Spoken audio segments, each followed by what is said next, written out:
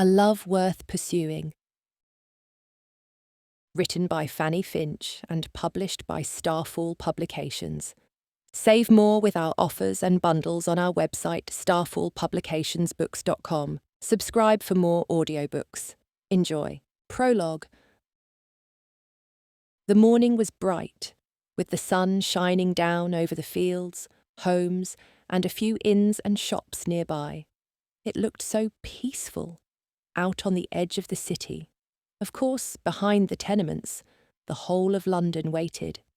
Nancy Fletcher leaned her slim body against the doorframe, looking out with grey eyes at the scene before her. It was beautiful. Every morning was beautiful, and soon enough, everything was going to be new again. Her heart held so much hope for what things would be like once her husband returned from the war. Surely it would not be long now. Thomas would return soon, and they could finally begin their life together. Nancy missed him every day. She had been so fortunate to marry for love, but without Thomas, the days were only a shadow of what they ought to be. They had only had a week together before he was called to France. As if by magic, as if her thoughts had called him up, Nancy saw the figure of a man, a red-coat soldier. He was coming. Thomas had finally returned. Her heart pounded and a smile threatened to overtake her face entirely. "Thomas!" she shouted, running from the door and out into the street. It was not the most ladylike thing to do, but there was nothing that could stop her. Even as she drew near to him, Nancy began to realise that there was something wrong. Something about Thomas's gait was different. His frame was shorter and wider, his shoulders slumped, and that was when the awful truth struck her. It is not Thomas. Nancy slowed and then stopped altogether, standing along the path and staring at the man. He was watching her, continuing to draw near. "Forgive me," Nancy said. "I thought you were my husband."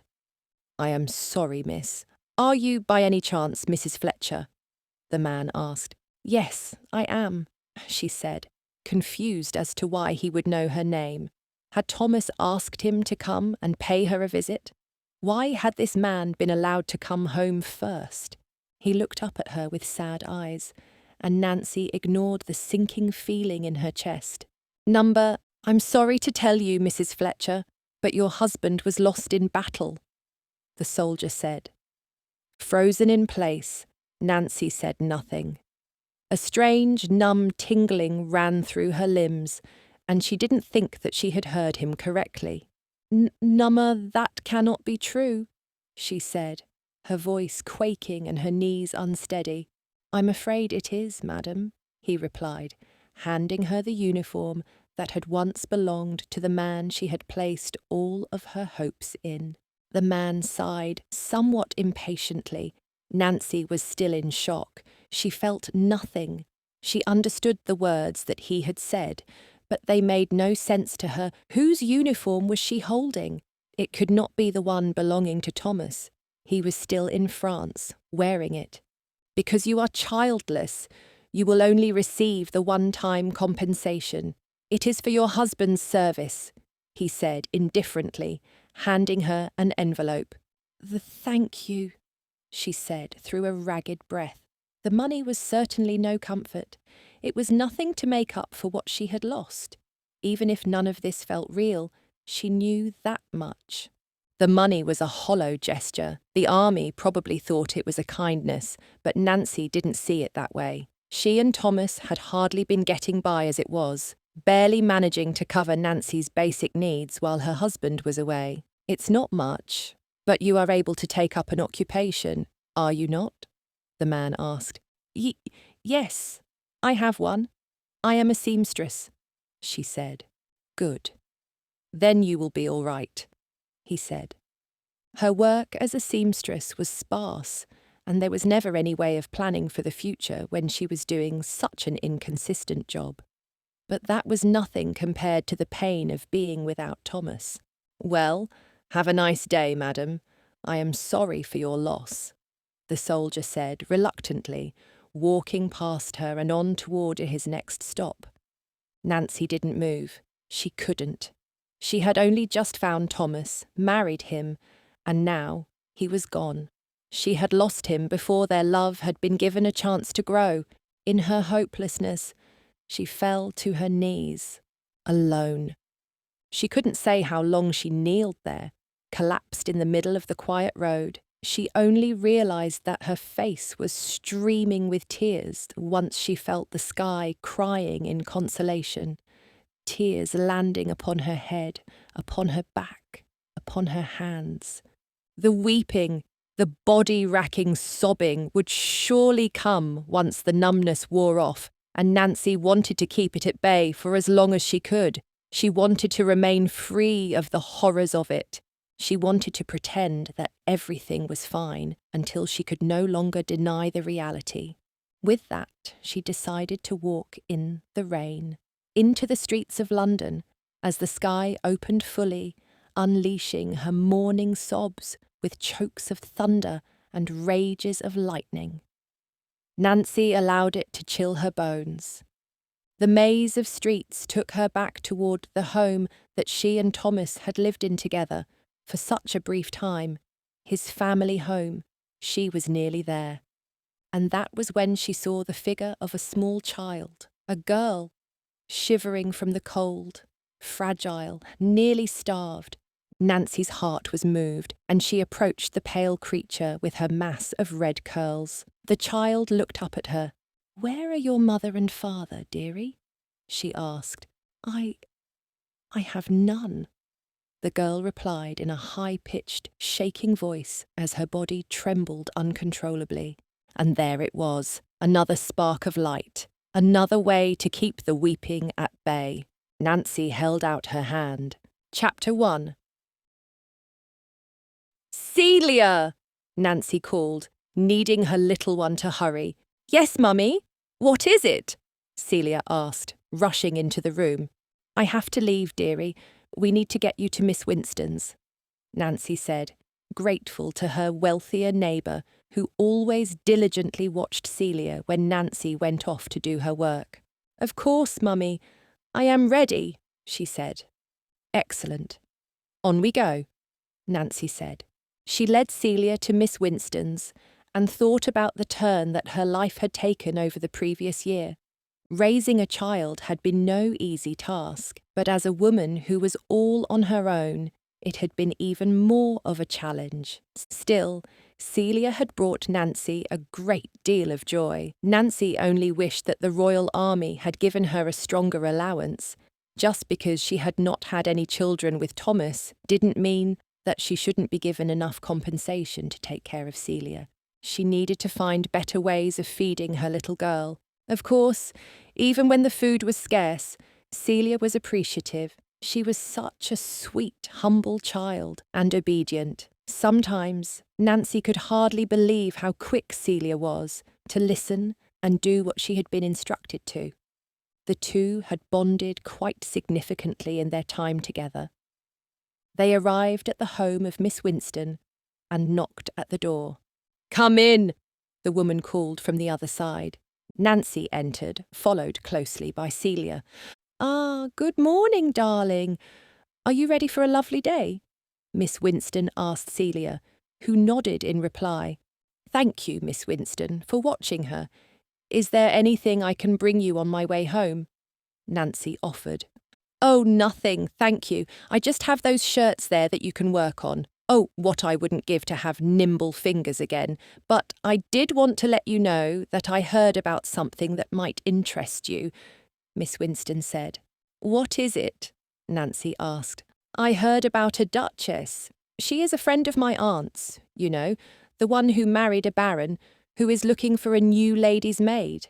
Apparently, her former maid died from—" At this, Miss Winston lowered her voice so that Celia would not hear. "Heart failure. After 10 years of service. It is just dreadful." Nancy blinked, thinking it sad, but not understanding why Miss Winston was telling her this. "I am not certain why you think this information would interest me," she said. "Why, I think you ought to reach out to the Duchess about the position, of course. Can you imagine what a wonderful opportunity that would be for you? And, of course, for your dear Celia. You would make a fortune, certainly more than you make at the moment, she said. Yes, I suppose I would. It sounds like it would be a very good opportunity, Nancy said, amazed that Miss Winston thought that she would be good enough for the role. You look perplexed, Miss Winston said. No, it is only that I never thought of applying for a position like that, Nancy said. Do you really believe that she would hire someone like me? I can't see why she wouldn't, Miss Winston said. And, if she did like me enough, would you be able to watch Celia for the whole day? As it is, you care for her when I am going to and fro, trying to find clothing to mend, but as a lady's maid, I imagine I would be gone a full day, Nancy said. Well, the Duchess does not live here. She is outside of London on a grand estate, Miss Winston told her. Nancy very nearly froze thinking about that. You mean the position would require that we move? She asked. It would, yes. If you wish, I would be more than happy to write to the Duchess on your behalf, Miss Winston said. Nancy thought about it as she went to get clothing from 2 different ladies for whom she mended. By the time she returned to pick up Celia, she had made up her mind.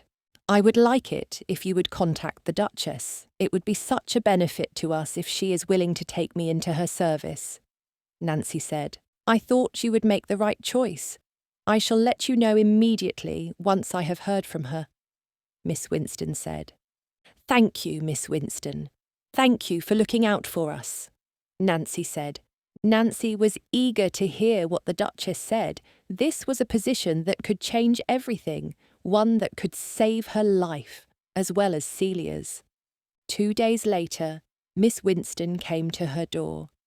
My dear Nancy, she has agreed, Miss Winston said. The Duchess? You mean that she has agreed to take me on as her lady's maid? Nancy asked, hardly believing it. Indeed, she has.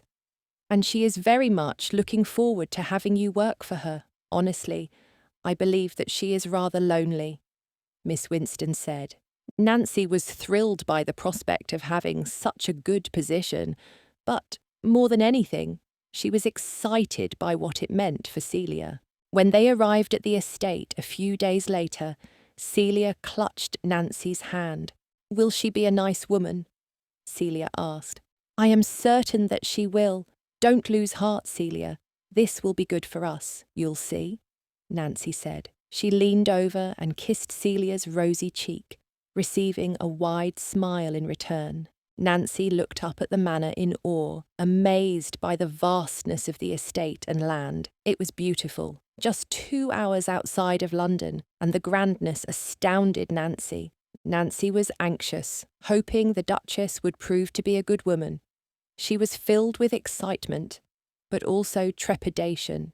If things did not go well, Nancy was worried that she would only subject Celia to even more hunger.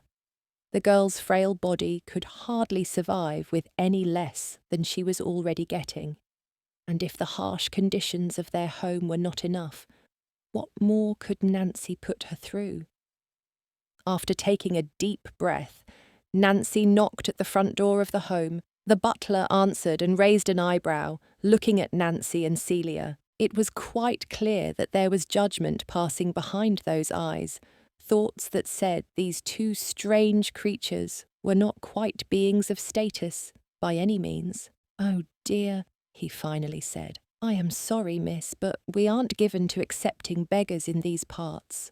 Nancy looked at her dress, the nicest that she owned. There was not a hole to be seen.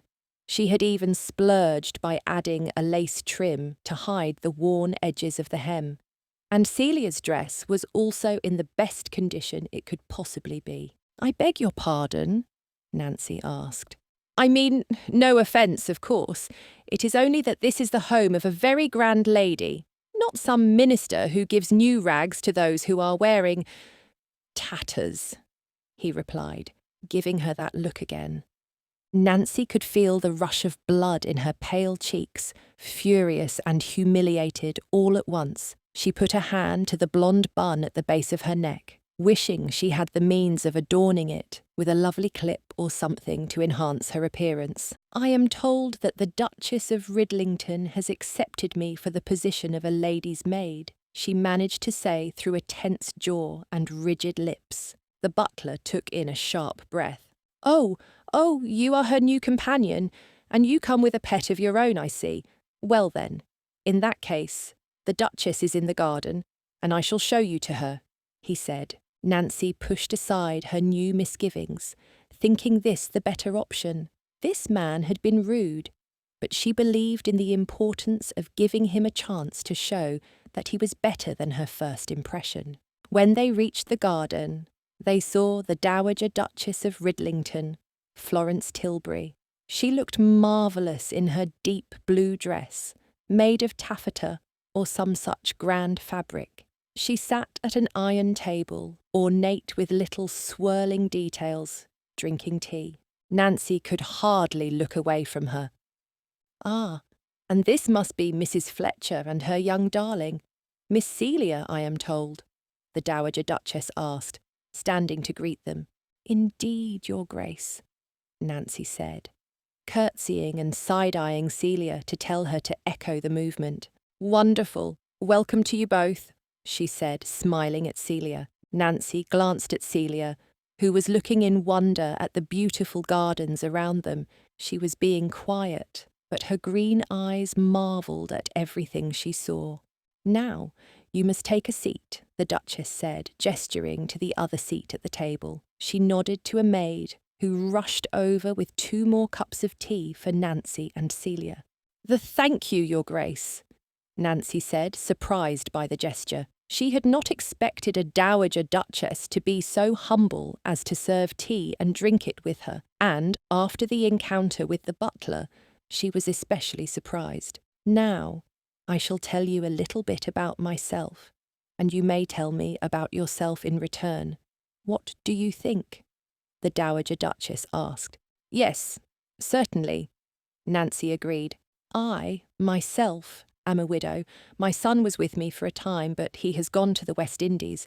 Therefore, I am glad to have a new companion. 2 new companions, rather," she said, grinning at Celia once more. "Anyway, you already know, I suspect, that my husband was the Duke of Ridlington, a title that my son has since taken on. And you? Tell me about yourself, Mrs. Fletcher," she said. Nancy took a deep breath and nodded. "I, also, am a widow.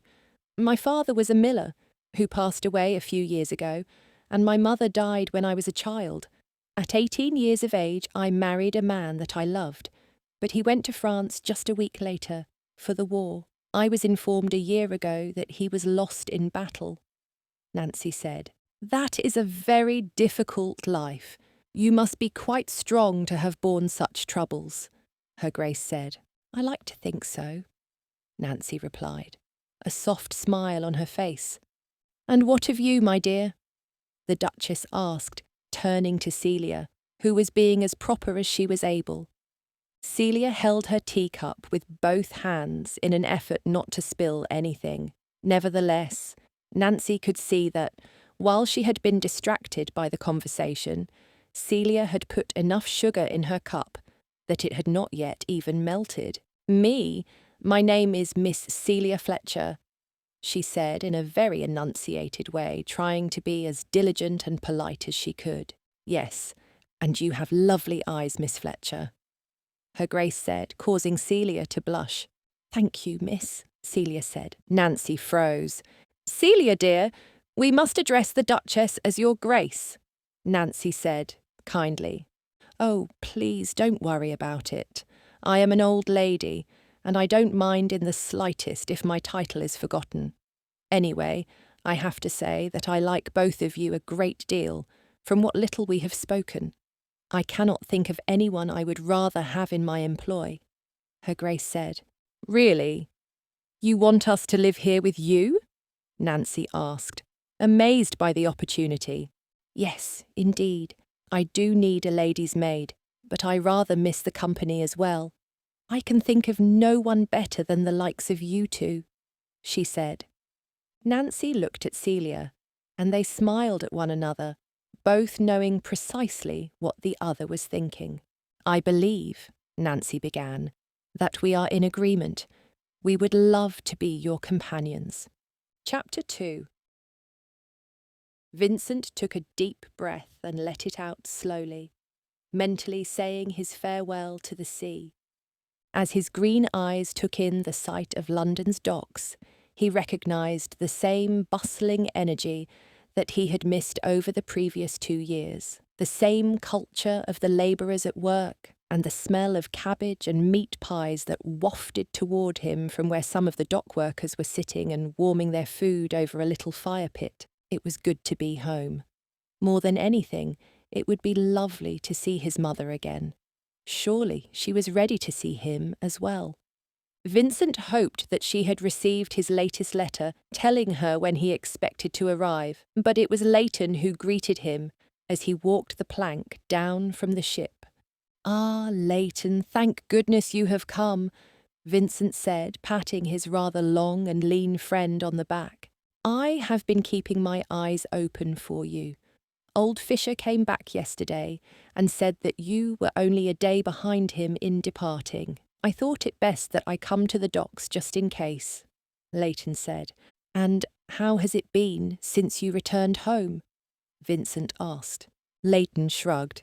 "As well as you might imagine. The West Indies are a good investment, and trade is a wonderful business, but there is nothing like coming home. It is good to be away from those ports, so unlike our own, and what would you call them? Hostiles?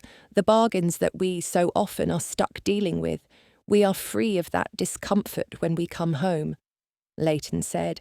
"I could not have put it any better, my friend. It was difficult when you left a few months ago. I cannot tell you how lonely I was at times," Vincent said. "Yes, I am sure. And it was a long journey, was it not?" Leighton asked. "Oof, long enough," Vincent replied, laughing. "Well, then you must come to my home. Would you like to spend the evening?" Leighton asked. "As honoured as I would be to dine with the Marquess of Oakshire, I fear that I ought to be getting home," Vincent said, grinning at Leighton. "Ah, yes, of course," Leighton said.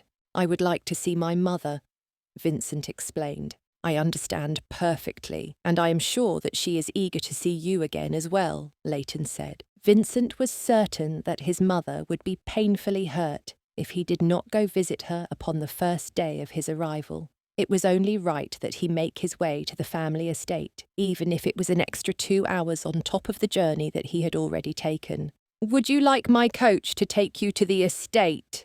Leighton offered, as though reading his mind. Vincent asked. "Your estate? It is far out of the way. I would appreciate it if you allow my driver to take you. I would be happy to escort you myself.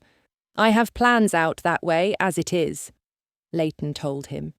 "But it is so far from your own home. Are you not staying at the townhouse in London?" Vincent asked. "I have a good deal to tell you. I am heading that way as it is, and I think it would be the perfect time for us to catch up," Leighton said. Vincent smiled and shook his head. "So, it appears that much has happened in a matter of months?" he asked. "More than you can imagine," Leighton replied. They gathered Vincent's belongings and carted them to Leighton's coach. From there, they set out on their journey. Although he was eager to learn what news Leighton had, Vincent wanted a moment to simply take in the scenery of England, from the chaos of the city to the long, winding roads of the countryside. It felt good to be back on solid ground. He had not expected to miss England so much. After all, going to the West Indies had been a grand adventure, something that he had not had such an opportunity to do before, a dream of travel and excitement that most men only longed for. But now that he had returned, Vincent appreciated everything his eyes took in. Every last detail was more beautiful than the last. "I can see that you missed it dearly," Leighton commented, snapping Vincent from his dreams. I can hardly express how much. And you? How has your life been since your return? What is all of this news and change that you have to report?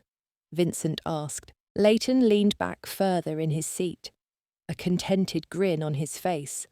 As it happens, it is rather convenient that you have arrived just now, Leighton said. I am betrothed. I shall be getting married in a few weeks. Really? That is wonderful, Vincent exclaimed. He was thrilled for Leighton's sake. Leighton had always yearned to have a family, and he was such a good and loyal man that it was wonderful to hear he would finally have the thing that he so desired. That is truly amazing, Leighton. I am happy for you. Congratulations. When do I get to meet her? Vincent asked. Well, you ought to get settled in first, but we can see to the meeting in the next few days. I truly believe that you will like her. She is such a good woman, and she makes me very happy, Leighton said. In that case, I have to meet her as quickly as possible.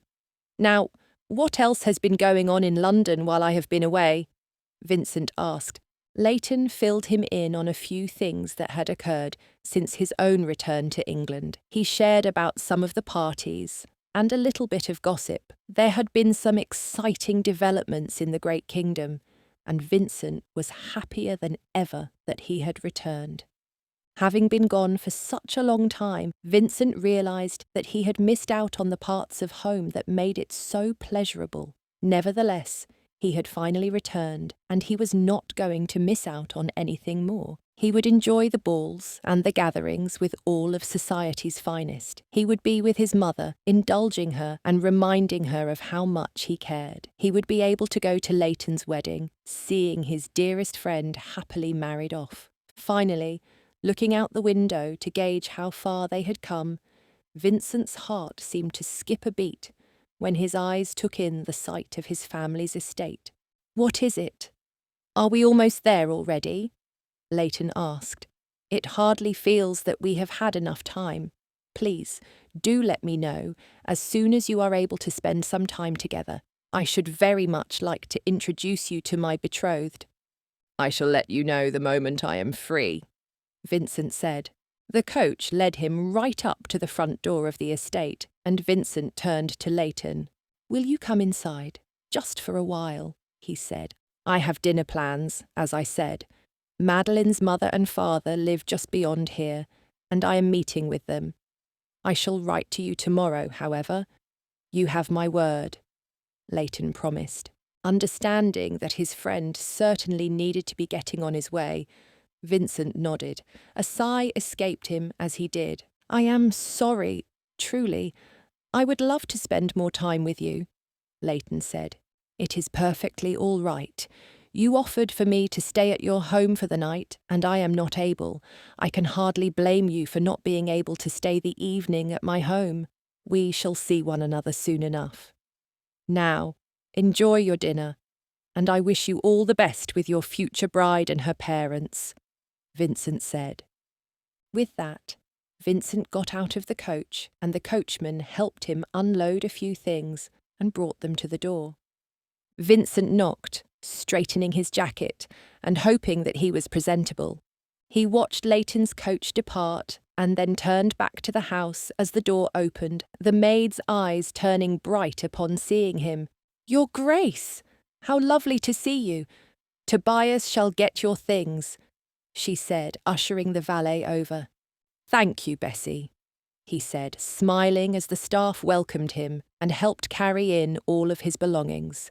Vincent could hardly wait to see his mother. He walked into the house, knowing that his arrival would be a surprise to her if she had not received his letter. It had been such a long time since they had seen one another. With that, Vincent meandered down the main hallway, assuming that his mother would be in the parlour. But just as he was scheming how to surprise her, he heard a strange laugh. Not strange, just misplaced. It was the laughter of a child.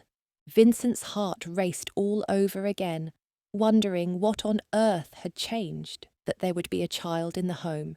In a strange and overwhelming panic, Vincent called out, "Mother! Chapter 3.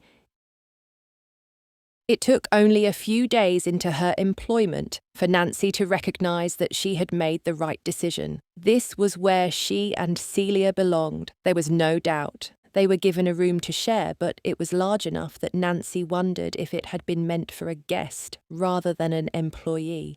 The washroom was even extravagant, and Nancy could hardly believe that she and Celia had ended up in such a grand place with such a fine woman as the Dowager Duchess of Ridlington.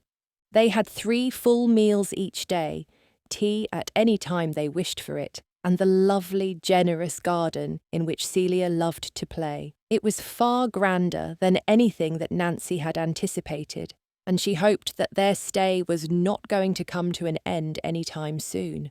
In the past 6 months, she had managed to see that this was exactly what they had needed.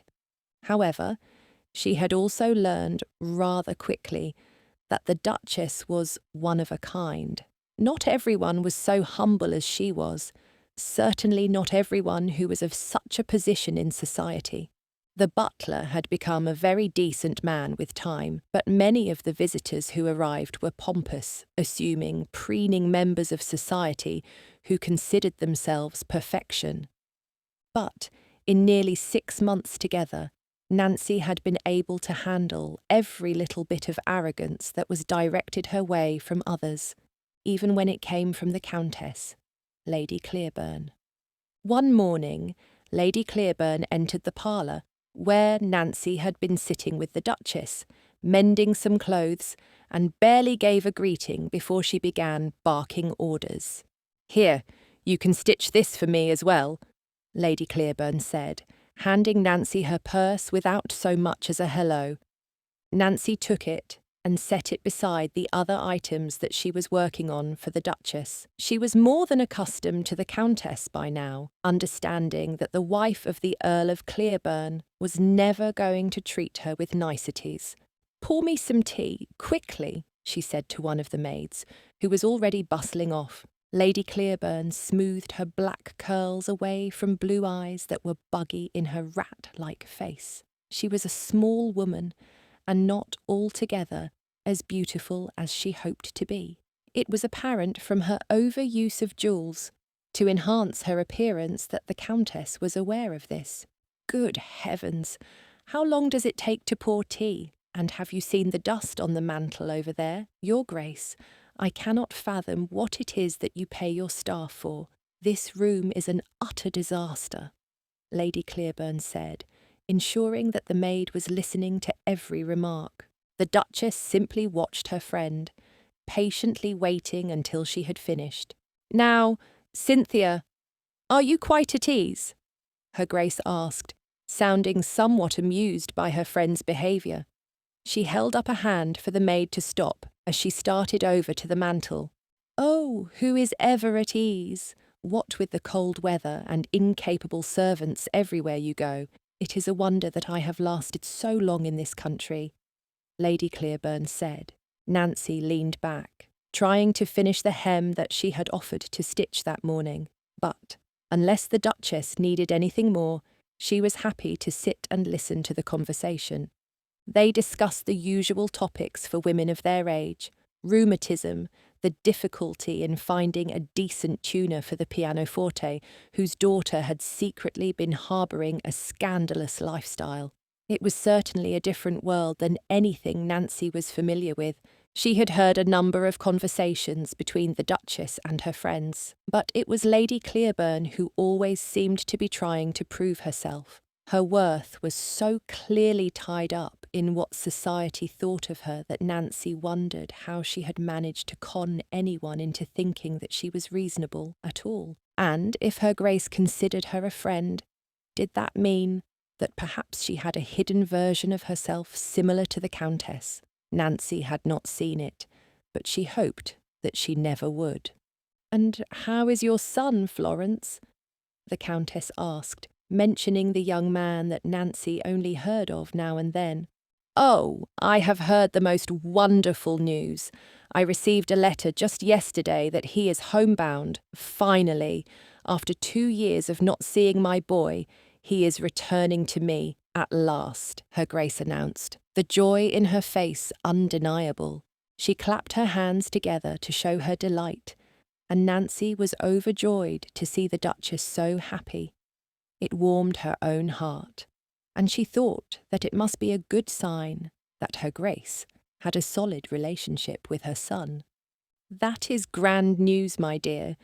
We must have dinner together upon his arrival. I am certain that it will be good for him to be back home and enjoying England after living among the heathens," Lady Clearburn said. "After all, this is a civilised society, unlike that place." "They have their own form of civility, I am sure. It is just different than ours," the Duchess said. "Oh, do not try and defend them. They could have had all of the bounties of Europe if not for their rebellion. Anyway, we must have a fine dinner," the Countess said again. "Yes, indeed. Once he is settled from his long journey, we shall do just that," Her Grace said. Nancy was excited for Her Grace to have her son home. The woman had so frequently mentioned him, but it was always in short little bursts. It had felt as though the Duchess longed for his return, but speaking of his absence was too painful to indulge in much. And yet, Nancy was also horrified by the way Lady Clearburn spoke of his journey. She was far too cruel, not seeing the value in the lives of those who lived abroad. Surely Nancy knew nothing of those lands, but she could hardly imagine the people were all that bad. She also couldn't imagine that the Countess knew much about foreign lands either. It wasn't as though she had ever travelled to the West Indies or seen what it was really like. The woman could hardly make an accurate judgment on the people before her own eyes, let alone those half a world away. "I do dote on him, you know, your son. He is the loveliest boy, always has been," Lady Clearburn remarked, looking truly eager. Nancy could hardly imagine Lady Clearburn doting on anyone. She was a woman entirely too captivated by herself to take an interest in anyone else. "Yes, indeed, I am well aware. I am quite a lucky woman to have such a son," the Duchess commented. "You are. He has always impressed me, his character and his good looks, just the sort of young man anyone would be proud of," the Countess said, surprising Nancy with her compliments. "He looks like his father," Her Grace sighed. "I think he rather looks more like you, Florence." "Oh, I don't know. I never have been very good at those types of judgments. Anyway, I am already making the grand plans for a dinner party, so you had best not keep me waiting once he arrives," Lady Clearburn said. Just then Celia came bouncing into the room and, seeing the Duchess, rushed to her, embracing her in a hug. Her face was lit up until she buried into the torso of her newest favourite friend. It warmed Nancy to see how well the two got along, and how comfortable Celia was with Her Grace. The Duchess accepted the hug heartily, grinning, and giving Celia a gentle squeeze. She was like the grandmother that Celia could not remember ever having had. How dare this peasant child come and go as she pleases? Does she think that this is an appropriate way to behave before a duchess? Lady Clearburn demanded, her voice tinged with disgust. She is no peasant child, Cynthia. She is the sweetest little girl, and I am rather happy to indulge her. As for my own title, it means very little to me, and I would rather you did not let it fool you into thinking I am of any importance, the Duchess said, giving Celia a kiss on the cheek. With that, she held Celia's little hand in her own for a moment, a sign of comfort and affection that Celia took greedily. Nancy saw the sneer on Lady Clearburn's face. She was appalled by poor Celia, with her wild red hair that Nancy found so lovely. It made her wish, more than ever, that she could protect Celia from the cruelty of the upper classes. Now that they were happy, she could not bear to subject the child to the harsh reality that they did not belong in magnificent estates such as this one. They had been fortunate so far, knowing that the Duchess of Ridlington was a kind, genial woman But there was no promise that things would not change, or that influences like the Countess of Clearburn would not cause the Duchess to second-guess her decision. Was it possible that she would also prove to be moved by the whims of society, or were they going to be fortunate and find that she was stronger than the opinions of others? Nancy heard the sound of someone's footsteps in the hall and assumed that it must be the valet or some other man who worked at the estate. For Celia, however, the curiosity was too great, and Nancy saw it in her eyes even before the child broke free from the Duchess's arms and ran off to see who it was. "Celia, don't run! Come here," Nancy said, calling after the child, but it was too late, and Celia was already gone. She turned to the Duchess and Lady Clearburn. "Please excuse me for just a moment," she said. As she rushed out the door, she heard the Duchess call after her, "Oh, just let her play for a while." But already Nancy's eyes were shocked by the image before her. Chapter 4. Suddenly, the laugh that Vincent had heard was accompanied by a face. A little girl with bright green eyes was before him, giggling as she ran past, bumping his legs as she did. "You can't catch me!" she squealed. Vincent turned in surprise, wondering where the child might have come from. Who was she? Why was she here? The little girl ran back to him and wrapped her arms around his legs. She looked up at him with a beaming smile, missing a few of her teeth where their replacements had not yet grown in. It made for quite a charming little grin. "Well, hello there," he said, still in somewhat of a daze. "Hello," she said, laughing in reply. "Mother!" Vincent called out again, unable to turn himself as the child had him in her grip. Alas, the sound of footsteps behind him caused Vincent to turn. There was his mother, as well as a younger woman with a pretty face. He looked to his mother, bending himself to do so. "Is there something you need to tell me?" he asked humorously. His mother laughed, but it was the other woman who spoke first. "Celia, come here," she said in a gentle yet firm voice. "We mustn't disturb this man." She was dressed as a part of the staff, but Vincent had never known his mother to hire a maid who had a child. Not only that, but the woman and the child did not resemble one another at all. No, there was definitely something here that he was missing. "Vincent, my boy, I am so happy to have you home at last. Come, you must meet Mrs. Fletcher and her dear little friend," his mother said, embracing him and then leading him to the woman and the child. "Nice to meet you," Vincent said, bowing. "And you, Your Grace," the young woman replied, with a curtsy that the child replicated. "Mrs. Fletcher is my new lady's maid," his mother said. It was a surprise to hear. He was perfectly happy to meet this new young lady, but he needed a more detailed explanation than that. "Mother, what happened to Olivia?" he asked, concerned. His mother's gaze turned sad. "Come, let us have some tea, and I shall explain all of it," she said, leading him away. Vincent nodded and looked back at the woman, who was now holding the child's hand. She was certainly lovely. The clothing that she wore was hardly a proper representation of who she appeared to be. She didn't seem to be like any other lady's maid that he had met before. He had always found Olivia to be somewhat interesting. As a woman who had been raised by her father and brothers, she had often lacked the delicacies of manners and was not always proper in front of guests. However, this woman, Mrs. Fletcher, was different. She looked respectable and used impeccable manners. Then again, he had only barely glanced at her. Who was he to pass these judgments? He entered the parlour and was greeted by none other than Lady Clearburn. They spoke briefly, but he was relieved when she excused herself in order to give him time with his mother alone.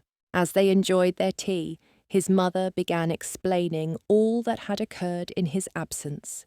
"Mrs. Fletcher has been with me for the past 6 months. She is quite a lovely young woman and very considerate. She has a good temper and excellent manners, she explained. Well, that is very well, but what about— As for Olivia, his mother said, holding up a hand to stop him from speaking. For a moment, she was choked by emotion, and Vincent realised that whatever had taken place, it was not good. Olivia passed away. It was her heart, you see. It was devastating. I was in mourning for 3 months, trying to convince myself that I did not need anyone else, that I should simply continue in my sadness over the loss of someone who meant so much to me, she said. However, I quickly found myself. What I mean to say is that you were not here, and Olivia was gone. I was quite lonely, she confessed. Vincent hung his head. I am sorry, Mother. I am sorry that you were on your own here for so long, left behind as I was away. I must admit that I have missed home a great deal, Vincent told her. His mother took his hand and gave it a squeeze. Well, you are here now, she said. Yes, I am here, he replied, hoping it was a comfort. Now, I am sure that you are wondering about the child as well, his mother then said, seeming to read his thoughts. Of course I am. You cannot expect me to return home to find that you have a child living with you and not be utterly astonished, he said with a laugh. His mother chuckled as well and nodded. Yes, well, I dare say that little Celia was a part of the reason that I was so eager to hire Mrs. Fletcher. I must confess that I adore having a child around, and it brings me a good deal of happiness to see that little girl every day. I feel youthful again whenever I am around her, his mother said. Mother, you are quite young as it is, he pointed out. Yes, but it is not the same, she said. The girl, she is Mrs. Fletcher's daughter, Vincent asked outright. He wanted answers regarding all of this strangeness. Not her daughter, no, that is, not biologically, she said. Vincent was more confused than ever at that statement. Mrs. Fletcher found Celia cold and deprived of food on the streets alone. It was a rainy day from what Mrs. Fletcher has told me, and Celia was shivering, trying to scavenge. From what little she has pieced together, Celia does not know the identity of her true mother or father. She was being cared for by a woman who passed away from typhoid, but nothing more is known about her identity, his mother said. Vincent breathed deeply, analysing what his mother had told him. If Mrs. Fletcher had spoken truthfully, it was a very admirable deed that she had done, but it was also quite strange. Did she even have the means to take care of herself before coming to work for his mother? Why would she have taken in a child? Or had she taken Celia in just for the sake of pity? Was she using the child in order to get what she wanted from others? There were certainly those out there who would be so cold as to use a child in order to benefit themselves. He eyed his mother with concern. She had often been too trusting in the past, and this sounded like quite a dramatic story. He began to question its levity, thinking that his mother may have been too gullible in believing it. Mother, he began, uncertain how to ask the right questions. I did not mention that Mrs. Fletcher is a widow. Her husband was a regiment soldier. He passed away in the war, having gone to France a short time after they married, she added. At this news, Vincent softened. If Mrs. Fletcher was a widow who had taken in a child, of course she was in dire need of employment. He felt somewhat ashamed of having been so quick to doubt her story. Well, Mother, it appears that you are quite happy with this whole arrangement, Vincent said. Yes, indeed I am. Besides, it is wonderful to have the laughter of a child in the house. It gives this space life again, you know. That is something that I have long forgotten, ever since you decided to grow up, she said, adding the last part teasingly. Ah, yes, what a cruel thing to do to you, Vincent said, although he really did feel quite guilty.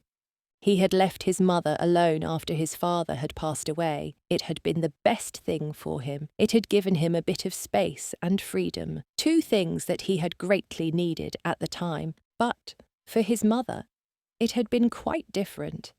He had never stopped worrying about her, and now she was confirming that he had been right to have concerns. It was painful to know that she had been so lonely while he was away. Vincent began to wonder if he had made a mistake in leaving, no matter how beneficial it had been for him. Anyway, I am glad that they are here and that I am able to indulge a child for the time being. It does bring me joy, his mother said. In that case, I trust that you have made the right choice in hiring Mrs. Fletcher and bringing the two of them here, Vincent said. Yes, indeed, and you must tell me more about your own adventures. You have heard the boring tales of an old woman. What about those of a young man of adventure and excitement? She asked. Vincent leaned back and brushed a bit of dust from his shirt, a reminder of the lengthy travel. The West Indies are a unique place, and while they are not the place for any temperament, there are many reasons to be happy there, Vincent said. Such as? What did you like? What did you dislike? His mother asked. Vincent chewed the inside of his cheek while considering her questions. His feelings on the matter were rather complex. It had been home for him in some ways. He had real emotion connected to aspects of his life, a fondness for the simplicity and quiet. And yet, it had also been gravely difficult to be away from everything he knew. Vincent could hardly pretend that he was always happy there. Well, I ought to tell you my least favourite parts first. The storms. The storms could be terribly brutal, with waves higher than any clock tower, and the differences in culture with the people. Always wondering if I was saying the wrong thing, or might offend someone or be offended when that was not the intention, Vincent said. But there were many things that I appreciated. My home was not a grand one. Of course, the English have built fine homes for ourselves, in comparison to those in which the natives live, but it was small and simple compared to here. I rather felt comforted in the smallness, he told her. And the food. What was it like? She asked. Excellent. I was able to have some version of English food often, but I was fond of the local cuisine as well, he told her. Well, if you have not had a proper British meal in quite some time, I do think we ought to make our way to the dining room. Lunch should be ready soon enough, she told him. Vincent followed his mother, and they arrived just in time for the meal. They passed his mother's new companion and her little girl as they went.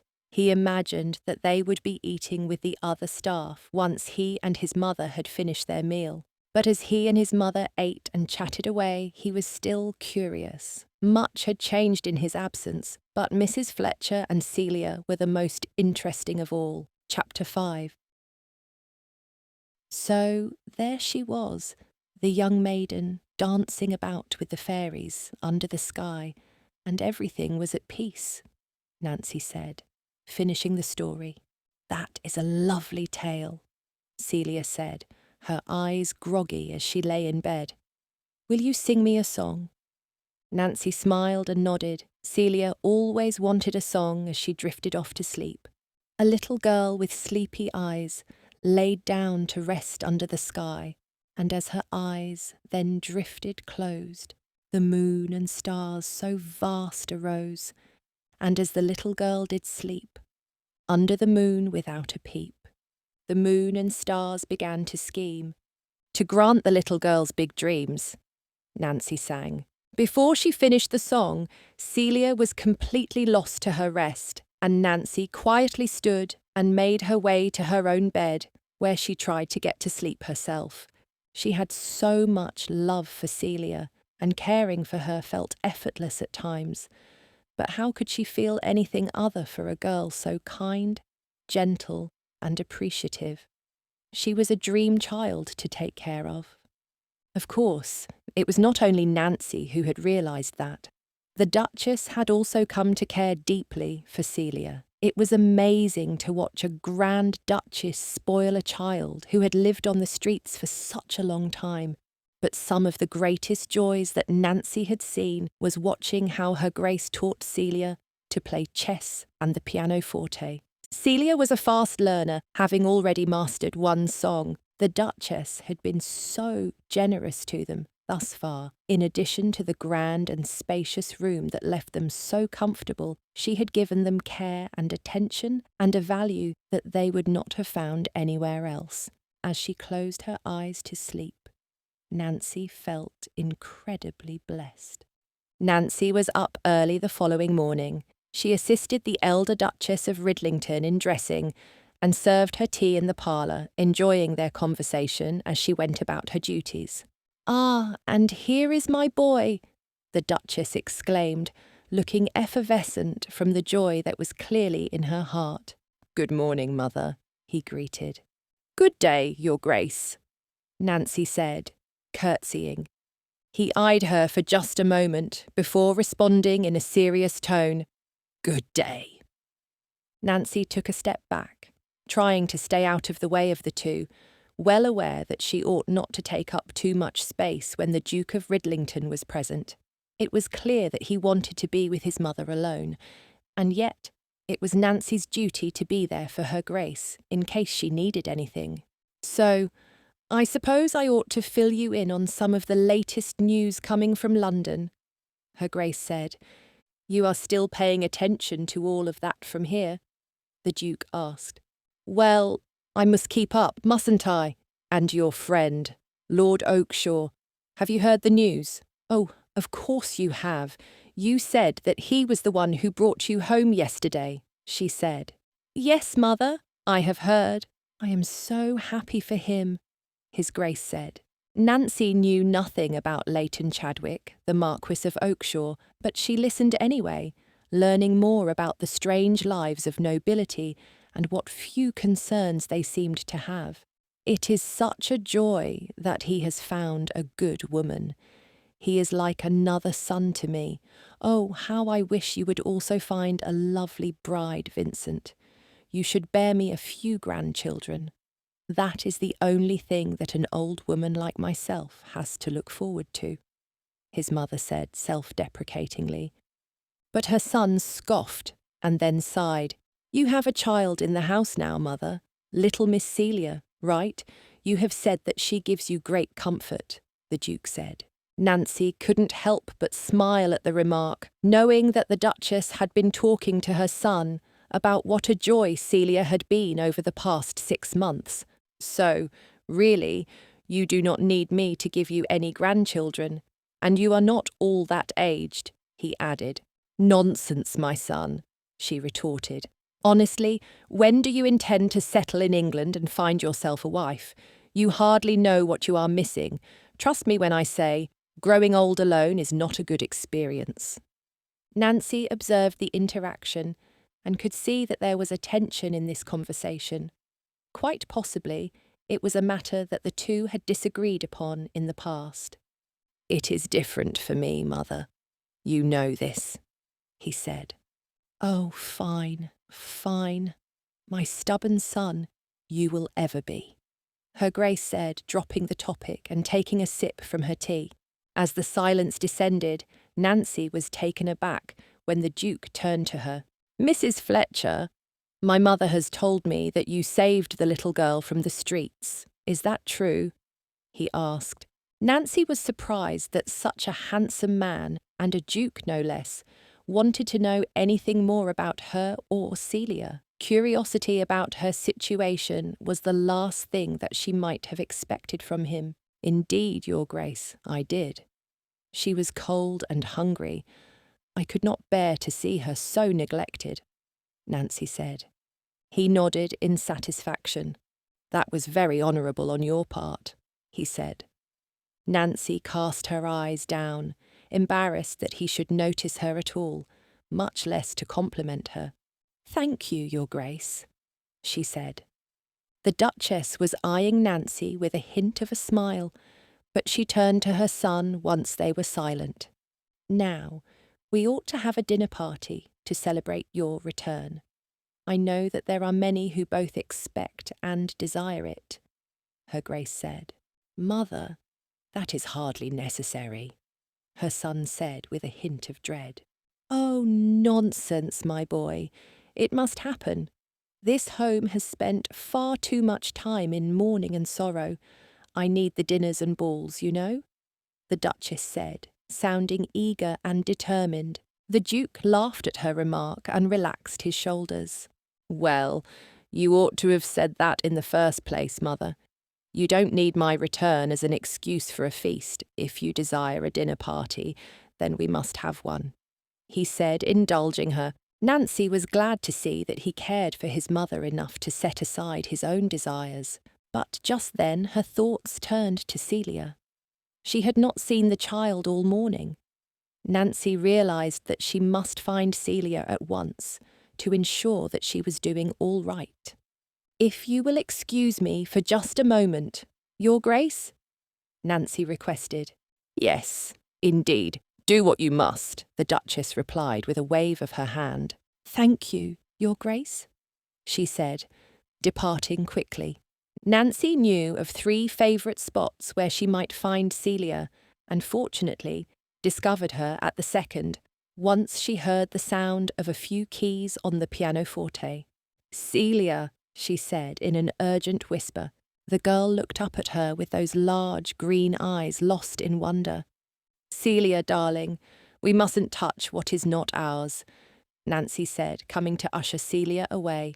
But listen, Celia replied, enthusiastically, beginning to play a lovely, plucky tune. Nancy smiled with pride, glad for the beauty of Celia's talent and enjoying the music. That is wonderful, my dear. Well done. But you must practice another time. We mustn't be in anyone's way, and we should always have Her Grace's permission before practicing, Nancy said. If she wants to practice, it is quite all right, said a voice from behind them. Nancy turned to see the Duke of Ridlington standing there, watching the two of them. Nancy swallowed and blushed, embarrassed that he should find them there. I am sorry, Your Grace. She enjoys playing a great deal. I ought to have kept a better eye on her, Nancy said, apologising. You needn't be sorry, he said. She is very good, and ought to develop her talents. Thank you, Your Grace, Celia said, making Nancy proud that she was using the proper forms of address. With that, she continued to play. And as she enjoys herself at the pianoforte, would you care to walk with me? The Duke asked Nancy. Her eyes went wide, but she nodded, taking a few steps toward him, but hesitating until he began to lead the walk. So, how has your stay here been so far? He asked. It has been marvellous, Your Grace. Your mother has been most generous and kind to us both, she said. I am glad of that. It would seem that my mother needed to have the both of you around. She certainly seems happier now that you are here. For that, I wish to thank you, he said. Thank me? Nancy asked. I feel a sense of responsibility for her. Ever since my father passed, it has been my duty to see to it that she is cared for. I hate to think that she was lonely and sad while I was away, His Grace said. It was clear to Nancy that the Duke of Ridlington was as kind as his mother. The last thing she had anticipated from a duke was gratitude. Humility seemed to be ingrained in the family, even to the point of thanking their staff. In many ways, all the staff were treated as members of the family, rather than simply the help. Your mother is a joy to work for, as well as to talk to, and Celia has grown very close to her as well, Nancy said. I am glad of that. I would actually like to ask you to join us for dinner this evening. It would be lovely to have the company, as well as a way to show my gratitude to you for having rejuvenated my mother, he said. Nancy's heart raced in panic. Oh, Your Grace, we couldn't possibly, she said. I would like for you to, but the choice is yours. If it would make you too uncomfortable, I understand, but I am certain that Celia would not mind such an event, he said, grinning. "Thank you, Your Grace," Nancy said, consenting. "It shall be done then," he said. "I will see you both at dinner." Nancy was in complete disbelief. She was going to dine with a duke and duchess. That was something she never thought she would have an opportunity to do. More than ever, she appreciated this family. And silly though it was, she found she had grown quite fond of the Duke after their encounter. She only wondered what he would prove to be like as they spent more time together. Chapter 6. Vincent stared at the window of his study, watching Mrs. Fletcher. She was playing with Celia on the lawn. He had never expected to be so intrigued by her. In fact, he had not expected to be so intrigued by anyone. It was Mrs. Fletcher who seemed to be able to bring about this unique feeling in him. He wondered why his mother had never mentioned her in any of her letters. Perhaps it was too painful for her to acknowledge the loss of her former companion. Nevertheless, she certainly seemed to like Mrs. Fletcher. That, in and of itself, was enough to make him happy. Certainly he didn't know what it was about Mrs. Fletcher that interested him so greatly. She seemed like a rather nice woman, but that did not mean she was more special than anyone else. He knew plenty of decent women. He told himself that all of this was simply out of concern for his mother. He wanted her to have a good friend, and he wanted to ensure that Mrs. Fletcher was precisely that. However, he did have to ask himself if that was true. Perhaps he wanted to know her as a woman as well. As he watched Mrs. Fletcher with her charge, he thought of her kind heart and how she was such a good mother to the child. He knew very few women who would be so willing to take in a child that they had not given birth to. He was able to see her character in this gesture. He could see that she was exceptional. Later that evening, Mrs. Fletcher and Celia entered the dining room for dinner as Vincent and his mother sat down. "Ah, good evening," Vincent greeted. "And good evening to you as well," Mrs. Fletcher said, curtsying. "I do hope that you both enjoy the meal very much," his mother added. Celia was clearly excited, looking delighted at the splendour of the table. She had barely acknowledged Vincent, but that did not bother him. He was happy to see the little girl looking around with such anticipation. But more than anything, he was just happy that they were joining them for dinner. He watched Celia slide into her chair. Her flaming red hair was barely visible from where he sat. The poor child was slouched and clearly unaccustomed to such finery. "Celia," he said, "may I show you how to sit at the dinner table?" She nodded enthusiastically. Vincent came over to assist her, smiling at her as he did. "Now, you must keep straight. This slouching will do you no good, and your elbows must remain to your side. They should not be resting up on the table. Do you understand?" Vincent asked. "Yes, sir," she replied. "Excellent," he said. "Now, here is your fork. Take that in your hand," he said. Vincent went on to give her a lesson in the use of all of her utensils, and as the food was scooped onto their plates, Vincent took great care to assist her. He looked up and saw that his mother was staring at him. There was a glimmer in her eyes that told him exactly what she was thinking, and the smile on her face only added to it. He knew that she trusted he would be a good father. Nevertheless, Vincent wasn't thinking along those lines just yet. He still had other things he wished to do before settling down and having a family. They had spoken about this at length, but he could see from her expression that she no longer cared about his feelings. She just wanted to see him happy. Perhaps she wanted to see him with a child of his own. Celia did everything as she had been told, but it was clear that the setting and the food was not only unfamiliar to the child, but also to Mrs. Fletcher.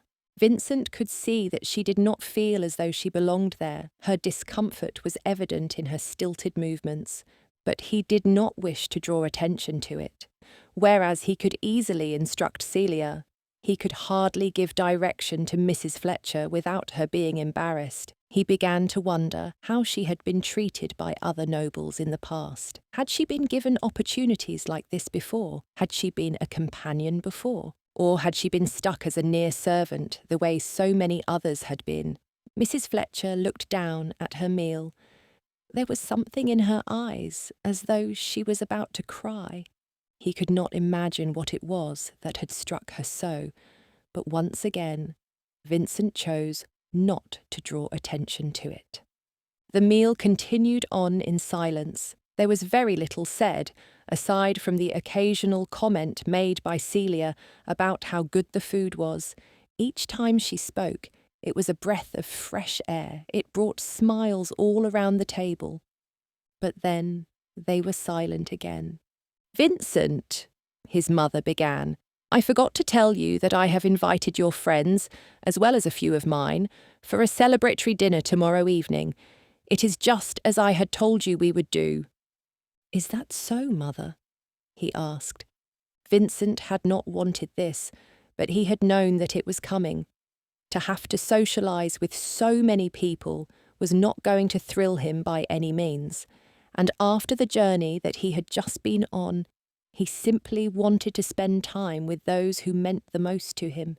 "Yes, well, they are all looking forward to seeing you," she said. "I know that, but I had hoped for a little bit more time before having to see them all. Still, I am sure that it will be a nice gathering," he said. "Of course it will, Vincent," she replied.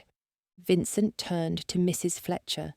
He knew that he should ask his mother first, but the words came out of his mouth before he had a chance to stop them. "And you, Mrs. Fletcher, will you be joining us?"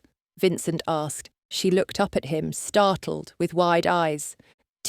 Tomorrow?" she asked, stuttering. "Yes, tomorrow," he said. "Oh, Your Grace, I do not think such a thing would be possible. It is certainly one thing to dine with you and your mother, but to dine at a table filled with even more nobles than just the two of you, I cannot imagine," she said. "And why is that?" he asked. "Do you not think it would be a shock?" she asked. "To whom?" his mother asked, interjecting with a tone of incredulity. "Well, to the guests, of course," she replied. His mother cleared her throat. "Mrs. Fletcher, you must stop seeing yourself as beneath us," she said. Mrs. Fletcher blushed, looking embarrassed once more. "I see you as a friend and good company. All these months, I do not see you as simply a poor woman or a servant. You are not a matter of charity in my home," she added. Mrs. Fletcher glanced away, humbly. "I cannot thank you enough for your kindness and your words," Mrs. Fletcher said. "It is nothing. Here, we respect all those living under this roof. It has always been so," Vincent said. His mother looked at him, smiling proudly. He had not said it for her sake, but because it was true. Mrs. Fletcher needed to know that. However, Vincent realised that although he said the words, perhaps they were not entirely true. Olivia had never dined with them, even when she was his mother's companion, nor had any of the others. As dinner came to a close, Vincent put his cutlery to the side and stood. Along with the others, he departed from the dining hall, making his way directly to the study. It was then that he found himself approached by none other than Celia. "Your Grace," she began with her sweet, high-pitched voice, "can you teach me how to read and write?" Vincent knelt down and looked into Celia's eyes. "I should like nothing more," he said. "Nancy wants to teach me, but she has found no time." Celia said. "Well then," he said, "I would like very much to help you."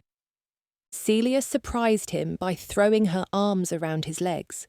Vincent went stiff, unsure how he was meant to respond to this. He had never been hugged by a child before. In fact, he had never been around children at all. "Thank you," Celia said, squeezing him even more tightly. Vincent leaned back and nodded to her, an awkward smile on his face.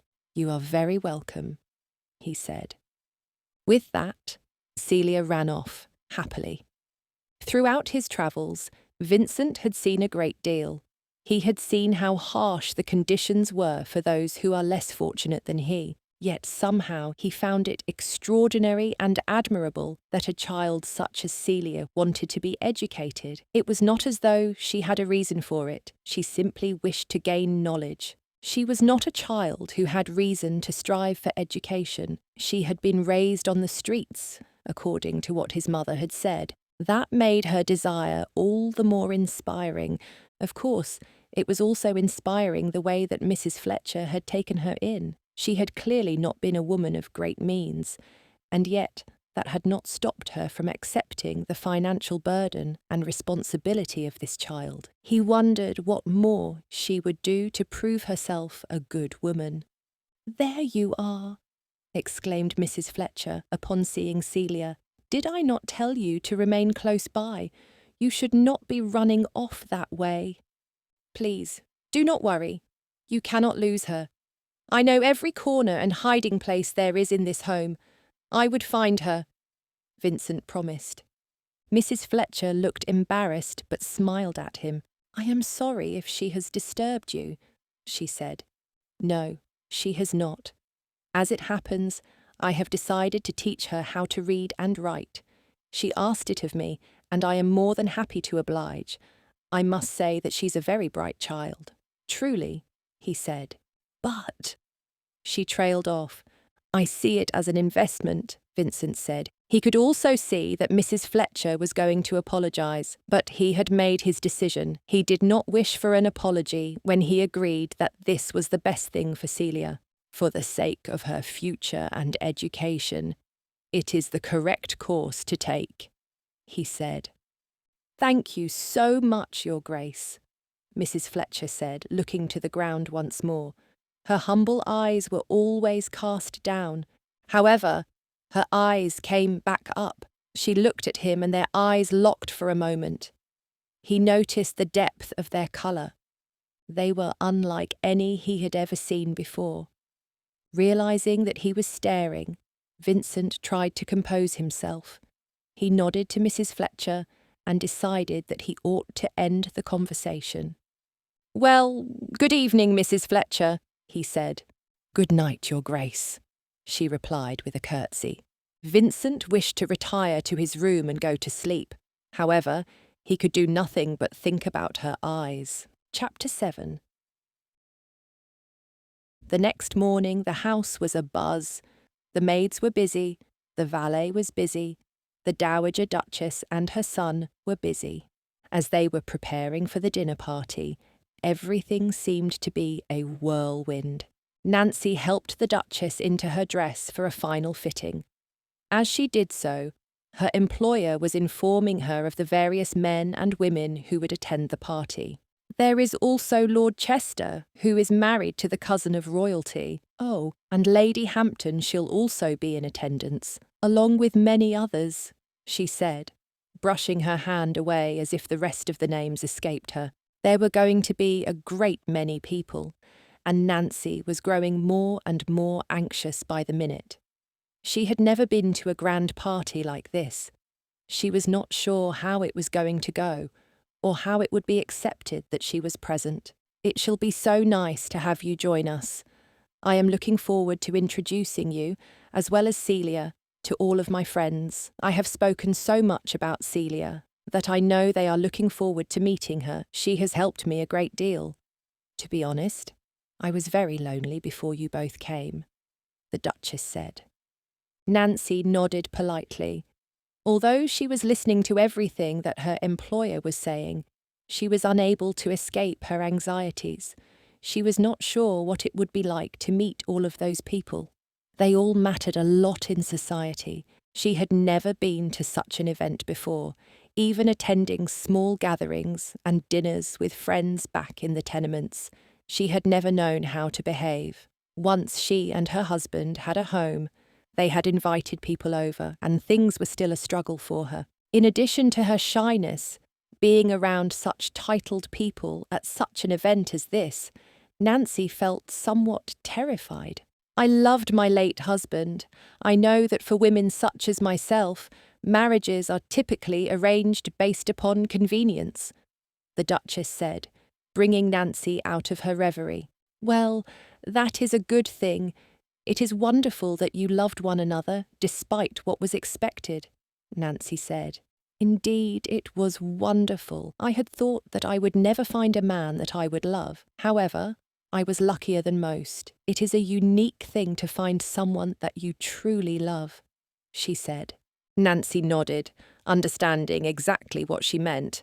Love truly was a rare thing. "You know, we met at a midsummer's festival. It was right here in Somerset. I had only recently arrived to visit my aunt's estate. It was just after losing my father. I was in a terrible state, but my aunt wanted me to go to the party," Her Grace said. "That must have been difficult, to have to go to a party when you were grieving," Nancy said. "Yes, it was. However, it was the best thing I could have done. I met Henry that night. There was a thief at the party, not that we could have known. However, the man took my jewellery. It was my mother's necklace, which held more sentimental value than anything else. I'm sure you can understand," she said. "What a horrible thing!" Nancy exclaimed. As I screamed, Henry ran after the thief. He managed to catch the man and knock him to the ground. He took the necklace back and brought it to me. After that, we talked for hours, she said. Nancy smiled at the story. It was sweet and innocent. It was just the sort of story she loved. I suppose that is what I loved the most about my Henry. We would speak effortlessly for hours on end. From that first night, we were bound to one another, she said. He sounds like a wonderful man, Nancy said. He was, she replied, and so much more. Nancy looked at the Duchess with sadness as a tear slid down her aged cheek. I do apologise if I have encouraged this conversation. I did not mean to bring up painful memories of the past, Nancy said. She was in a similar grief as the Duchess, but hoped that she had not caused any damage. No, darling. There's no need for apologies. I don't even need encouragement. I think of my Henry every waking hour. I miss him terribly, she said, wiping her eyes gently. The tears left little traces of moisture on her skin. I know the feeling, Nancy said. It was difficult enough not to cry when thinking of her own husband. She missed Thomas as well. Although she had no memories that were similar to what the Duchess was describing, he had loved her and she had loved him. She had thought he would be hers forever. In the midst of their mutual sadness, the two women began to hear a bustling downstairs. The guests were arriving. "Oh dear, we had better finish getting ready. I would like for you to wear this dress. It would do us no good for you to be dressed as a lady's maid. You are more than that," Her Grace said.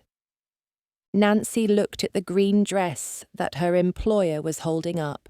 She had never imagined that something like that would suit her. After all, she had never worn anything so fine. Would it not only make her stand out more? Wouldn't everyone see her for who she truly was, despite the dazzling outfit? It was not as fancy as the Duchess's dress, but it still felt like a dream. Nancy slipped into the dress and looked at herself in the mirror in shock. It made all the difference. For a moment, she dared to think that she even looked like a lady herself. For a moment, she felt as though she might belong. Good heavens, you look stunning.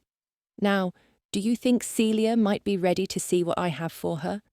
The Duchess asked. Nancy called for Celia, who came in the room with eagerness in her step.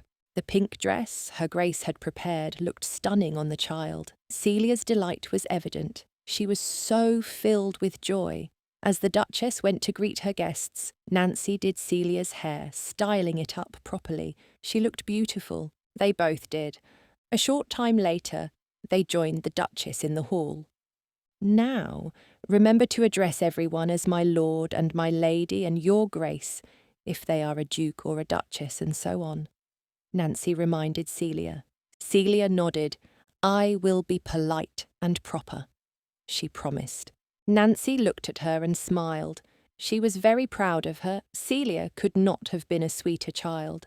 They entered the reception hall and saw all of its grandeur, the silver candlesticks, the shimmering drapery that looked as if it had been spun by fairies hanging from the ceiling, the smell of wild blossoms and vanilla. The pianist and violinist played together in a corner, a perfect harmony that made the atmosphere all the more magical. Nancy had to take a deep breath. She could hardly believe the beauty of it all. Somehow, wearing the shining emerald gown, she had become a part of it. The hall was lovely on an ordinary day, but it was far more elaborate for the evening. That, plus all of the women in their beautiful dresses, so similar to what Nancy wore, and the men in their fine cravats and coat-tails, everything was magnificent. Immediately, the Duchess got to work. She started introducing Nancy and Cecilia to all of her friends and guests. You were not exaggerating. She is absolutely lovely, one of the women said, delighted by Celia. I should like nothing more than to have a child like her in my own home, said another. Nancy grinned and placed a hand on Celia's shoulder to encourage her.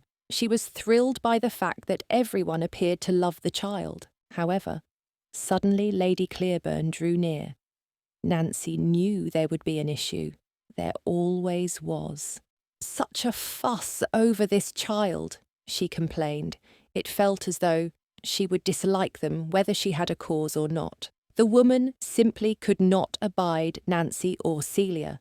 No matter how shy and timid she was, Nancy immediately opened her mouth to reproach Lady Clearburn and speak her mind. But just then, Lady Clearburn looked up and started to greet someone else.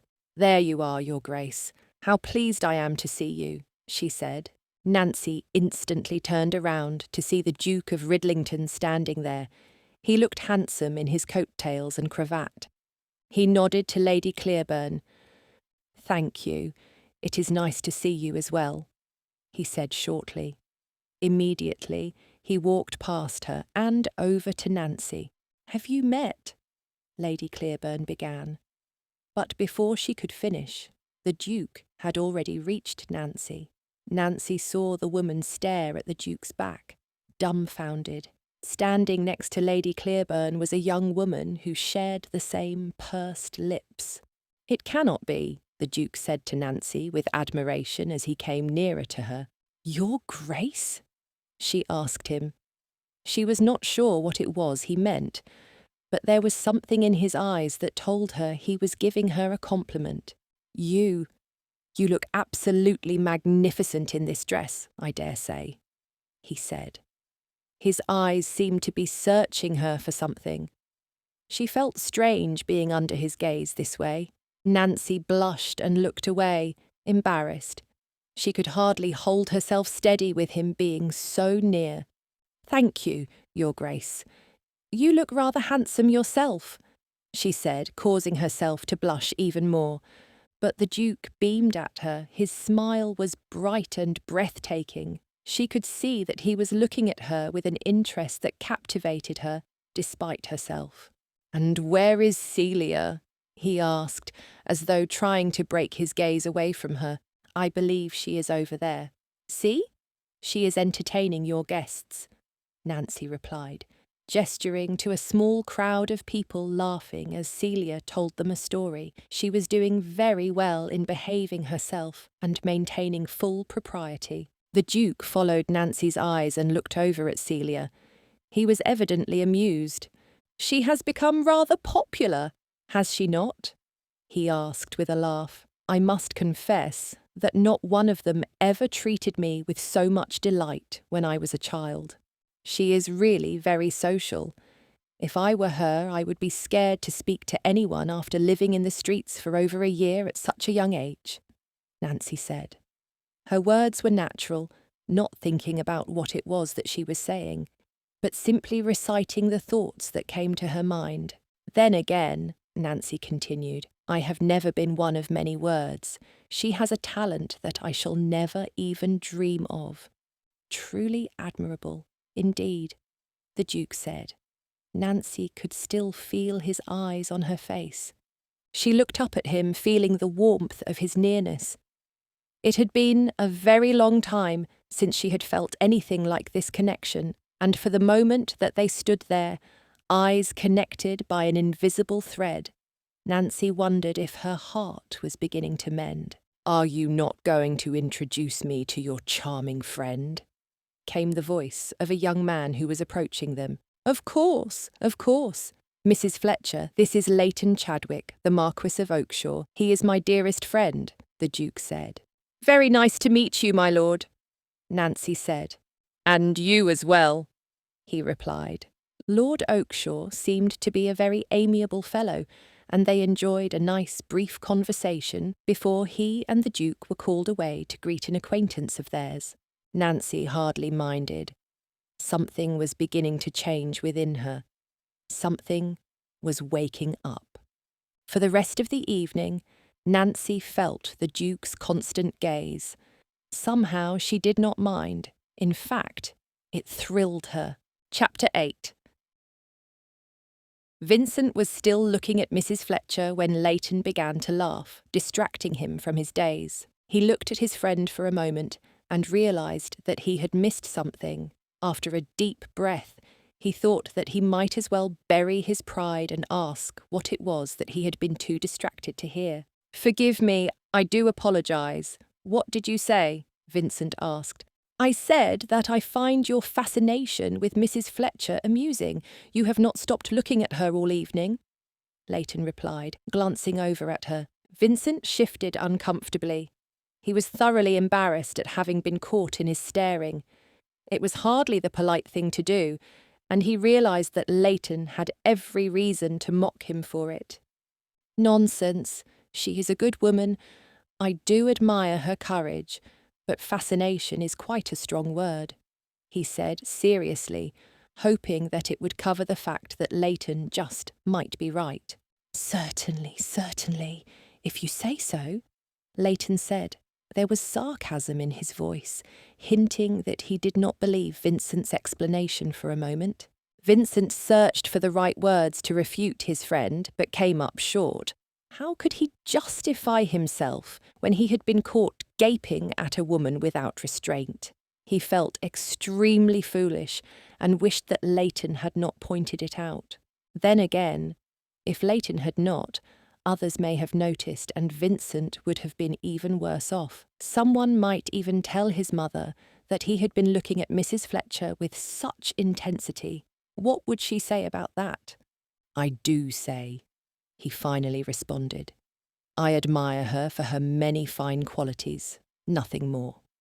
Leighton gave a huff of laughter, but was not able to say anything else before they were interrupted. "There you are again," Lady Clearburn said, interjecting herself into the conversation. Her smile, which always looked as though she had eaten something sour and was attempting to get others to eat it as well by insisting it was sweet, made him grimace.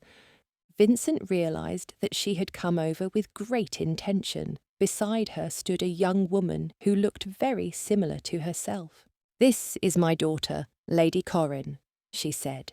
The young woman looked humble in comparison to her mother, despite the similarities. There was a crudeness in her mother's eye that Lady Corrin did not share, and that in itself gave him a sense of relief. But this was not the young woman upon whom he wanted to look. She appeared nice enough and was beautiful, but he did not want to spend his time with her throughout the evening. Once more, he could not stop himself from looking at Mrs. Fletcher, and if she vanished for a moment, he would search until she was in his gaze again. Currently, she was sitting off to the side as Celia entertained the guests. He could not help but watch her briefly before returning to the conversation at hand. "Very nice to meet you," he said, bowing to Lady Corrin Humphreys. "My daughter is most accomplished," Lady Clearburn said, although he had not asked. "Whatever skill you may desire, she has it. Music, drawing, stitching, You must hear her play the pianoforte. It sounds as though heaven has come to earth."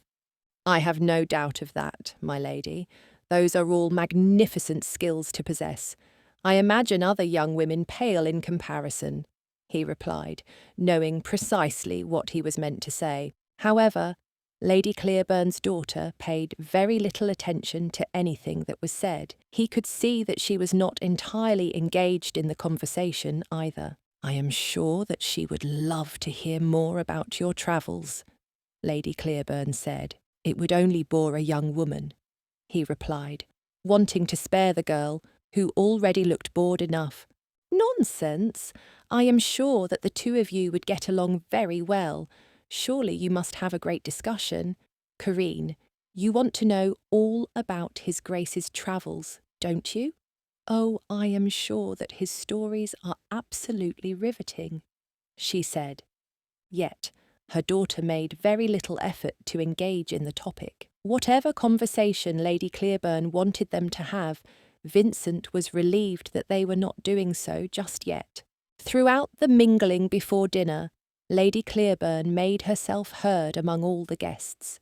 It certainly seemed as though she would not quit until dinner began. Her voice, loud and obnoxious, tended to travel. "You have never seen a curtain like this, I assure you, made by the finest craftsman in England," she said to a group of men and women who all wore pained expressions.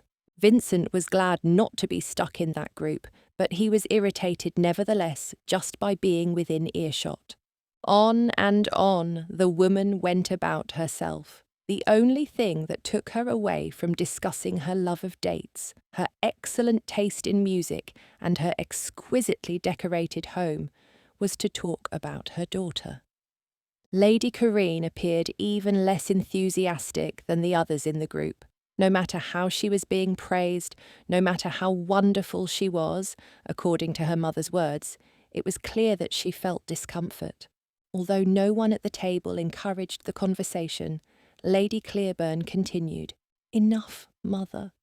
Please," begged her daughter. "Oh, Corinne, do not be so shy. She is such a humble girl, really," Lady Clearburn said. "And speaking of humble, wonderful young ladies, allow me to welcome my dearest friends," the Dowager Duchess of Ridlington interjected as Mrs. Fletcher and Celia entered the room. "You must all be very kind to Mrs. Fletcher. She is my companion, and she is a most excellent young woman. With her is our dear Celia. Celia, as many of you have already come to learn, is the greatest joy I have ever known," she said. "We can see why, Duchess.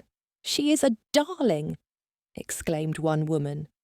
"And, Mrs. Fletcher, you must tell us more about yourself. You were living in London before. How do you find the country?" asked the woman's husband. Very well, thank you," Nancy said, straightening her back and gathering her courage. "Your dress is magnificent. Duchess, your companion has exquisite taste. I wish my girl knew how to present herself. Then again, I have never put her on such display at a dinner party," one lady said. "Mrs. Fletcher has exceptional taste. You should all know that she is rather unique, an outstanding young woman," Her Grace said. "I can see as much," a gentleman commented. "And you have found the key to Her Grace's happiness. We can see. You and Miss Celia are certainly bringing out a personality in Her Grace that I have scarcely seen before," teased Lady Hopkins, one of his mother's closest friends. "Oh, Lady Hopkins, I thought that you knew me better than that. Do you really think that I would be so dull as to only show myself when I have grown fond of my companion and her charge?" his mother asked. "I cannot say otherwise. I have been begging you to host a dinner for quite some time, and it is only now that you have the determination to do so," Lady Hopkins said. The banter continued on for a bit, before Lord Milram brought the conversation back to the topic of Mrs. Fletcher by asking her further questions. She was certainly interesting enough to all of the guests, and Vincent wondered how she must have felt about that, particularly after their earlier discussion. Nevertheless, she took it all in stride, answering the questions that were asked of her, being friendly and kind. "You are all going to suffocate the poor young woman. I had brought her here to show her off and give her a nice evening, but I had little idea that you would all pester her this greatly," his mother said, feigning annoyance. Mrs. Fletcher smiled politely, although he could see that she was relieved to have his mother call off the curious guests. Vincent was glad that his mother took such pride in her companion. But even more so, he was glad that Mrs. Fletcher was worthy of the praise. Indeed, his mother had found a very good friend, someone worth every compliment. In the short time since he had first met her, Vincent could see how true that was. He could see that Mrs. Fletcher was someone special. She might even be the most intriguing woman that he had ever met. As the evening came to a close, and the guests concluded their dessert, Vincent waited for the men to gather for a bit of brandy as the ladies moved to the parlour. However, due to the late hour, Mrs. Fletcher stood and gathered Celia to her side. "We must bid you all a farewell and good night," Mrs. Fletcher said. There were groans from a few of the guests, although Lady Clearburn simply looked bored. "Good night, our sweet darling," Miss Hastings said to Celia. "Good night. Thank you all ever so much for allowing us to dine with you," Celia said in a tone that was sweet and very well rehearsed. "Yes, thank you all," Mrs. Fletcher echoed. They departed from the dining hall, and Vincent immediately wished that he could speak with Mrs. Fletcher for a while. However, he knew that it would look quite strange if he followed them now. It was only a few minutes later that the group dispersed, and he found his chance to sneak away. It had been difficult to have to watch Mrs. Fletcher leave the dining hall, but he would still have a chance to speak with her. Bearing that in mind, Vincent took the steps to the servants' quarters, knowing that she might be surprised at his unexpected appearance.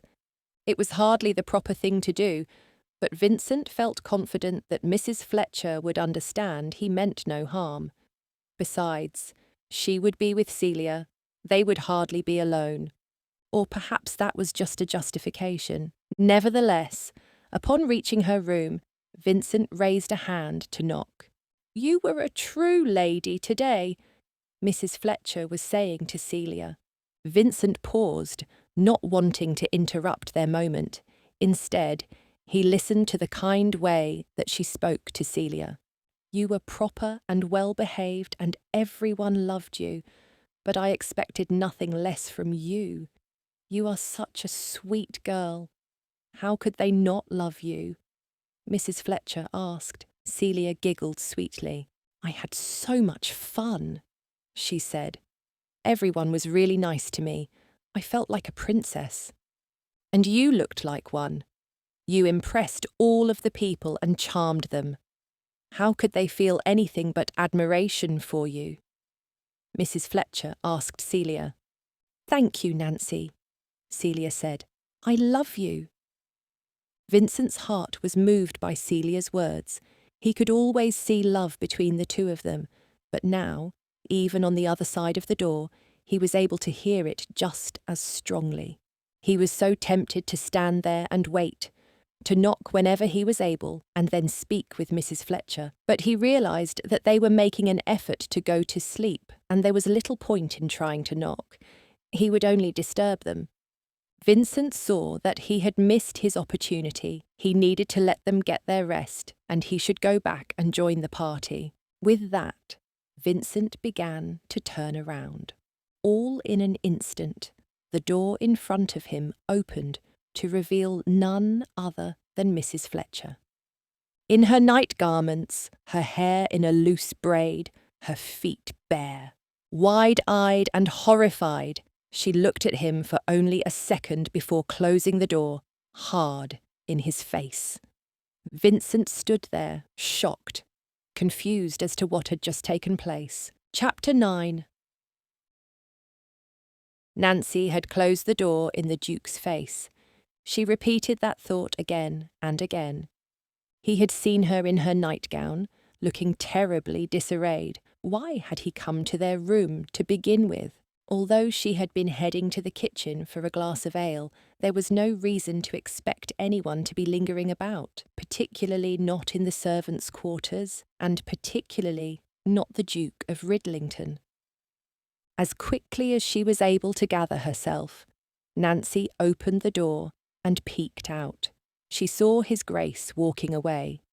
Feeling bad about the fact that she had just closed the door in his face, Nancy grabbed her robe and pulled it around her as quickly as she could. Coming out of the room and rushing after him, she tried to find the right words. "Your Grace, wait." "I am sorry," she said. The Duke turned around, startled by her sudden approach. "No, it is I who needs to apologize. I simply came here to—" he began. Nancy waited. He seemed to be searching for a reason for his visit, but whatever he had planned, it seemed to elude him. She wanted to be patient and wait, not to embarrass him, but the delay in his answer caused her to laugh gently. She could see the embarrassment turn his cheeks red, but he continued on. "I wanted to tell you that you were doing a marvellous job in raising Celia. You have taught her to be quite a respectable little girl," he said. There was a tension in his face that she could not understand. Nancy wondered why he was so anxious, why he was struggling to get the words out. She had begun to have suspicions as to the reason. Although she did not wish to admit them to herself yet, she could not entirely ignore them. "Well, thank you, Your Grace, and thank you for making us feel so welcomed, and also thank you for the invitation to this grand evening," she replied. "Yes, well, my mother thinks very highly of you," he stuttered. Nancy eyed him with suspicion. She began to wonder whether or not the Duchess was the only one who thought highly of her, or was it actually the Duke who had such high thoughts? "As do I," she finally replied. She stood there and waited to hear what else he may wish to say. Instead of moving on to another topic of conversation, he simply shifted his body as if preparing to leave. "Good night to you, Mrs. Fletcher," he said, and left awkwardly. Nancy watched him go. It was strange the way that his movements were now stilted and uncomfortable. It was so different from the confident swagger that she had so often seen from him. The reality was that Nancy was rather new in the ways of courtship. She and her late husband had only courted for a short time before their marriage. They had loved one another so much that there had been no point in a prolonged engagement. However, despite the fact that she had never experienced much of the romance and innocent flirtation that could take place between a man and a woman, she did know what it looked like when a man was interested. It was strange to note the similarities in the behaviour of her Thomas and the Duke of Ridlington. "Good night, Your Grace," she said at last. "And good night to you, Mrs. Fletcher," he replied. He was gone before she could even process what had taken place. Nancy went to the kitchen to get her water, as she had planned. Following that, she went back to her room and laid down on her bed, where she drifted into a fitful sleep. In the morning, she stood behind the Dowager Duchess, waiting for any instructions or requests for the day. The Duke consistently avoided looking at her. However, his eyes continued to drift in her direction. It was actually quite funny to see. His true intentions were certainly on display, but he was acting the opposite of how he clearly felt. Perhaps it was her intuition, or perhaps it was the fact that he kept having to straighten his gaze, but Nancy was able to see right through his actions. "Oh, how I enjoyed last evening," Her Grace said, looking over to Nancy for a moment. Her comment distracted Nancy, causing her to look away from the Duke. "To be perfectly honest, it has been a while since there was laughter in this place. Mingling and socialising have been a foreign concept. It was such a delight to see everyone," she continued. "Indeed, it was a very lovely time," Nancy said. "Do you think so?" I certainly thought it was a wonderful time. I was not sure if you enjoyed it equally, she said. I did. I have never had an evening like that. It was such an indulgence, Nancy said. With that, Nancy returned to her silence and allowed her Grace to go back to her conversation with her son. And you, Vincent, did you enjoy it equally? You know that the whole event was put on for your sake, she said. Yes, mother, I enjoyed it very much, he replied, somewhat dryly. You know, it got me thinking of going to this year's festival, the same one that I met your father at, the Duchess said. A festival, mother? He asked. Yes, the May Festival. We can wear flowers in our hair, we can dance, we can enjoy the bonfires. Magic happens during the May Festival, you know, she said. There was a wistful look upon her face, dreamily thinking of the last time that she was there. Or so Nancy assumed. Are you certain, mother? He asked. There was a strong kind of doubt in his voice. The Duchess looked at him with a gentle glare in her eyes, as though she was frustrated that he was trying to take her from her fun. Why wouldn't I? The Duchess asked.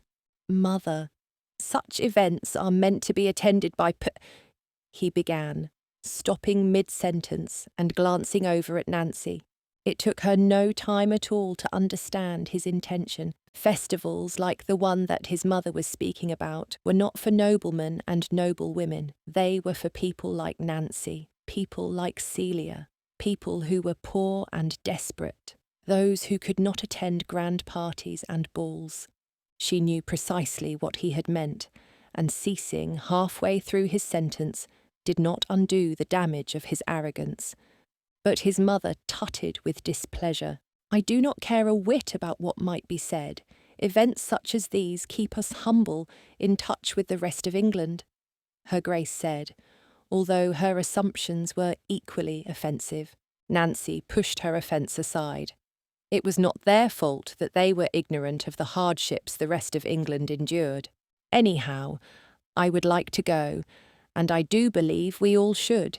It would be a lovely event for little Celia to experience. Do you not think so, Mrs. Fletcher? She asked, looking to Nancy for her opinion. Before she could respond, the Duke continued on. Are you trying to reenact the past, mother? He asked, as if something delightful had dawned upon him. Is that what you are trying to tell me? Are you hoping to marry again? The Dowager Duchess pursed her lips and narrowed her eyes once more. Oh, Vincent, she scolded. Nice try. But those days are over for me. Still, we are going, and that is final. Her voice was stubborn and determined. It nearly made Nancy laugh, just watching them. The mother and son had quite robust personalities. It made for a good and balanced relationship between the two. They knew how to handle each other even after the Duke's years away. After they had finished their tea, His Grace excused himself and went to his study. For hours he remained there, as the women went about their usual routine, spending time stitching, drinking tea, and enjoying the day. I would like to go out to the garden. If you and Celia would like to get your shoes, we can go immediately, her Grace said. Certainly. We shall be just a moment, Nancy said. She and Celia went and gathered their things, returning quickly to the Duchess and making their way outside together. Oh, it is so lovely. Did you see the squirrels? Celia asked, running off after them. Stay where I can see you, Celia. Do not run too far, Nancy called after her. Oh, leave her be. You needn't worry a bit. She will not be lost on these grounds. It is quite safe here, the Duchess said. Nancy took a deep breath, trying to be at ease. All right. I suppose that you are right, Your Grace. Celia, you may go and play, but I do want you back, soon. Well before sundown, Nancy said, still nervous. Yes, Nancy, I will be back shortly, Celia said happily before running off. The Duchess took in a deep breath and closed her eyes, clearly enjoying the feeling of the sun on her face. She exhaled and gave a little smile. One thing I like about this place is the serenity. There is nowhere I can experience this same calm. Her Grace said, "It is quite peaceful." Nancy agreed. "It is nothing like London." The Duchess opened her eyes and looked at Nancy with a firm agreement. "Oh, I would never wish to live in London. It is far too busy for me," she said. Nancy had to agree. She had scarcely left London in her whole life prior to coming and living with the Duchess of Ridlington, but now she preferred the country as well.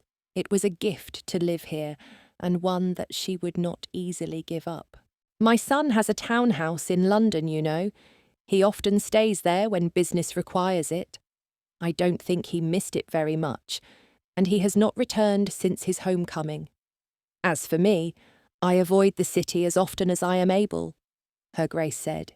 "It is wonderful that you have the opportunity to remain outside of it," Nancy said.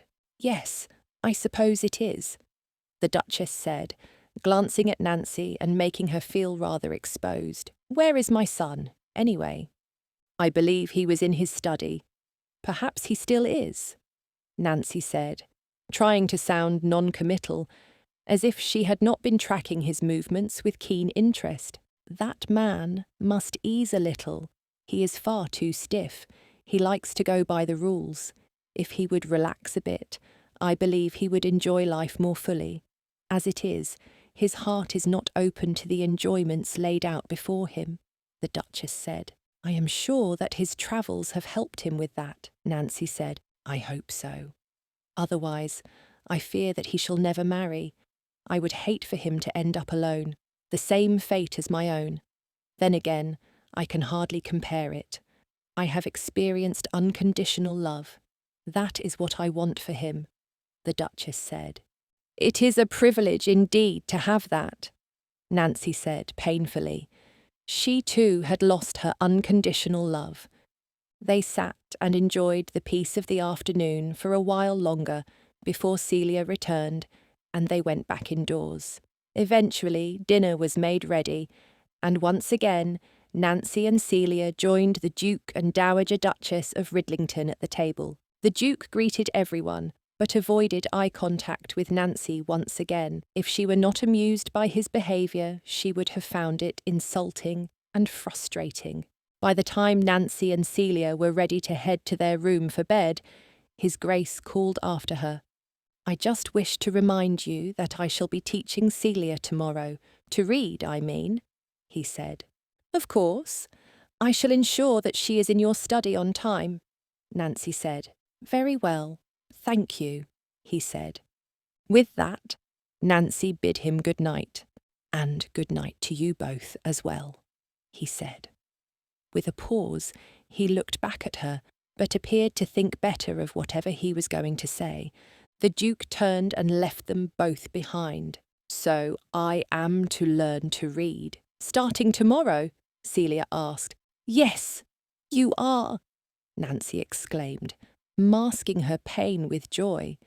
She wished that she too would receive such an opportunity, to be taught how to read and write more thoroughly. But it was too embarrassing to confess her shortcoming. It was easier to pretend that she simply had no time to teach Celia. Perhaps, if she was lucky, she could help Celia study, in which case she would learn some from the child. It was a thought, but one she did not linger over. This was about Celia's future, and if the Duke of Ridlington was willing to teach her, Nancy was glad that it meant Celia would have greater opportunities available to her. After all, the reason they had come here in the first place was for the sake of opportunity, and that had been a good idea after all. Chapter 10. Celia knocked lightly, wide-eyed, staring into Vincent's study. Vincent had left the door open so that she would feel free to come in. "Good morning, Celia," he greeted. "Good morning, Your Grace," she replied, politely, clasping her hands together as if to prevent herself from touching anything that she shouldn't. Vincent found it difficult not to chuckle at her sweet behaviour. "Are you ready to learn to read and write?" he asked. "Very much so," she replied, looking determined. He did admire her interest, particularly her great desire to learn. It was impressive for a child who had lived a life like hers. "You will ask me any time you have any questions, right? I do not wish for you to be ashamed to ask me to repeat myself, if what I am saying makes no sense," he said. "Yes, Your Grace. I shall ask," she promised. "Very well, let us begin with the basics of the alphabet," Vincent said, showing her the paper where he had written each letter neatly in capital letters. After going through the letters a few times, Vincent watched as Celia identified as many as she could remember on her own. Having done an excellent job, he helped her to learn the sounds that each one made, focusing on specific letters that he could use in easy words. "All right now, Celia, I want you to read this word," he said, showing her one made from the letters he had focused on. "D-ankai," she read. "Remember that C can make two different sounds," he said. "Oh, right, dansei," she said. "And sometimes the letter E is silent. When it is at the end of a word, it often makes no sound at all," he explained. "Dance?" she asked. "Yes, dance. Excellent, Celia," Vincent said. "I got it right?" she asked. "You did very well," he told her. "Now, let us try this word, since you got that one so easily. Nancy." "Nancy?" she asked. "Yes." "Nancy. That is Mrs. Fletcher's given name, correct?" he asked. "Yes, it is. It shares the same middle letters as dance," Celia exclaimed. Vincent was proud of Celia. He continued on with her and was amazed at how quickly she learned, as well as how desperate she was to figure things out. She did not enjoy having to be told something twice. It only frustrated her. "Thank you, Your Grace," she said at the end of her lesson. "I promise that I will practice a lot and remember everything at our next lesson." "Very good," he said, fascinated by her aspirations. It was captivating that she could be so extraordinary at such a young age and with such a difficult past. "Shall I go now?" she asked. "Yes. Why don't we go find Mrs. Fletcher and my mother?" he offered. They left the study, and Vincent intended to take Celia to the garden where he had last seen his mother. But before they reached the door, he saw Mrs. Fletcher in the hall. "Celia, how was your first lesson?" she asked, as Celia began running down the hall, away from Vincent. "It was grand, Nancy," she exclaimed. "Very good. Shall we go to the garden to play? Her Grace wants to enjoy it some more, and we must attend to her," Mrs. Fletcher said. "I cannot go," Celia replied. Vincent was just as confused as Mrs. Fletcher appeared to be. "What do you mean?" "Why not?" Mrs. Fletcher asked her. "I must go and study what I have learned today. I shall be in our room," Celia said, wandering off toward the servants' quarters. Vincent chuckled as Mrs. Fletcher stood there, amused, yet dumbfounded. "She is truly a driven child," he said. "She is, isn't she?" laughed Mrs. Fletcher. "It is amazing to see," Vincent added. "Thank you, Your Grace, for taking the time to do this for her. I know that she has been longing to learn to read for quite some time. I would have helped her, but—" Mrs. Fletcher trailed off, looking down at the floor and swallowing. Suddenly, Vincent understood. It was not a matter of not having enough time to teach her. It was that Mrs. Fletcher had never been taught to read and write herself. Who would have taught her? From what little he knew of her former life, she had not been raised by a mother and had been given no formal education. How could she have learned? "I could teach you as well," he offered as gently as he was able, hoping that she would not be bothered by the fact that he was addressing her lack of knowledge.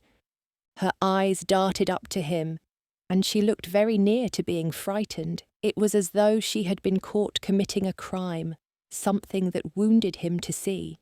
"Oh no, Your Grace, of course not. Thank you," she said quickly. With that, she departed, and Vincent watched her go. After returning to his study, he looked out the window and saw Mrs. Fletcher with his mother in the garden. They were talking, freely and without restraint, and he wondered what it must be like to have Mrs. Fletcher's confidence that way. He wondered why it was that she was so secretive. No one would have expected a woman with her past to know how to read and write, so there was no shame at all in asking for help. Perhaps, he reasoned, it was just a matter of humility. She had been made to feel less of a person, certainly by others of the ton. It was evident she was uncomfortable around them. That, Vincent thought, was something he could not blame her for. London appeared to cause quite a change in people.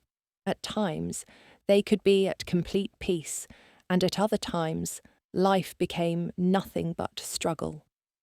Vincent had seen how those who did not have a noble background often struggled, but he had never truly considered what their life was like. They felt so distant from his own, making it easier to pretend as though he was somehow separate from them. He really was not all that different. He could see the life and passion and hope in Mrs. Fletcher's eyes. Did he not have the same longings? He could see the determination and hunger for learning in Celia's nature. Was that not also something he had been told was a quality of his own? To think of himself as set apart from poor people in any way was nonsense. It was better that he realize that fact sooner and move on, accepting his role in society as being a mere extension of their own, not separate, not even different. Everyone is trying to live their lives the best way they knew how. In the evening, Leighton came to visit, putting Vincent in a good mood. As they played a game of chess in the hall, Leighton became busy gloating about being a better player than Vincent. "See? I told you, always leading with your knight," Leighton teased. "If you are so good, you ought to play against me," Celia said, coming over and challenging Leighton with far more confidence than a child ought to have. Leighton chuckled, not taking her seriously. "Oh, really? You think you can beat me?" he asked. "Indeed, I do," she replied. "I have taught her," Vincent's mother interjected. "She is quite good, but you will not know unless you accept her challenge." Leighton's smugness left his face, and he clearly realized that he had trapped himself. If he refused, he would be admitting that he was frightened to play against a child. However, if he played against her and lost, he would only be proving that she was better than he. Vincent relished watching him decide. I suppose," he said, intrigued. After winning 2 rounds and losing 3, Celia was upset. "What did I miss? Why was I not able to win?" she asked. Leighton, being a rather sensitive man, certainly more than Vincent considered himself to be, explained to her some of the other moves that she might have made in order to ensure her win. Celia watched closely, her interest as eager as it was with her reading. "One more time?" she asked, hoping to play again. "My darling, it is late. You must go to bed now," Mrs. Fletcher told her. Celia displayed a sincere disappointment, but she nodded. "All right, but we shall play again," she said to Leighton. Leighton smiled and shook her hand in a promise. "Certainly, we shall. You did well, Celia. It matters not whether you win or lose. What matters is that you tried your hardest and you learned from your experience. In the future, you shall have more knowledge to go off. Challenges help you to grow," he said. "Thank you. I promise to do that," she said. After exchanging their farewells for the evening, Celia, Mrs. Fletcher, and his mother all departed to prepare themselves for bed. "Quite the child," Leighton said. Once it was just the 2 of them. He was setting up the board for another game, and Vincent was preparing himself to go against Leighton again. "Yes, Indeed, she is extraordinary. She is smart and very stubborn, Vincent said. Leighton grunted with a laugh. What? What does that mean? Vincent asked. Only that it sounds to me as though she could be your own child, Leighton replied, looking up at Vincent with amusement in his eyes. Vincent scoffed. Oh dear, Leighton, not you too. The last thing I need is another person in my life starting in on this, he said. Well, my friend, you are not getting any younger. You must settle down eventually, and if you continue on as you are, no one will ever manage to get through that head of yours, Leighton said. Age is of no importance, Vincent said, grumbling and moving his first pawn. The subject was dismissed. He was glad that Leighton knew him well enough to understand that he should not push the issue. However, Vincent could not deny that the subject had, in fact, been on his mind that evening. No matter how he wished to pretend otherwise, he really was thinking about how nice it would be to have a wife and family. Somehow, showing kindness toward Mrs. Fletcher was also making his heart beat a little bit faster and, despite himself, he hoped that hers was doing the same. Chapter 11. The Duke of Ridlington was relaxing, enjoying his cup of tea. Nancy could see how much he relished the moment, how it put him at ease to simply rest quietly like that. In the midst of that precious moment, Celia came running up to him. Your Grace! How are you today? Celia asked in her sweet little voice. Celia, darling. No, leave His Grace alone, Nancy said, trying to usher Celia away. She was worried that the Duke would be bothered, that his moment of peace being so interrupted would make him grow irritated by Celia. No, please, it is fine. What is it, Celia? He asked.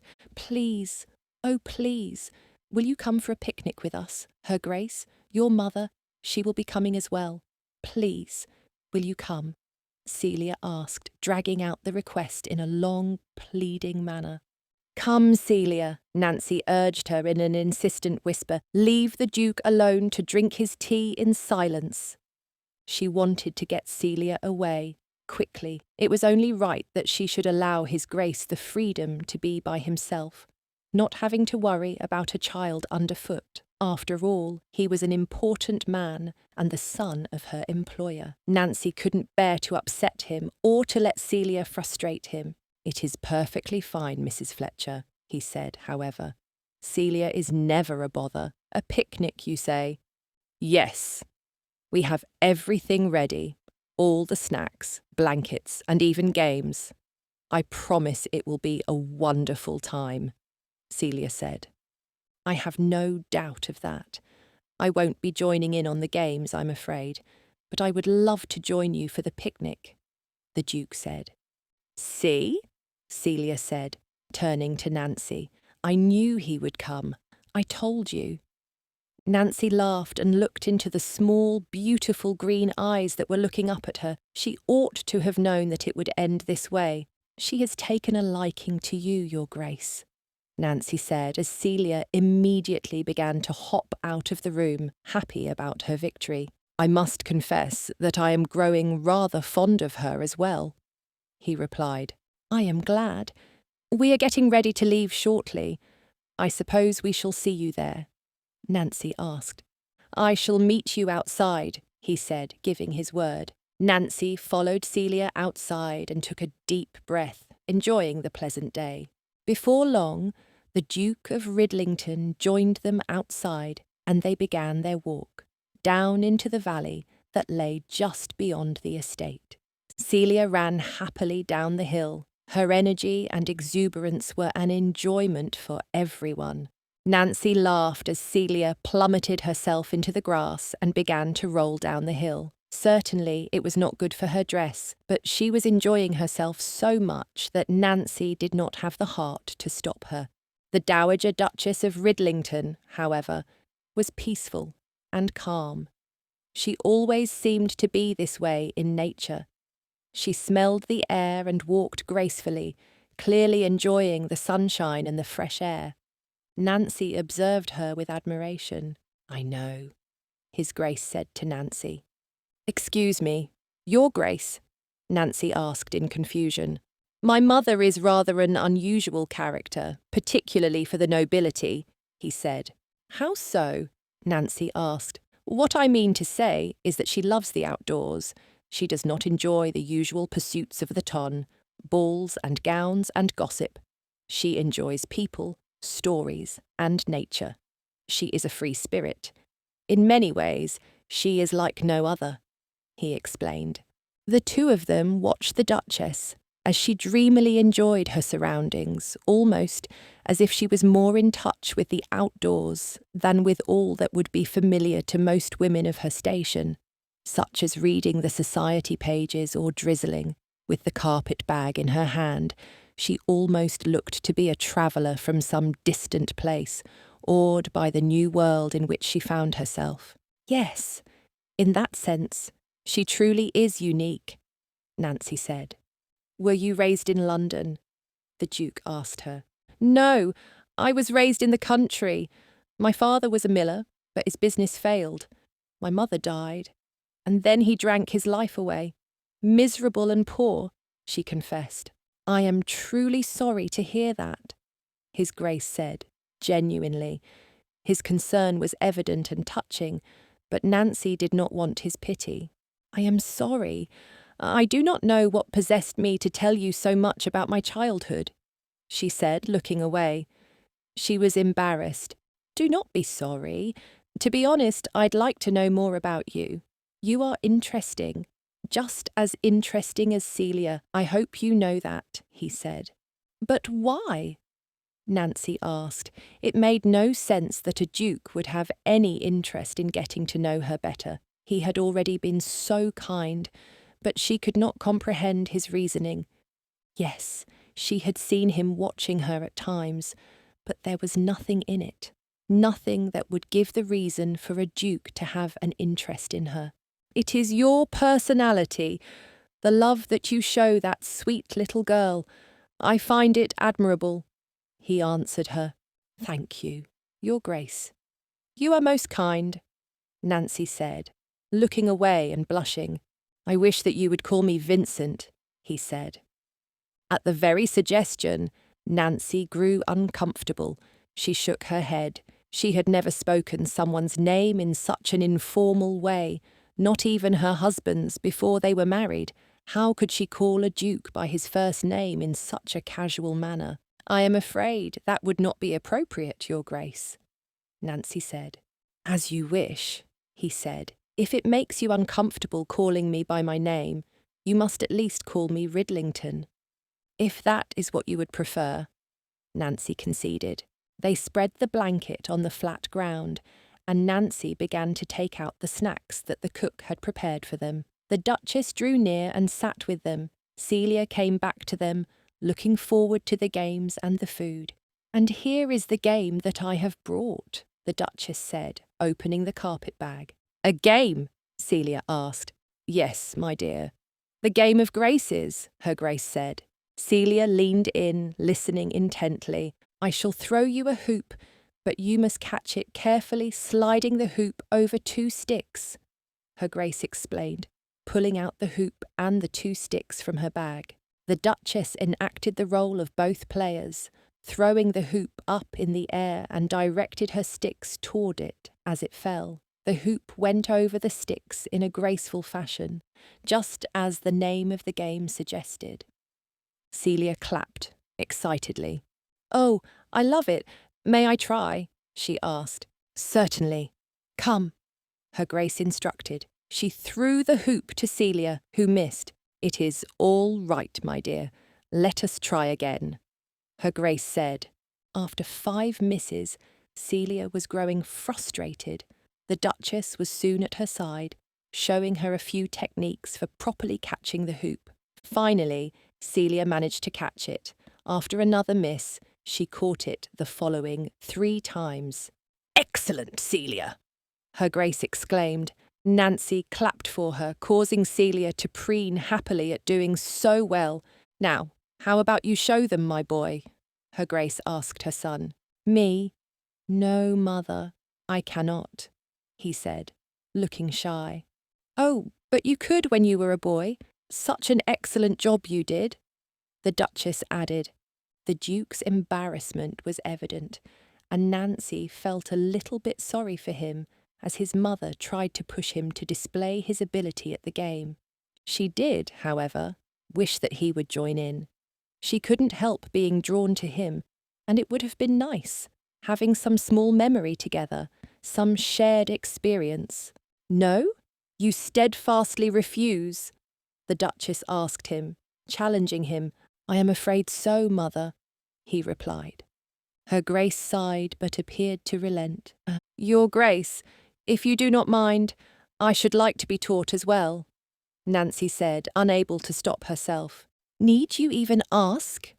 Her Grace asked. With a smile, Nancy got up and joined in. She learned the rules quickly and, having more flexibility than Celia, grasped onto the concept rapidly. They continued playing the game for a while, indulging in the childish joy of it. For Nancy, it was strange to have such a relaxing, easy afternoon. However, after a little while, the Duchess and Nancy were both tired. They allowed Celia to continue through. She played the game on her own, while the others went to sit and rest. It has been a while since I have played this game, the Duchess said. She took a sip of her apple juice and sighed. Your Grace, please come and play with me, Celia urged the Duke of Ridlington. He shook his head, giving her a smile but politely refusing. As I told you before, Celia, I cannot play that game. I am a grown man. I shall leave the games to the rest of you, he said. Oh, good grief. Son, you are still allowed to enjoy the fancies of youth, Her Grace said. Nancy wondered about the Duke's response. If he did not think a grown man should play the game himself, what did he think of her, a grown woman who played? Did he find her childish? She pushed away the thought as it made her feel insecure. After all, they were having a nice time and she could not bear to ruin it by allowing her mind to worry like that. Mother, I know that you may continue to play, but I do not have the luxury. As a noble man, I must behave as such, he said. And as a woman of nobility, there are no expectations upon me. The Duchess challenged him, teasingly. I did not say that, he replied. I certainly hope not, because what I find is that we have a choice, you and I. We may bow to the whims and fancies of a society that would rather eat us whole and spit us out, or we may enjoy our lives, choosing to embrace the freedom and dignity that are bestowed upon us, Her Grace said. But that is just the thing. For a man in my position, games are not considered dignified, the Duke reasoned. You are such a bore sometimes, his mother said, still gently teasing him. Nancy watched the banter between the two. It was filled with affection, even though it was sharp and witty. The Duchess loved to make her son blush. She loved to make a point of the silliness that came out of any attempt at pleasing society, and the Duke allowed her to do so, even appearing somewhat amused by it. There was a sweetness to their relationship that Nancy had never experienced, a sort of familiar affection that she could not quite place. Even as she had lived through the good and the bad of her own family, she would never have thought to have this sort of freedom or ease with her father. I did it! 10 times. I wanted to reach 10, Celia declared, showing her success in playing the game by herself. She had caught the ring 10 times on the sticks and was utterly proud of herself, causing them all to clap for her.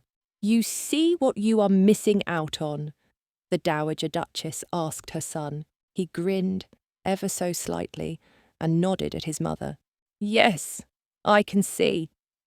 But that does not mean that I am going to relent to your demand, the Duke replied. For the rest of the afternoon, they stayed there, each of them enjoying the weather and the fresh air. Nancy could see that there was much more to the Duke of Ridlington than one might first expect, and those mysteries were something that she wished to learn. Chapter 12. Vincent was thrilled to see his mother this happy. No longer was she the sad and lonely woman that she had been since the death of his father. He knew that his mother had been depending on living forever with his father. But what woman ever thought that her greatest love would be taken from her? She had lost her best friend and her love. Since then, Vincent feared he'd never see this side of his mother again. Yet, there she was, rejuvenated, laughing, and enjoying the company of a child. That was what she needed all along. For that, Vincent was truly grateful to Mrs. Fletcher and Celia. His mother had not been entirely alone while he had been gone. No, instead, she had been given the company of a woman who seemed to brighten her spirits with consistent care and kindness. Not only that, but Celia had done wonders for her. The child had been exactly what his mother had needed most, and it gave him a great deal of peace to know that she was content now. She had been at peace during his absence, and now they were enjoying one another's company upon his return. All thanks to a woman and child who had been overlooked by society. Later, as everyone was off to bed for the night, Vincent went downstairs to the kitchen. The kitchen staff had already gone to bed, and he thought that it was an opportune moment to make himself a hot chocolate. Suddenly, in the midst of the darkness, he heard footsteps. Vincent froze. Who would be out of bed at this late hour? Who might stumble upon him? He turned in a rapid motion to see who was approaching. "Celia?" he asked, surprised. For some strange reason, he had been nearly frightened into thinking he was being set upon by thieves. Only now, when seeing how utterly foolish that thought had been, could he admit it. "What are you drinking, Your Grace?" Celia asked. "Hot chocolate," Vincent said. Seeing her perplexed expression, he realised that further explanation would be needed. "It is a most delightful drink, particularly when trying to get some rest. Would you like to try it?" Celia looked suspicious, but only for a moment. Vincent had come to realise that there was no challenge that the child was unwilling to meet, having apparently determined that she would not refuse something simply because she had never tried it before. She nodded with a smile. Vincent helped her up onto a chair beside his own. It was slightly too high for her to climb up. He poured her a cup, hoping that she would enjoy it. Vincent had always been terribly guilty of making too much, and then, knowing that he could not waste it, he would have no choice but to drink a second, and possibly a third. Just as Celia took her first delighted gulp, Vincent heard the sound of feet once more. "Celia! Celia, what are you—" Mrs. Fletcher froze when her eyes caught Vincent's. She paused, and then glanced back at Celia, before a look of amusement crossed her face. "What are you two doing?" she asked, her eyes going back and forth between Vincent and Celia. "We are drinking hot chocolate. Would you like some?" Vincent offered. "Hot chocolate?" she asked. "I have heard of it before, but never tried it. Is it as nice as people claim?" He grinned and allowed Celia's enthusiastic nod to answer for him. "You must try it and discern for yourself. I am rather fond of it, and Celia appears to be as well. You must have a cup," he said, grabbing another and pouring the remnants of the drink into it. "Thank you, Your Grace," Mrs. Fletcher said in her humble manner. Vincent handed her the mug and watched Mrs. Fletcher's eyes light up as she drank it. "That is delicious," she said. "I am glad you like it. It is really rather a popular drink," he said. "For some, I am sure," she replied, glancing away. Vincent realised that it was not the sort of thing that people with little money could splurge on. It felt as though Mrs. Fletcher was constantly showing him another perspective on things, even without meaning to. "I am glad that you both like it," Vincent said. "It is so very good, Your Grace," Celia said, her little voice as polite as could be. Mrs. Fletcher scooted into the chair, and Celia moved onto her lap and snuggled into her arms, just like a mother and daughter might do with one another. Vincent took Celia's empty cup from her and set it over into the sink. By the time he turned around, only a moment later, Celia's eyes were closed and her chest was rising and falling in a rhythmic breathing. She was asleep. "Lord Ridlington, may I ask you a question?" Mrs. Fletcher asked. "Do you wish to know why I am down here having hot chocolate?" Vincent offered. She nodded, looking embarrassed that her question was so transparent. Vincent chewed the inside of his cheek for a moment, finding the proper words to explain. "I have told you my mother is an unusual character," he began. "She is the most humble and kind woman I know, ever since I was a little boy, living in London, even before my mother asked my father to move here to the country. She and I would often go to the kitchen and make our own hot chocolate." "Why not have the kitchen staff make it for you before they went to bed?" she asked him.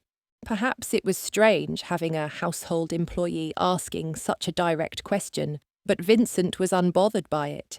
He didn't mind these questions when they came from Mrs. Fletcher. Somehow, she could get away with anything. "That is what I asked her the first time," he said, a smile on his face from the mischief of the memory. "Quietly, we tiptoed to the kitchen one night, just the two of us. She told me that making it ourselves kept us humble. I suppose that sounds like her grace. I often hear her speak of remaining humble and avoiding abusing her position." Mrs. Fletcher said, "Yes, precisely. She would always remind me, as she did that night, that the staff is a help, not a necessity. We must always respect them and value them as equals," Vincent said, reciting his mother's words. "She always did value others with great integrity." So far as Vincent was concerned, his mother was one of the only people he knew who would go out of her way to choose a more difficult option, rather than burden someone else. It was not befitting to her station, nor was it normal, but that was his mother. Anyway, that was how she always spoke about it, remembering that we were not as entitled as we might wish to believe ourselves to be. Vincent said, "Oh my, she truly is an unusual woman, and in the best of ways, of course," Nancy said, looking awed. "I have never heard of such a character before. That is why my mother doesn't mind you dining with us. She honestly never bothered with titles," Vincent said. "I believe she would prefer your company over that of most of London's elite, but she can hardly be blamed for that preference. You both truly are lovely company, and my mother recognises that status means very little in reality. Every person has equal purpose in equal measure. She is a saint for seeing that when so many others do not," Mrs. Fletcher said, her face looking somewhat downcast. "A saint? Oh, I beg to differ," Vincent said, grinning. "She is far from it. She can be difficult and stubborn, and I fear I have inherited that trait." He laughed, and Mrs. Fletcher tried to stifle a laugh of her own, but ultimately held her grin behind the lip she was biting. It was a lovely sight to see her so amused and shy because of that amusement. "You have a wonderful relationship," Mrs. Fletcher said. "Thank you. I am glad for it.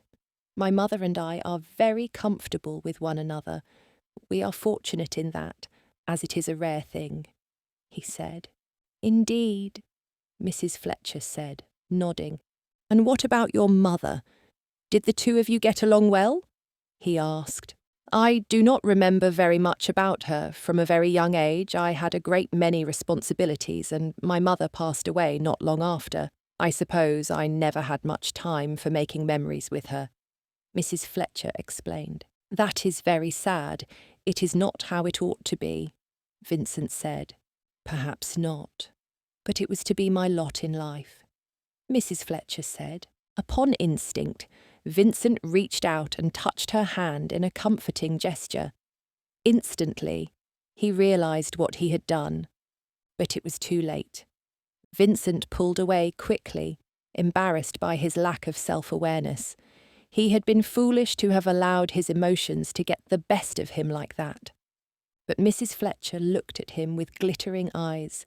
Vincent could see all of the emotion that was held in them. She had lived through a painful life. There was no doubting that.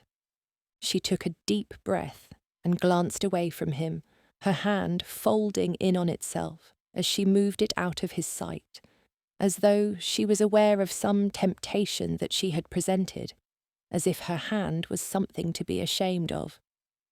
He had made a mistake, not thinking the consequences of his actions. Mrs. Fletcher was the one who now felt the need to pay for that action. "Well," she said, looking in any direction other than Vincent, "I must take this little one to bed. Thank you, Lord Ridlington." She spoke softly and carefully stood, Celia fast asleep in her arms. The gentle care that she took with the child was admirable, and Vincent was impressed that Mrs. Fletcher was able to move with such a graceful slowness that it did not seem to disturb Celia's slumber at all. "Thank you for joining me," he said, meaning it more than it was appropriate for him to express. "And thank you for allowing us to. You have shared something with us that was reserved for you and your mother. I am truly grateful. Not only that, but I shall always be able to say now that I have enjoyed hot chocolate," she said, a hint of laughter in her voice. "I am glad that you both liked it," Vincent said. "I did, very much, and I am sure that you could tell that Celia rather enjoyed it as well," Mrs. Fletcher said. "Indeed, I could. She is a true marvel, that girl," Vincent remarked. Mrs. Fletcher looked at the child in her arms, and a warm smile overtook her face. "She truly is," she said. With a nod of the head, Mrs. Fletcher departed and left Vincent on his own to enjoy the rest of his night before he went off to bed. He could see that Mrs. Fletcher was an excellent caretaker. In some ways, she reminded him of his own mother. She was affectionate and strong. She was diligent and well-equipped to handle nearly any situation with dignity and poise, qualities that he found deeply admirable. Vincent was glad that he would have further opportunity to see Mrs. Fletcher taking care of his mother and of Celia. He did, however, wonder who was looking out for her. Regardless of that answer, his mother was right. They really were a blessing. Chapter 13. When Nancy awoke the following morning, she felt a strange tingling in her stomach whenever she thought about the Duke of Ridlington. He was a very good man, sweet and with a good heart. He was similar to his mother in that way. Nancy considered it a blessing to have found such an unusual family to work for. So many women that she knew were not given an opportunity like this, to actually enjoy their work and to be treated so well by their employers. It was a great fortune indeed. After breakfast, the Duchess had that look in her eyes that Nancy was beginning to know all too well. It was the wistful expression that she got any time she looked outside and saw a beautiful, bright, and sunny day. "What do you say? Shall we indulge ourselves once more? I think it is just the right time for another walk," she said. "Certainly, Your Grace. That sounds perfect to me," Nancy replied. Celia was just finishing her reading lesson and came running over to them, excited by a word that she had managed to read. "Breakfast, can you believe it? 9 whole letters. The Duke said that it was very impressive that I could read it and that I remembered that the E and A were sounded out together in some words," Celia said, chattering away about her new skill. Nancy humoured her and let her talk about it, even if she did feel just the faintest hint of longing, wishing that she could read the way Celia was being taught to do, but the idea of actually taking lessons from the Duke left her anxious. Just then, he followed Celia out from his study, and Nancy curtsied and smiled at him, noting how his smile seemed to brighten everything around him. "Good morning, Mrs. Fletcher. How are you?" he asked. "I am very well, Lord Ridlington, thank you. And you?" she replied. "Very well," he said, giving her a long glance before turning to his mother. "Vincent, would you like to join us for our walk?" Her Grace asked. "I should like that very much, but I am afraid that I cannot today. Leighton and I shall be off to London in a bit. We have to be fitted for the wedding. I would like to look my best for his big day," the Duke said. "Yes, of course, Her Grace said, as if she had forgotten. Nancy got the idea that they had already spoken of the Duke's plans. "Is it tomorrow that we get to go and make new friends?" Celia asked exuberantly. Everyone turned to her and Nancy laid a hand upon her back before the Duke answered. "Indeed it is. Everyone shall love you a great deal, Celia. Be the sweet little girl that I have come to know, and do not hesitate to show off your new reading skills. I trust that everyone shall be most impressed by your grand abilities," he said. Nancy was glad that Celia was excited, but she was nervous herself. They would be going to the Marquis of Oakshaw's estate and staying until the wedding. No matter how much Celia loved to socialise, that was not something Nancy was comfortable with. The Duke of Ridlington departed, and Nancy, Celia, and Her Grace walked out into the countryside. Celia was picking flowers as they went along, and Her Grace took them from her and slowly, one at a time, crafted them into a wreath. "May Day is near. It is only appropriate that you have a crown," the Duchess said. Celia's face lit up, and she put the finished crown upon her head and began to dance around and hum to herself like a sweet little ballerina. Of course, in Nancy's mind, she could see that Celia thought herself to be a fairy princess, floating through the meadow with just the flapping of her wings. "She is quite the magical princess," the Duchess said with a chuckle. "She is, indeed," Nancy said. "Such a shame that you had no children of your own. I can see how well you have raised Celia since taking her in, but you did not have the joys of her early years." Her Grace noted. "Yes, I should have liked to see her when she was younger," Nancy replied. "And your husband?" "I imagine he wanted children." "What sort of man was he?" Her Grace asked. "He was a wonderful man. He died a hero, as the army explained in a letter," Nancy said. "Then it is also a shame that he passed away. Love is a wonderful thing to find and experience. It is horrible to have it cut so short," the Duchess said. "It is, truly," Nancy said. "How did the two of you meet?" Her Grace asked. "It was on my father's land by the mill. My father had passed away and, well, no one was going to leave all that land for a daughter, so they were taking it from me," Nancy recounted. "Yes, that is a woman's lot in life," Her Grace said, bitterly. "Indeed, it often is. But before he was a soldier, Thomas was skilled at roofing. Our home had a hole in the roof from a storm that had taken place just days before, and he was called in to repair it the same day they told me to leave the home," Nancy continued. "How awful!" the Duchess said. "He was very compassionate, even called for a proper coach to take me into town, where he asked his aunt to let me stay for the time being. He had so little wealth of his own. I can hardly imagine him spending it on the comfort of a coach when a cart would have been just fine," Nancy said. "Perhaps he wanted to impress you," the Duchess said. "That he did, but I think it was more than that. He was so very caring. He was the sort of man who would go beyond expectations in order to give me comfort, even at his own expense," she said. "Then he was a good man indeed," the Duchess said.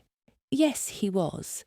Ours was a simple wedding, but it held great meaning, that where there is an end, there is a wonderful beginning ahead," Nancy told her. "That is a beautiful sentiment. I wish I could feel that way. I still struggle each and every day, Her Grace said. Well, I had to let go of the loss of my father and our land. I still struggle at times to let go of the loss of Thomas. I don't always feel hopeful, Nancy confessed, looking at the ground ahead of her feet. You have had to struggle so much in your life, the Duchess observed. Well, it has not been a smooth journey thus far, but that is life. I know it can be difficult, but I also know that it can be beautiful, Nancy told her. The Duchess of Ridlington was a sensitive woman, which Nancy appreciated. She could understand that Her Grace was not one to shy away from the pain of others. No matter what social status she held, she was not going to think herself above others, or somehow beyond them and their pain. I am sure that you shall find your new beginning soon. As for me, I lost my one and only, and there can be no other, Her Grace said, holding her head up high. Nancy was not entirely sure what the Duchess meant about finding a new beginning. She was not looking for one. She had already had her own love as well. There were certainly times when she had considered that it would be wonderful to find love again, but Nancy had not expected it should happen any time soon, and she could live with that. Difficult though life may be, she would survive just fine. The rest of the day was cheerful. Celia entertained them all as usual, and by the time they returned to the house, the Duke of Ridlington and his friend, the Marquis of Oakshire, had returned. The meal had been prepared, and they all sat, perfectly at ease. The Marquess was gentle and kind with Celia, making Nancy extremely happy. She appreciated how he seemed to care for her, and could see that he would be an excellent father one day. You must entertain my wedding guests with your skills at the pianoforte. You know, it shall be terribly dull if we do not have you to lighten up the whole affair. No one cares about the wedding so long as there is good entertainment, the Marquis told Celia, who giggled in reply, her green eyes shining. I should love that, but I must practice more. I am not ready for any sort of big performance, and all of your guests will be grand and noble. I do not want to disappoint you, Celia said. It would be no disappointment at all, so long as it is not me who is attempting to perform. I have no skill at all, he replied, causing her to laugh again. But I must improve, and there is so little time, Celia said. May we listen as you practice this evening? The Marquis asked. Yes, my lord. Then you may decide if you actually want me to play or not. I do hope that I am adequate enough, Celia said. Nancy was constantly charmed at the way Celia had begun to speak since coming to live with the Duchess of Ridlington. It had been a slow transition at first, but now one never heard Celia speak without proper enunciation. She still remained somewhat more casual and comfortable when it was just the two of them in their room at night. But most of the time, Celia tried to imitate the proper, well-accented speech that was being spoken around her. Her grammar had become impeccable, so much so that Nancy was sometimes afraid that her own would pale in comparison. Despite her young age and harsh beginnings, Celia was growing into a proper, well-educated young woman. It made Nancy wonder if she would ever lose Celia's respect because of it. It was uncomfortable to think about, but her mind would not release her from the wondering. Perhaps she ought to be embarrassed when she was around the Duke and Dowager Duchess, as well as the Marquis of Oakshire. Perhaps Celia was a far greater pride to them because she was such a quick study. Nancy tried not to let her insecurities get the best of her. Instead, she enjoyed the afternoon along with the others, choosing to focus on the important things at hand. Celia was soon ready for her practice and sat at the piano with a serious expression on her face. Soon she began to strike the notes. Her rhythm was stilted at times, halted by the hesitation of someone new to the instrument, and the songs that she knew best were simple tunes. Still, although she was a novice, There was promise of a real talent that would develop with time, and even by the end of her practice, 2 of her songs were smoother and less halting. "That was excellent, Celia. Your practice has been wonderful, and you have learned so much. I am very proud of you," the Duchess said. "Thank you, Your Grace," Celia said, curtsying with as much grace as she could muster. "Now, if you practice tomorrow in the morning, and again when we get to Lord Oakshaw's home, I am sure that by the time his guests arrive in the evening, you shall leave them in awe of your abilities," the Duchess said. "You have certainly taught her well," Nancy said, proud of Celia. "It is easy to teach a child who is eager to learn. She is cleverer than most and truly craves knowledge. That makes it easy on me," the Duchess said. "I do hope that I can make you proud," Celia said. "You do, my dear." "At every moment," the Duchess replied. Nancy was also filled with pride, amazed that Celia was able to pick things up so quickly and efficiently. She was always striving to learn more and to do better. It was really impressive. It also reminded Nancy that insecurities were born out of limitations. Celia had not been told what she was or was not capable of, and as such, she considered herself perfectly able to do anything. Ever since getting off the streets, she had taken full advantage of her opportunities. Nancy glanced over at the Duke of Ridlington and was surprised to see that he was looking at her in return. Rather than look away, having already been caught, a slight smile lifted the corner of his mouth. He looked truly happy, content even, while glancing at her with that knowing look. Nancy's heart seemed to skip a beat. His eyes stirred something in her, made her feel that they were having some private conversation, something apart from everyone else in the room. She wondered if he felt the same, or if not, what did he feel? Chapter 14. In the end, Celia did not have time to practice the pianoforte before leaving for Leighton's home. Everyone was up early the next morning. Their trunks were loaded into the carriage, and they used their final moments to sit and relax, enjoying a bit of tea. Vincent smiled when he saw Celia come down from her room that morning. She was wearing a canary yellow dress, and she looked pretty with her hair styled up properly. She was asking Leighton what seemed to be a million questions as they sat out in the garden. "Where is your estate?" she asked. "Between here and London," he replied. "Do you have horses?" she continued. "Yes, I do. You shall be most welcome to see them. I think you shall especially like the foals that were born this spring," he said. "And you have a piano. You said I could play. Is it a large piano?" she asked next. Leighton grinned, trying not to laugh at the consistent stream of questions that came from Celia. The others at the table, however, failed to hide their amusement as he gave her patient answers, as though there was no end to his reserves of calm and affection. "Ah, I do believe they have finished," Vincent's mother said as the coachmen were coming towards them. "Well, mother, I suppose Leighton and I shall see you all once we have arrived," Vincent said. His mother's smile faltered. "What do you mean by that?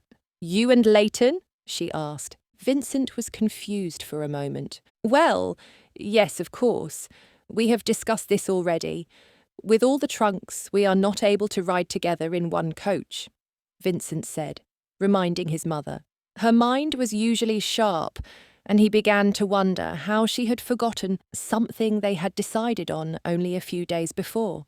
"I am well aware of that fact, Vincent. But why would you and Lord Oakshaw ride together and leave all of the women vulnerable?" she challenged him. Oh, of course not, Mother.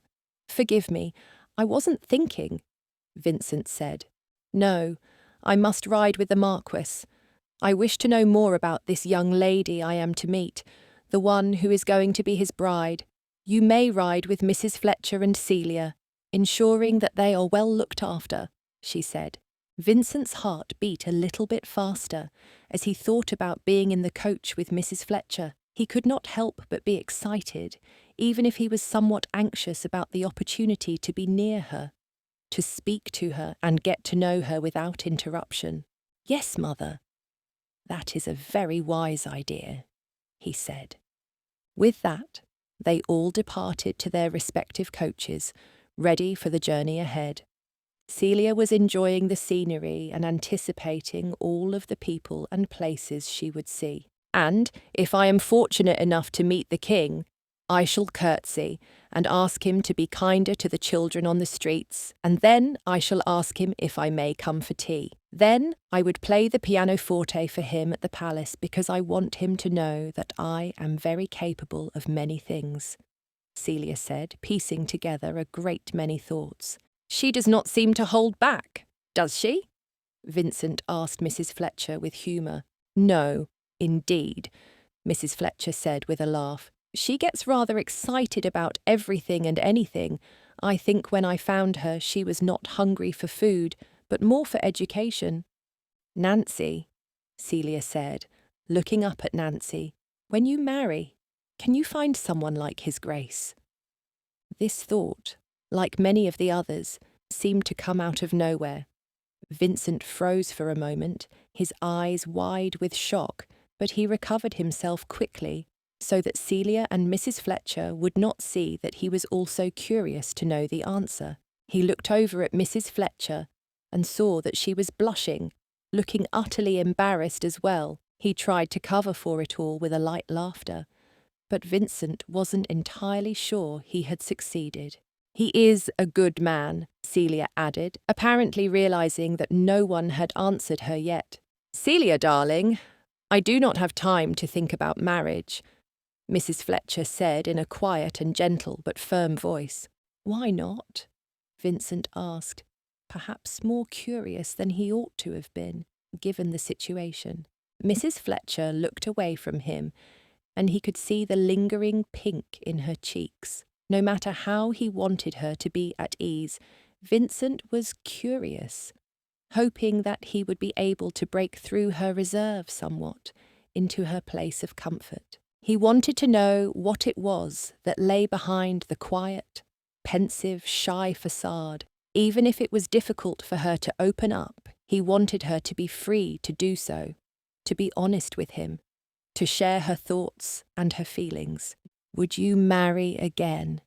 he prodded, leaving off the remaining question as to whether or not she would want to marry a man like him. Mrs. Fletcher took a deep but ragged breath and plastered an uncomfortable smile on her face. "I suppose so," she replied. No matter how curious he was, Vincent chose not to push the topic further. For the rest of the journey, they were quiet.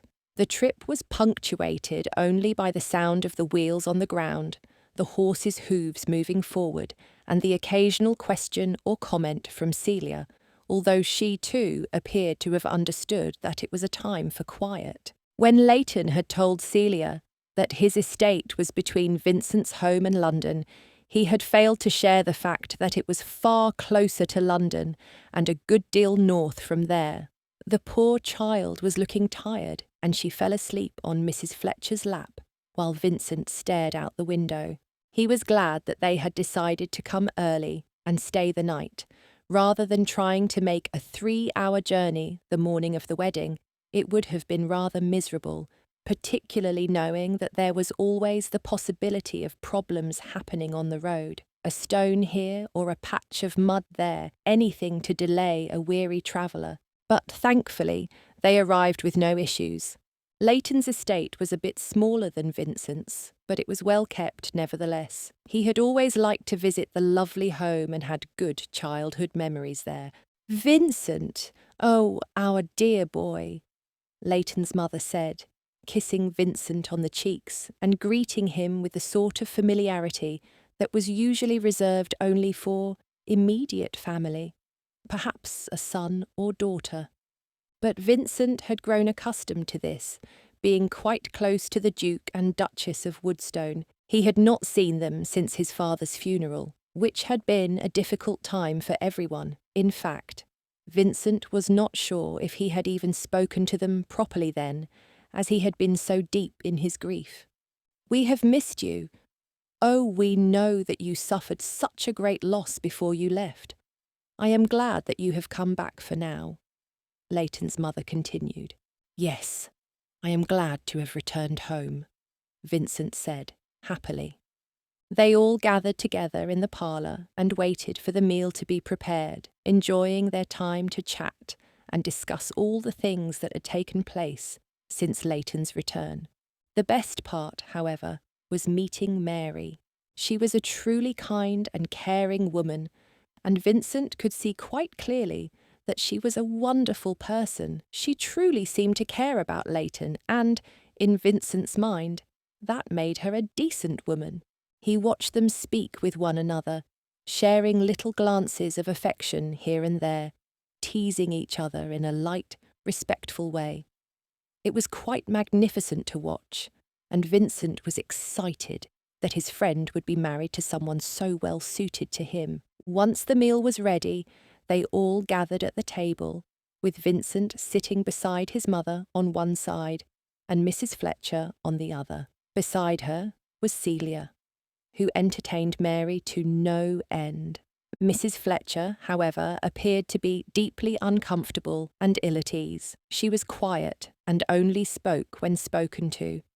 She barely responded when the others asked questions or tried to learn a little bit more about her. After the meal had concluded, Leighton's sister arrived, along with her children. Her son was a year older than Celia, and her twin girls were just a year younger, giving the girl a wonderful opportunity to play with children her own age. Between speaking with the other adults, Vincent watched the children together, wondering what it would be like to be a father, to raise little ones the way Mrs. Fletcher had been raising Celia, or how Leighton certainly would be doing soon enough. Leighton was well suited to fatherhood, but Vincent was still unsure as to whether or not he himself would be. The very idea of it still frightened him a fair bit, although he hated to admit it. Being around the different families and the joy of matrimony, Vincent could not help but wonder. He questioned whether or not his life would ever lead to something like this, or if he would ever truly be satisfied without it. Although, in many ways, it was uncomfortable to think about settling down in marriage, Vincent wanted to remain open to the idea. He believed that he would do so eventually. It was just that it had not yet been a priority. Since his father's passing and all of his travels, there had been other things on his mind, occupying his time and energy. Of course, Leighton's mother and father only contributed to Vincent's thoughts. They were so gentle and kind, treating Mrs. Fletcher with nothing but dignity. "Mrs. Fletcher, would you and our dear Miss Celia like to see the room that you will be using during your stay?" The Duchess of Woodstone offered, rather hospitable in her temperament. "Yes, thank you." "I assume the staff quarters are down the hall?" Mrs. Fletcher asked. "Oh, no, no, no. Dear girl, you are a guest. You shall be staying in a room upstairs. Very near Lady Ridlington's room, actually. I thought that might suit in case she has need of you. And I do believe Leighton would be fine with that arrangement," the Duchess of Woodstone said. At this, Vincent thought that Mrs. Fletcher would finally be at ease. After all, she was being treated as one of them, just another member of society. Instead, he saw that she stiffened under the kindness of strangers. "Oh, Dot, thank you," she managed to say, although her words were stuttered.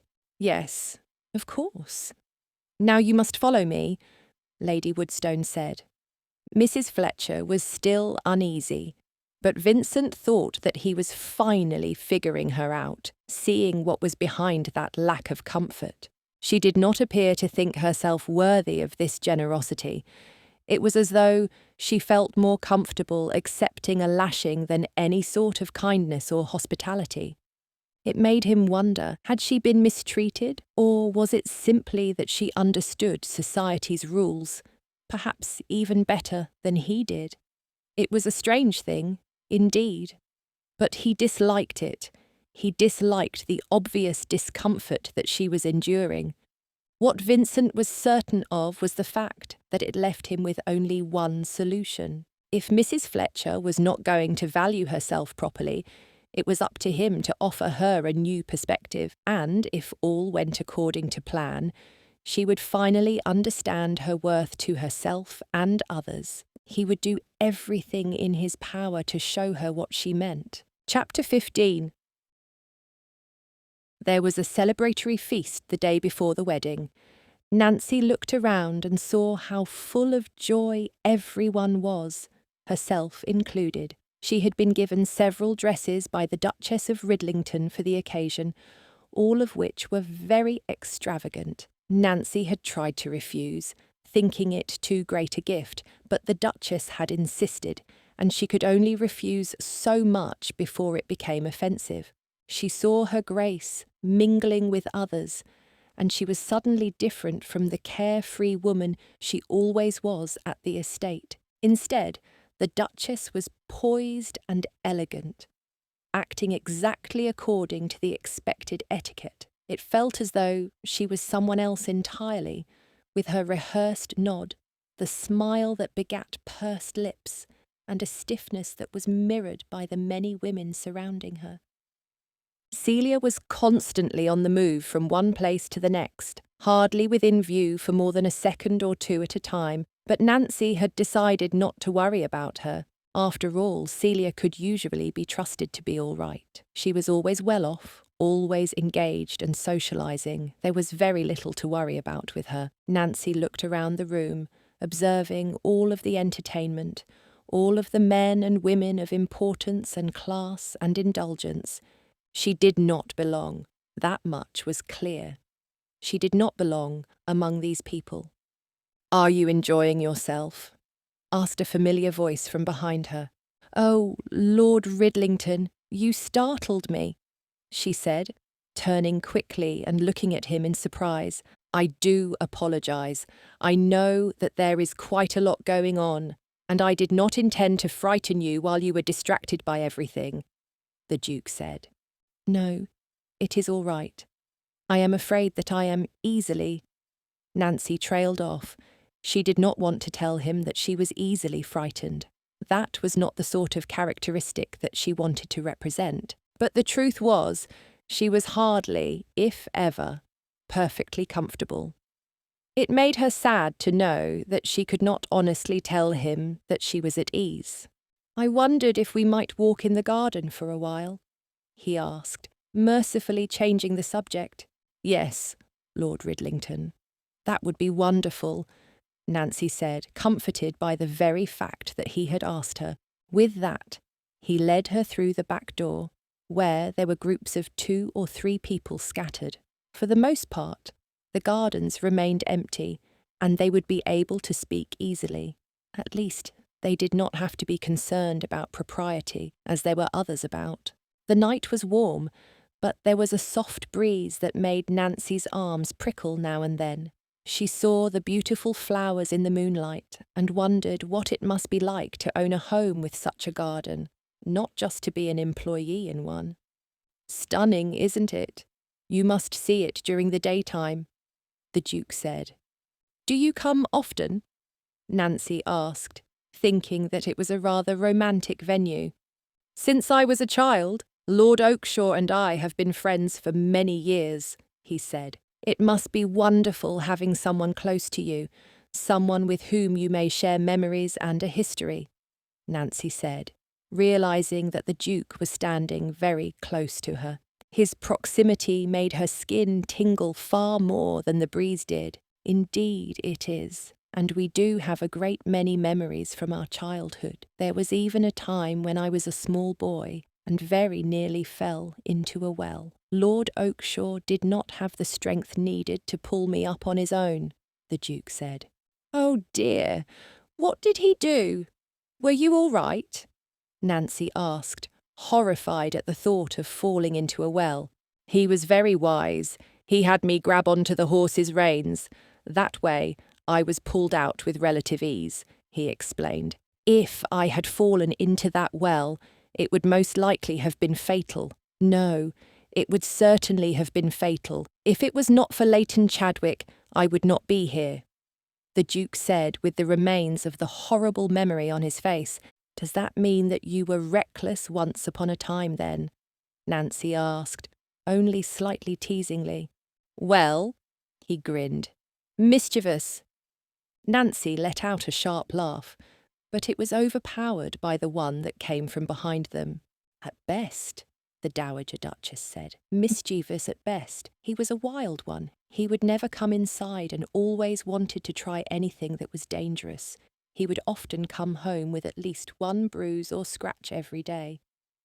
You are exaggerating, Mother, he said. Nancy could tell from his smile that her Grace was fairly accurate in her accusation. I think not. You were a boy. You can hardly be expected to remember, she said. So, what happened to that reckless boy? Nancy asked, intrigued by the conversation. He grew up, Vincent said, his tone melancholy, but teasing. Pity.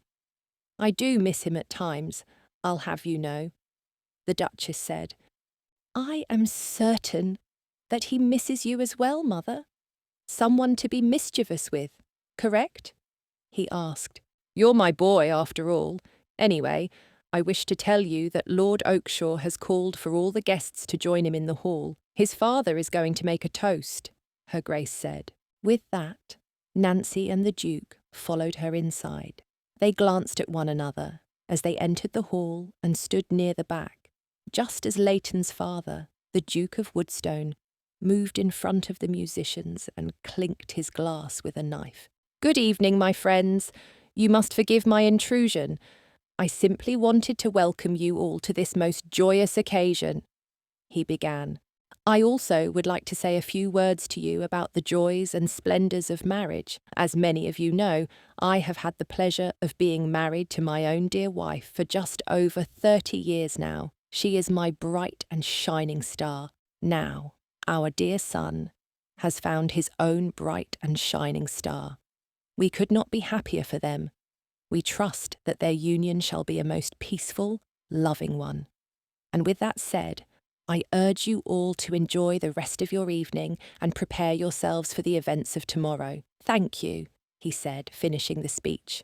Nancy felt a shift in her spirit for a moment, hearing those wonderful things about marriage. It had been difficult, knowing that she had such a lovely thing at her fingertips, only to have it stolen away from her in the heat of battle. The cruelties of Thomas's fate were many, but they had wounded Nancy equally. She could hardly bear to think about it, but she knew that what she had missed out on was something precious. Oh dear, they are so lovely together, are they not? The Duchess of Ridlington asked as Lord Oakshaw and his bride-to-be began dancing. Nancy felt Lord Ridlington's eyes on her as he answered his mother.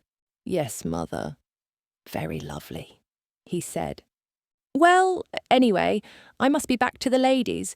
We were discussing the ache of the cold and the fact that some nobleman's daughter scandalously danced with a gentleman 4 times at a ball, and you both know how riveted I was by that, the Duchess said, adding a sarcastic flair to the last part. Mother, you are quite the rebel, the Duke said. You must never forget it, she replied. I wonder if that is where I get my mischievous side from, he asked. You were too mischievous as a child, and you are too boring as an adult, she said with a gentle pat on his shoulder, before leaving them to be alone once more. I think you are perfect as you are, regardless, Nancy said, shrugging. Well, thank you.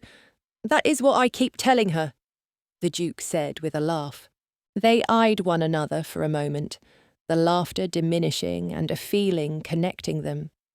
Nancy looked at his Grace and she swallowed, wondering what was on his mind. Was he thinking the same thing that she was? Did he too feel that there was something undeniable as they stood there? Mrs. Fletcher, he began, looking as hesitant as she felt. Yes, Lord Ridlington, she asked. I thought I might ask you to dance with me, he said, looking markedly more sure of himself as the request was uttered. Nancy froze, her heart pounding rapidly against her immobile frame. Dance, Your Grace? In front of all of these people? She asked. Why not? He asked. For all they know, you are Lady Fletcher. What is there to be worried about? He asked her. Nancy looked around to see if anyone was watching them, almost as if she thought they could all see what a fraud she must be. However, she realised that no one even noticed them. She seemed to completely blend in with all of their finery and status. What do you say? He asked again, prodding her. Yes, Lord Ridlington, I would love to, she said. He held out his hand, and Nancy slid hers into it. He led her to the middle of the floor, where they began to dance, slowly and rhythmically, using each of the movements that Nancy had learned when she was young while dancing with friends as they pretended to host balls. She had danced at a few events, held at halls within the community, gatherings held even for women like her who had nothing. And she had danced with Thomas at those dances, just a few times, not very many, but it had been her only real experience of putting the motions into practice.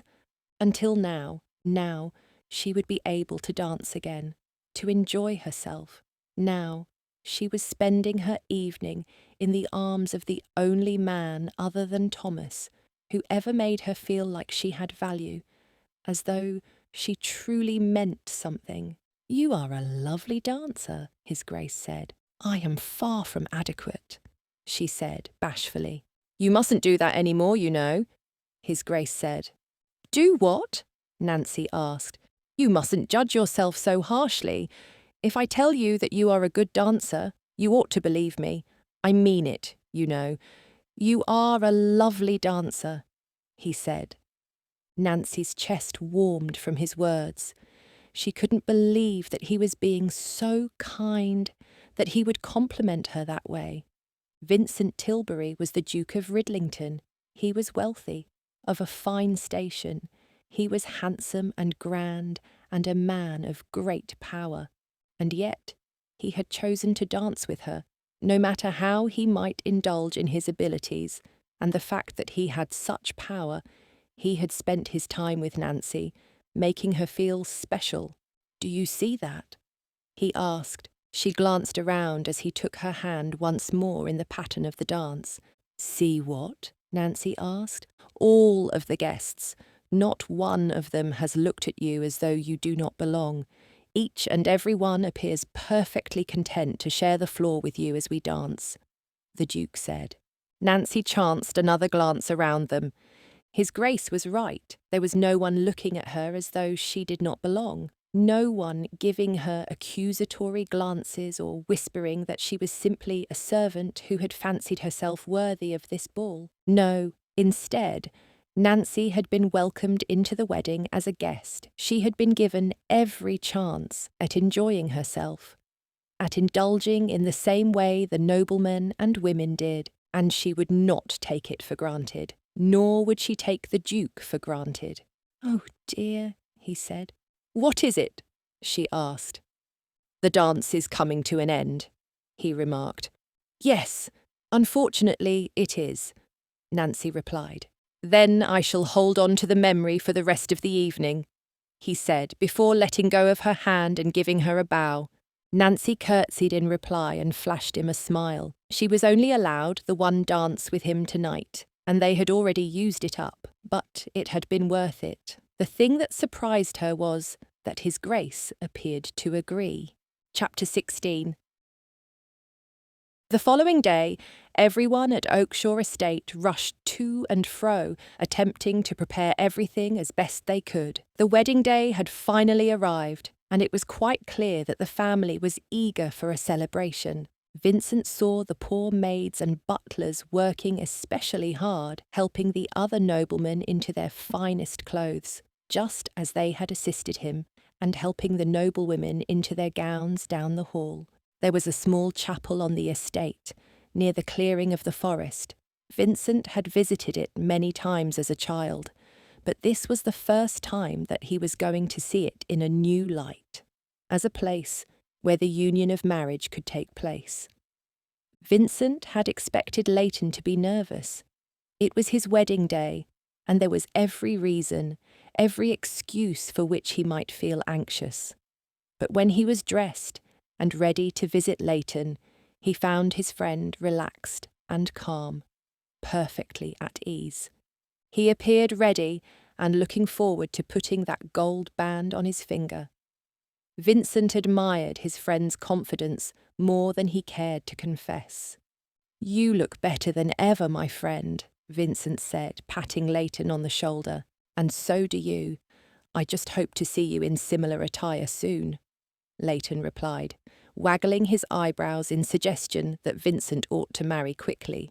Vincent laughed it off, not wanting to have that conversation just then. There was more than enough he had to work through in his mind before he would be prepared to take that step with anyone. Then again, maybe he had already come to terms with matrimony. Maybe all he had needed was a particular woman to provide a bit of inspiration for him, and maybe he had already found her. As for Leighton, he was overjoyed to be marrying Mary. "What is it about Mary that made you certain you ought to spend your life with her?" Vincent asked. "I suppose that is a fair question.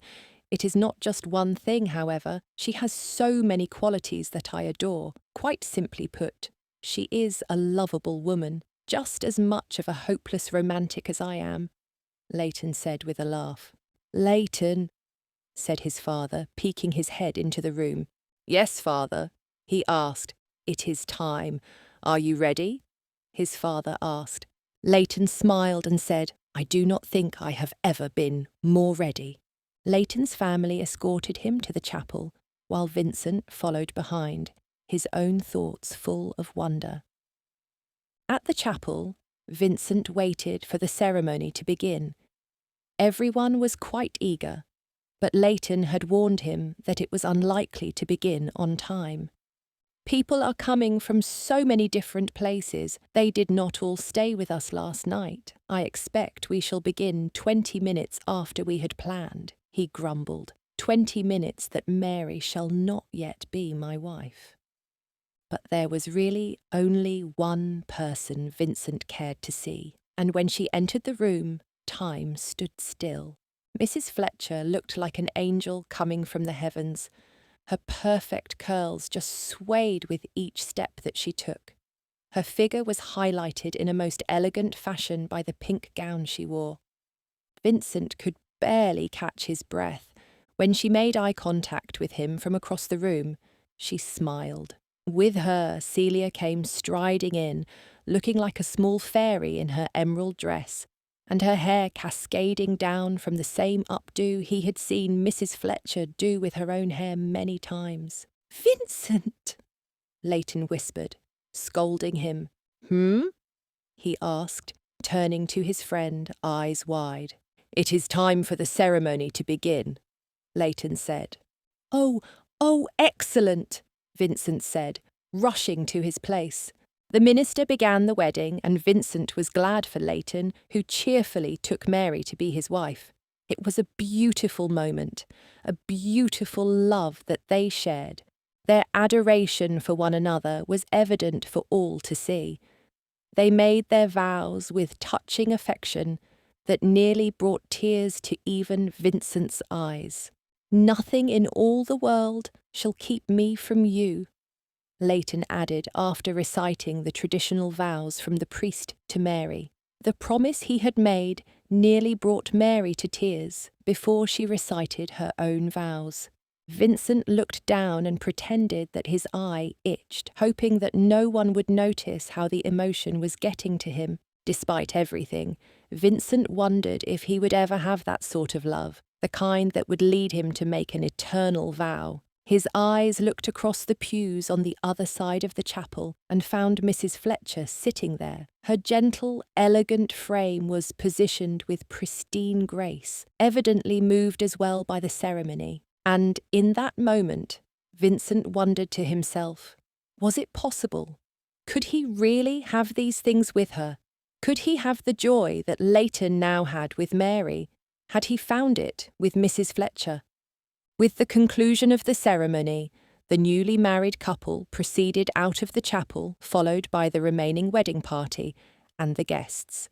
They all headed back to the main part of the house for brunch and dancing. In the midst of his thoughts, Vincent was startled by the sudden appearance of Lady Clearburn, as if she had come just to stop him from answering his question. Her daughter, ever the lurking shadow behind her, stood with a stiff discomfort, as though she would rather be anywhere than behind her mother in that moment. Such a joyous occasion, isn't it? Lady Clearburn asked, that placid smile on her face, looking like a viper ready to strike. Yes, indeed, I was not aware that you are acquainted with the Chadwick family, Vincent remarked. She preened and nodded enthusiastically. Oh, yes, Lord Oakshire is an old associate of my husband's, whom we still see at times, but really, he has always meant so much more to me than that. He is such a dear young man, almost like a son, she said in a syrupy voice. Vincent could tell with ease that this was a false statement. Not only was it clear that Lady Clearburn simply desired the association, but Leighton had never mentioned anything about knowing her. He was not the kind of man to forget someone who meant very much to him. Indeed, Vincent could see that Lady Clearburn simply longed to share a connection with Leighton, and she was perfectly happy to exaggerate whatever acquaintance really did exist between them. Well, that is very good for you. Lord Oakshire is a wonderful man. You are correct. I am glad that you have the fortune of knowing him so well, Vincent said. Yes. Well, we do seek to gain acquaintanceships with all of the best society that London has to offer. You are among them, Your Grace, she said, her eyes bright. Vincent, yet again, disliked the way she was speaking, with an underlying assumption that he should understand what made her so important. He had never struggled so greatly to interact with any of his peers, but there was something about Lady Clearburn that simply made him cold with unease. I see. Thank you for that. Now, if you will excuse me, Lady Corinne, Lady Clearburn, enjoy your evening, he said, bowing and taking his leave of them as quickly as he was able to do, without appearing rude. Vincent felt sorry for Lady Corinne. After all, it was not her fault that her mother was so difficult. He wondered if she was anything like her mother, or if she was, in fact, quite a good woman. He did not know her well and did not expect to get to know her, so long as her mother continued in this strange behaviour. It was simply not comfortable for him. As he walked away, Vincent found Celia, trying to mimic the moves of the dancers as she watched. He smiled, seeing how carefree she was to dance on her own. Celia, dear, you are quite a wonderful dancer, Vincent said. Thank you, Your Grace, she replied, continuing in her solo dance. Would you care for a partner? I should very much like to dance with you, Vincent said. Celia's eyes lit up, and she nodded with enthusiasm, lifting her arms out toward him. Vincent swept her away into the dance, at times bending down and at times swooping her up into the air. She appeared to be quite enthralled by it. You are an excellent dancer, Vincent said, complimenting her again. Thank you. I like to dance with you because you are so tall and can make me fly, she said, giggling. As they danced, Vincent saw a young boy, no more than a year older than Celia, watching them. The boy came forward, looking intent. Yes, young man, Vincent asked, if I may be so bold, he said in a very rehearsed manner. "I would like to interrupt your dance so that I can dance with Celia, because I think I would be a good partner for her." Vincent grinned and nodded. "Yes, young man, you are welcome to, so long as the young lady agrees," Vincent said, looking to Celia for approval. Celia's eyes widened, almost afraid. "Yes," she said, looking at Vincent for approval. "It is entirely up to you, my dear," he said. With that, she settled into a resigned smile. "Yes, I will dance with you," she said to the boy. Vincent handed her off and made his way over to the wall, where Mrs. Fletcher soon came and stood near him. "Maybe she has found it early," Mrs. Fletcher said teasingly. Vincent nodded. "Love? Yes, I hope so." He looked at her standing beside him and saw the light in her eyes as she followed Celia's dance. "It appears as though I have found myself quite without a partner for this next dance," Vincent said. She looked at him with a cautious anticipation, glancing at his face, but not lingering. "Yes, it does indeed," she said, biting her bottom lip. "Would you be willing to be my partner once more?" he asked. Mrs. Fletcher nodded, a shy smile upon her face as Vincent led her out onto the dance floor, taking her hand in his just in time for the waltz to strike up. "You must forgive my lack of gracefulness," she said. "I do not think there is a man or woman here who would question your abilities. You may not have been raised in high society, but you dance as though you were," Vincent said. "You are so kind to me, always," she said, her eyes looking at him with emotion, as though she could not understand why he would speak well to her. "Is there any reason why I should not be? You must stop seeing yourself in the light of being lesser. You, Mrs. Fletcher, are worth every ball, every gown, and every kindness," Vincent said. She took a deep breath, but said nothing, as if trying to accept his words. There was no reason in Vincent's mind as to why she would not think of herself as his equal, but he also knew how common it was in England to find nobility who would treat her as somehow less. It grieved him. He vowed in that moment that he would never again allow his own perceptions of class to cloud his judgment. "Mrs. Fletcher, I must thank you," he said. "Thank me? Why?" she asked. "Because you have changed me, and I believe that change is something that England desperately needs," he told her. "It is a pity," she said, and he cocked his head to question why. Mrs. Fletcher grinned in a mischievous way before answering, "It is a pity you have changed, because I quite like you the way you are." Chapter 17. Making their way back to the Ridlington estate, Nancy sat in the coach with the Dowager Duchess, listening to her stories. The Duke had gone ahead with Celia in the other coach, and she was already missing Celia. "Oh, how I do enjoy that family. They are nice people, not to mention like-minded, which is probably why we have remained friends for so long," Her Grace said, referring to the Chadwick family. "Indeed, they are lovely. I had not anticipated enjoying myself to such an extent, but everyone was perfectly kind. No one even appeared to care about my station," Nancy confessed. "I cannot say that they even knew about it, but they are not the sort of people who would make rash judgments about anyone based solely on their lot in life," she replied. Nancy had certainly seen that.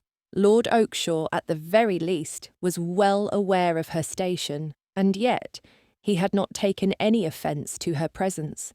"And did you see how kind his new bride was? I must say, she is a gem of a woman," Her Grace said. "I did notice as much, Your Grace. She is his equal in terms of her grace and kindness, to be sure," Nancy said. "Well, I do look forward to seeing them again soon." I think that they are quite possibly one of the lovelier couples that I know. Of course, there are others whom I should be intrigued to see in matrimony," the Duchess said offhandedly. Nancy did not pry or ask who, thinking it might make her out to be a gossip. "Regardless, I am glad that you enjoyed your time at the wedding. You looked quite a vision, too," Her Grace added. "Thank you, Your Grace. It was wonderful, being able to attend such a grand affair as the wedding of Lord Oakshaw. I do hope, as you said, that we might see them again," Nancy said. "My son has taken a liking to you." The words from the Duchess were spoken with such a rational tone that Nancy might have thought she was merely commenting about the weather. However, the suddenness of her statement and the shock of it were more than Nancy had anticipated, and it caused Nancy to take in a hissing, sharp breath. "He appreciates me, perhaps, but I do not think that it is anything more than that. I do not think he likes me," Nancy said, nervously. "True," Her Grace said, eyeing her closely and with intent. "I think you are right. He does not simply like you. He cares for you." Nancy began to feel uncomfortable. Although she and the Duchess had grown close, and Nancy had been exempt from many of the expectations of her station, she could not speak so casually to the Duke's mother, to a Duchess, to her employer. "I do not know what to say to that, Your Grace," Nancy confessed. Her Grace said, as if searching Nancy's face for something that might give her away. It was not an appropriate way to interact with those who were so far above her station. These personal conversations were only going to cause Nancy to get into trouble. Perhaps she might even say the wrong thing. She could hardly confess that she had feelings for Lord Ridlington, that she found him perfectly lovely, and that she would have been happy to spend more time with him, to know him better. However, she felt that the Duchess was still watching her, waiting for a reaction of some sort. Those searching eyes were frightening to Nancy, who was desperate to hide what was in her heart. Finally, Her Grace relaxed her posture and leaned back in the seat of the coach, allowing Nancy to breathe more easily. "I do think he will enjoy himself at the festival, although I do doubt he will ever admit it," Her Grace said, glancing out the window to see how close they were to home. Nancy chuckled, having noticed very clearly that he was not the sort of man to show excitement or enthusiasm of any kind. "He does try to keep his emotions in check, it seems," she allowed herself to observe. "Unsuccessfully so," Her Grace said with humour. "But, if you are correct, I do hope that he enjoys the festival as you say he will. I know that I am looking forward to it, and Celia is going to be overjoyed at the opportunity to participate in something so—" Nancy trailed off, trying to think of the word she wished to use. "Magical," the Duchess offered. "Precisely," Nancy said. "Indeed, I believe that we shall all enjoy the festival very much. Have you ever been to anything like it?" the Duchess asked. "No, nothing of the sort. I must confess that I cannot even picture in my mind what it will be like," Nancy said. "Just picture the most exuberant, lovely time you can imagine," Her Grace replied. When they reached the manor, they made their way up the stairs and into the estate. Immediately, they heard Celia laughing and giggling. When they walked into the parlour, they came across a sight that they could not have anticipated. The Duke was on all fours, with Celia on his back, shouting, "Faster, Horsey, faster! Horsey is going just about as fast as he is able to," the Duke grunted, although he was smiling widely, and it was clear that he was having a perfectly lovely time, pretending to be a horse. The Duchess began to laugh, rather delightedly, at catching her son in such a playful state. The Duke looked up, shocked. He carefully held Celia with one hand as he slowly straightened his back so that she was standing on the floor and he was on his knees. From there, he stood and took in a deep breath. pasted a serious look on his face and started dusting his hands and knees frantically. Celia looked up at him with pleading eyes, wanting him to continue. "Mother, you are home early. I expected you much later," the Duke said in the most dignified manner he could muster. Nancy remained quiet, but the Duke glanced at her with a look of evident embarrassment. She glanced away, not wanting him to think that she was judging him when, in truth, she had been delighted to see him play with Celia that way. "We decided to depart shortly after you did. I wished to catch up on some much-needed sleep, just as we sent you with Celia to do, but I see that you have been entertaining the child instead of letting her rest," the Duchess said, teasing her son. His cheeks reddened, and he looked at Celia, giving her an apologetic smile at having ended her horse ride. He cleared his throat. "It is not quite what it may have looked like. I lost my cufflink. I was searching for it when she climbed up," he said, glancing at the floor. Nancy watched him with amusement. "Oh, there it is," he said, reached down to the floor and showed them a cufflink in his hand. He was not a very good actor. He had, very clearly, pulled it out of his shirt right then. Still, Nancy could not help but admire this man. Every one of his qualities was amusing and interesting. He was affectionate, funny, although he was hardly even aware of it, and he was perfectly responsible. In all, he was just the kind of man a woman would want to have around while raising a child. The thought struck her that she really cared for Lord Ridlington. It was not just an interest or attraction. She saw something special in him. He made her heart soften, even after all of the hardships she had faced in her past. Not only that, but he somehow managed to appear even more handsome when he was playing with Celia. It was a side of him that Nancy found simply enchanting to see. "Well, I do not know about the rest of you, but I, for one, am exhausted. I do hope that you shall excuse me," the Duchess said. "Certainly, Mother. Good night to you," the Duke said. Nancy looked out the windows and saw that the light was beginning to fade. It was still early enough, just after 7 in the evening, but they had eaten much that day and did not need anything for dinner, and Nancy, for one, was rather exhausted as well. "Yes, I think that is a very good idea.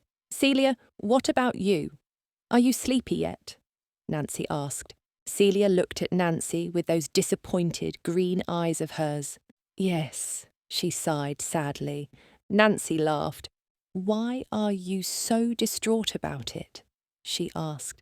"Because I want to stay awake, to be busy and enjoy every moment," Celia said. "As do we, but I fear that we, as well, are looking forward to getting some rest, Celia," Nancy said. Celia nodded and, as if she meant to confirm her agreement, let out a yawn.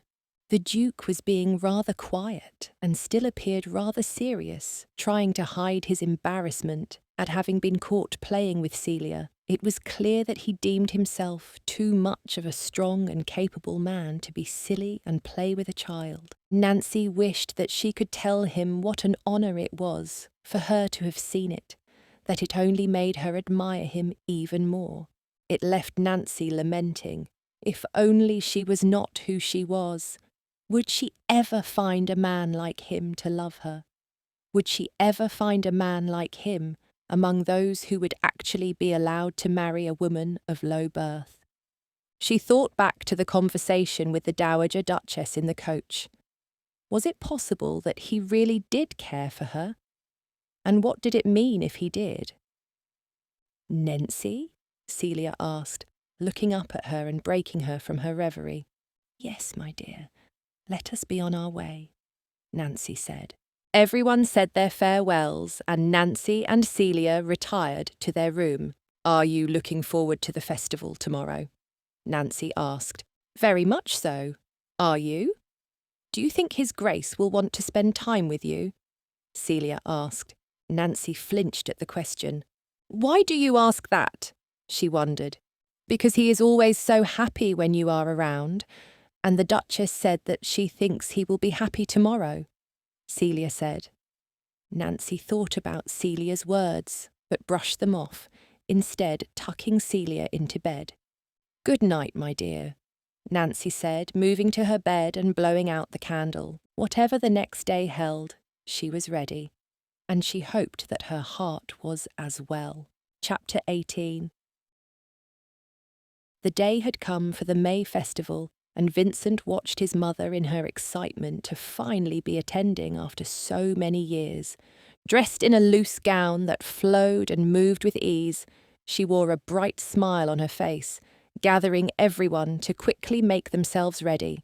She had made Nancy and Celia eagerly anticipate the festival through her vivid descriptions and excited demeanor. It was all Celia could talk about. Even during their lesson, when Vincent had urged her to put letters together and write something she had written Medsuma Festivale. Although he helped to correct her spelling, he had been impressed that she had done so well, but Vincent had also been happy to see Celia's excitement about the festival, even if he did think it was all nonsense. Then again, although he would never admit it, Vincent wished to do something different for once himself. He had only heard of this festival. He had never been able to attend it. His parents had often spoken of it while he grew up, but they had not gone back since the day they met. So, Vincent never got the chance to attend himself. But here he was now, standing with Celia and his mother, waiting for the coach to be readied. Celia was wearing a lovely long dress of pale yellow with little blue flowers dotted on it. She swirled to show it off. "What do you think of my dress, Your Grace?" "Do I look like a fairy princess?" she asked. "No one has ever more closely resembled a fairy princess than you do at this moment," Vincent said. The truth was, Celia knew how to make him smile. Never before had he been moved by a child in such a way. He wondered how he had softened to this extent. But then he saw Mrs. Fletcher.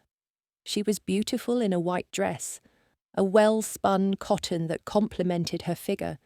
His mother was using the time to put flowers in Mrs. Fletcher's hair so that she radiated. He hoped that he might finally see her calm in spirit, that she might enjoy herself without the constant worry of her place in society. It had been difficult for her to hide the fact that she was constantly comparing herself to Vincent and his mother. "It would appear that the coach is ready for us.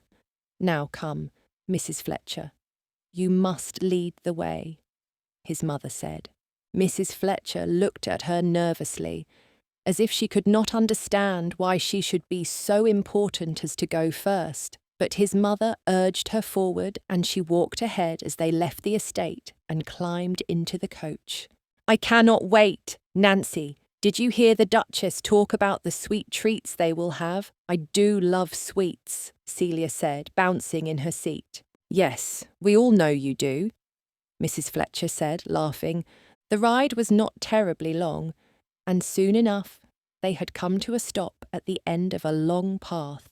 They walked to the festival where the bonfires were ready to be lit. Celia's eyes lit up as she looked around the scene, taking it in. Vincent, as well, found himself impressed by all the goings-on. It was busy, but it really was magnificent in ways that he had not anticipated. "I like this music very much," Mrs. Fletcher said, acknowledging the upbeat violins and lively drums that accompanied them.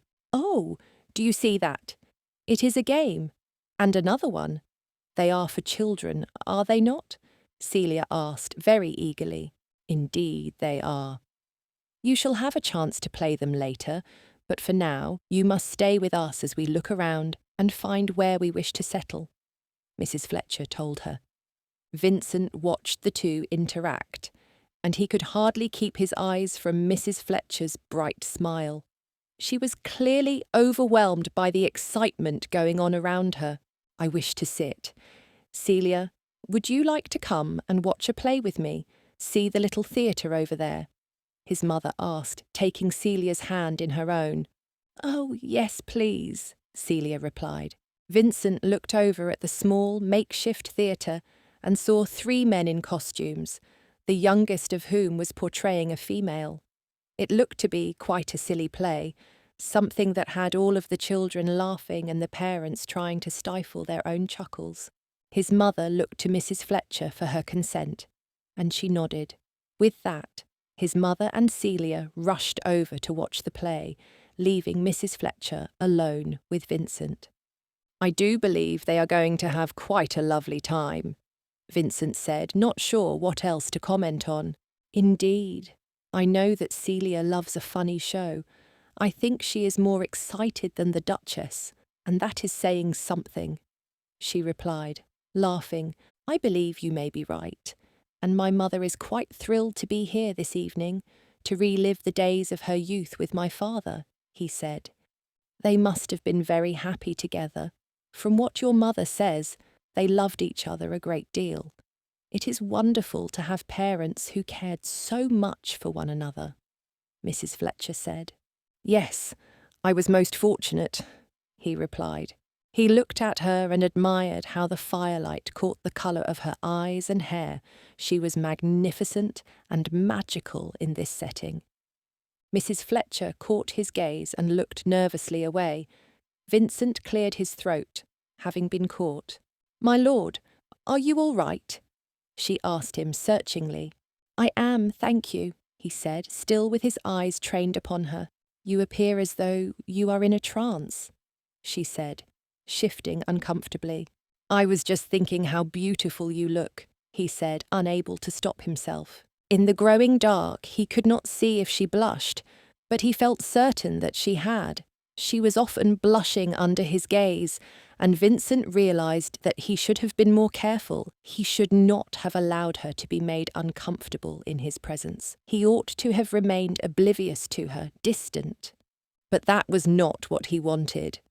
Vincent no longer wished to be careful. He wished to be close.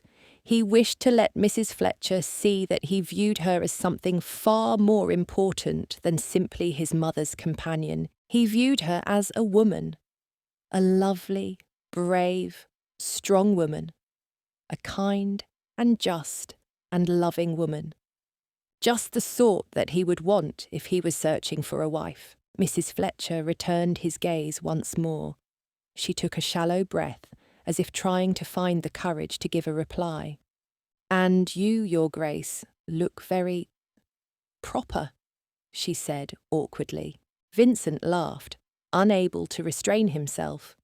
It was certainly not the type of compliment that he had anticipated from her, but he realised he should not presume that she would compliment him at all. He had expected something more along the lines of gratitude for his compliment. "Truly? Proper? So I did it again?" he asked, bemused. "Yes, my lord, I am afraid that there is no way of changing that fact. You are always quite proper, and I think you always shall be," she said, holding back a laugh. "It is funny, is it?" Vincent asked her, seeing mischief in her eyes. "Perhaps, just a little bit. I do wonder what might happen if you were forced to play," she said.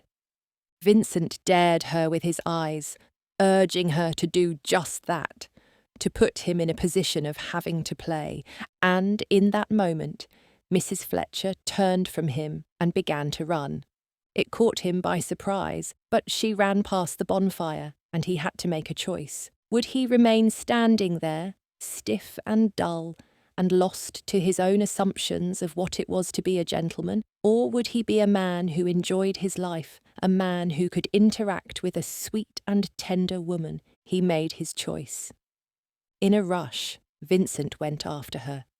She continued to run, and he chased her as her dress flowed in the wind behind her. Mrs. Fletcher's hair danced in the breeze, glowing in the light of the fire, which made her locks shine golden. She laughed as she ran, turning around to see him, to ensure that he was following after her, that he had taken her bait.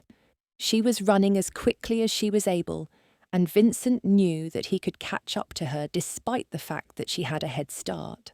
But soon enough, they were past the crowd, nearing the small pond. A bough from Mrs. Fletcher's hair loosened and flew off into the wind, quickly forgotten. And then she was within his reach. Vincent caught her and they lost balance, falling into a pond and quickly finding their footing as they gasped. Vincent quickly rushed to help her stand, taking in the sight of her beauty, even despite the water that clung to them both. But soon they were standing, facing one another. Neither of them moved. He removed a strand of her hair that clung to her skin and tucked it behind her ear. Their eyes met, and Vincent was filled with wonder. Simultaneously they began to laugh. The wondrous moment was broken, but it was hardly ruined.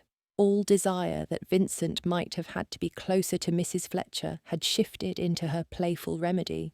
"At least it is summer," Mrs. Fletcher said, as he helped her out of the pond. It was slippery as they moved back onto the banks, and Vincent took Mrs. Fletcher's hand, assisting her onto solid ground. "I am sorry to have caused you so much trouble," he apologised. She flashed him that same mischievous grin that she had shown before. "Please do not think such a thing. This was the most fun I have had in a very long time, and it quite achieved my purpose," she said. "Your purpose was to fall into a lake?" he asked. "My purpose was to show you how much fun it could be to fall into a lake," she quipped. Vincent laughed as they made their way back to the crowds, the music growing ever louder. "Shall we?" he asked, leading Mrs. Fletcher to the bonfire where they might be able to dry off. She nodded, and they stood there warming themselves. Although it was a summer night, the wet gave them a chill for which the flames were a cure. Dozens of couples were dancing about nearby, kicking their legs exuberantly and without choreography. It was quite unlike anything that Vincent had seen at the proper balls of London, but in their joy, no one had even noticed the silliness of a duke and his mother's companion falling into the lake. No one noticed that they were soaking wet. And the air of it all, the atmosphere around them, gave Vincent a giddy, drunk feeling. A short while later, as they rubbed their hands and tried to get as close to the fire as they could without finding the heat unbearable, he saw his mother and Celia coming closer until they found them. "Oh dear, it appears as though we have missed something while we watch the play, does it not?" his mother asked Celia. "What happened?" Celia asked Mrs. Fletcher, looking surprised and amused all at once. "Oh," she began, glancing at Vincent with the joy of their secret in her eyes. "We had a small accident." Chapter 19. Nancy was amazed by Lord Ridlington throughout the evening. He was not at all the man she had previously expected him to be. For all of his proper stance and appearance, he was actually rather fun to be around. In fact, he was quite a bit more fun than he even believed himself to be. "Perhaps I am not so proper now, am I?" the Duke asked, leaning over to her and making her feel warm. She laughed with him and saw a look from the Duchess, a look of approval. "Yes. Well, the sort of accident that we have had is not the kind that might gain a man any sort of knighthood," she warned him with amusement. "I must say that I prefer the pond over a knighthood, after all," he replied. The mood of the evening was so wonderful, with excitement and joy. The dancing did not seem to stop, and they were surrounded by men and women who pranced around without a care at all. "Right over there, that is where it happened," the Dowager Duchess said, leaning over to Nancy and the Duke to point out a spot past a woman selling treats. "Where what happened?" the Duke asked. "That is where I met your father," she replied. Nancy looked over to the spot and smiled. It was wonderful to know where exactly the epic romance had taken place, the romance that the Duchess still clung to with every fibre of her being. "Truly, just over there, that is where he helped you?" His Grace asked. "The very same spot?" "Oh, and it was a night just like this one?" Honestly, you would hardly even know the difference, and no matter how many years have passed between then and now, she said. Thank you, Mother. I am glad that I am able to see the spot where you first met my father, the Duke said. Well, your father would have wanted you to know where we fell in love.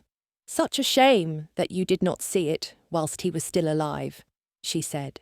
Lord Ridlington placed an arm around his mother, and Nancy looked away, wanting them to share their moment of memory. The late Duke of Ridlington sounded like he had been a wonderful man, and she was sad that she had not been able to meet him. After a while of resting by the fire together, Celia leaned into Nancy, her heavy eyelids betraying her exhaustion. Oh dear, it looks as though we are losing one, the Duchess said. Her son laughed, and Nancy nodded. Yes, I am afraid so, she said, as Celia's head slipped forward, eyes closed in clear rest. Well, in that case, it is best if we bring this magical night to a close, the Duchess said, resignation in her voice. Oh, but you were so happy to come. It is a shame for you to have to leave early. I can stay here with her. You must enjoy yourself, Nancy said. No, no, Her Grace said, waving the idea away. It is time that we depart. I have had a most glorious time, but I know that all good things must come to an end eventually. The Duke sighed and looked disappointed that his mother had decided that they ought to leave. But Nancy nodded in agreement and accepted that the Duchess was right. It was time to depart from the fantastic, wonderful evening. Nancy carried Celia in her arms, but shortly after they started off, the Duke offered to carry her instead, and Nancy gently handed the child over to him. Thank you. I fear that I am not so strong as I wish to be, she said. Well, I have seen how many sweets she is eating of late. A child is bound to gain a little bit of weight as she grows, but with as much as she adores the hot chocolate, I think she may soon be too heavy for me as well, the Duke said, teasing when they all knew how small Celia really was. Celia woke just enough to wrap her arms around his neck, but not enough to be alert. She rested comfortably against his chest, and it moved Nancy to see them together like that. The Duchess looked at her son as he carried Celia, and then she glanced at Nancy, a determination in her eyes. Well, she said, smirking as if she had something very specific in her mind, is that not a wonderful sight? The Duke gave a small huff of a laugh, and Nancy nodded readily. It is, she agreed, also finding it rather beautiful to see the Duke so close to Celia, taking care of her the way that he had been of late. You have changed my son, Mrs. Fletcher. There is a softness in him that was not there before, the Duchess said, patting Nancy on the shoulder. She said nothing in return, nor did the Duke, who heard the comment. Nancy observed him as he glanced at his mother. Her Grace looked back at him and gave a nod of understanding, some message to which Nancy was not privy. But if it was true, if she really had taken part in changing him, how did he feel about it? Would he agree that it was for the better? In the coach, Celia rested between Nancy and the Duke of Ridlington, moving her head now and then from leaning on one to leaning on the other. It made Nancy feel even closer to his Grace, although she scolded herself for that feeling when there was no reason to get her hopes up about a future with him. Soon enough, they arrived back at the manor, and Nancy was glad that her clothing was fairly dry by that point. One of the maids offered to take Celia from his Grace. No, do not worry. I shall take her to her room, he said in a hushed tone, so as not to wake the child. Nancy followed behind, grateful that Celia would not be shifted again, which would risk her waking. Once in the room, the Duke waited outside while Nancy helped a groggy Celia to change her clothes and get tucked into bed. Good night, my sweet Celia, Nancy said, brushing back her hair. Can he tell me a story? Celia asked. mumbling in her sleepy state. Nancy did not want to disturb the Duke further, nor did she wish for Celia to wake more, but his Grace knocked gently and entered the room. "I did promise you a story," he said with an apologetic look at Nancy. She stepped aside and allowed him to sit by Celia on the bed. His Grace looked grateful, and he gave her a dreamy look that made Nancy's heart beat a little bit faster. "Once upon a time in the kingdom of somewhere," he began, his tone filled with adventure and mystery. "But that is not a kingdom," Celia protested, already far too awake to be able to fall back to sleep with ease. "It is now, because I am the king of somewhere," his Grace said in a deliberately hoarse voice. As he tried to make himself into a grand king, Celia appeared more at ease with the tale that he wanted to tell. "All right, you may go on," Celia said, stretching and sinking further into her pillow. The Duke let out a small breath that sounded like relief, as though he was nervous that his tale might not be approved of. Certainly, this was not something that he was accustomed to doing. Still, Nancy admired that he was trying. "There was the daughter of a farmer," he said. "She was the most beautiful girl in all the land. Her name was Fiona." "What was her last name?" Celia asked, ever the inquisitive child. The Duke paused for a moment before he answered. No one knew her last name. Then one day, as she was helping a squirrel who had fallen off a tree, he said, clearly trying to make it up as he went along, "Is this story going to get interesting?" Celia asked, looking bored. Nancy stifled her laughter, knowing that it was a rude thing for Celia to have said, but she could tell that the Duke was amused by the way he tried to hide a smile of his own. He cleared his throat and readied himself to continue the story. Nancy watched as he made an excitable expression before Celia jumped in and rubbed her eyes. "I think I want to sleep instead," she said with a smile. Then, with all of the affection that a child might have for a father, Celia gave him a kiss on the cheek. "Good night, Your Grace." "Good night, Celia," he said, brushing her red curls off to the side. As Celia nuzzled into the bed, Nancy and the Duke stood and made their way through the door and out into the hallway. "Do you not think I started out well?" he asked Nancy. "Well, I think storytelling may not be your strong suit," she told him, playfully. It was strange how comfortable she felt being honest with him. Because of his position in the household as well as in England as a whole, a companion to his mother should not have been free to speak so boldly, and yet, somehow, she was confident that he would not be angered or frustrated by her honesty. Indeed, it only appeared to amuse him, to draw him ever nearer to her. His eyes smiled, those beautiful eyes. They held so many emotions, and when Nancy looked into them, she wanted to know what each of those emotions meant. When he was happy, was he happy to be with her? When he was he sad because he had not yet found love? What emotions did those eyes carry? How did they reflect his heart?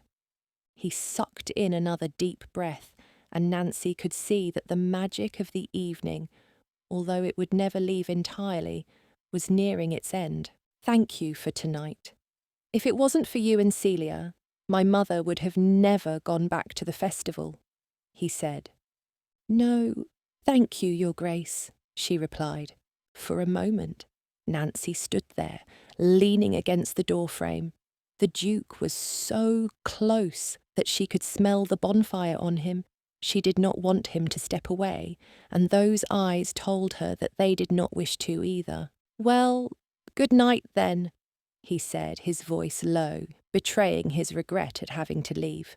Nancy swallowed, knowing that he was leaving, even if she did want to beg him to stay and continue speaking with her, to spend more time in one another's presence.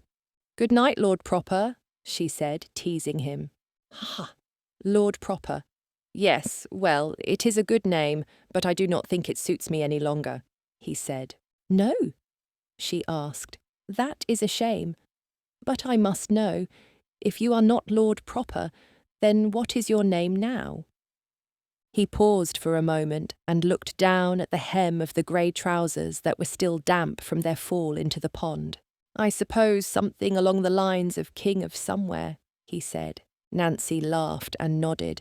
"I do like that name, very much." "Good night, King of Somewhere," she said, waiting as he turned and left the hallway. She went back inside her room and closed the door before changing into her nightgown. Nancy sighed dreamily.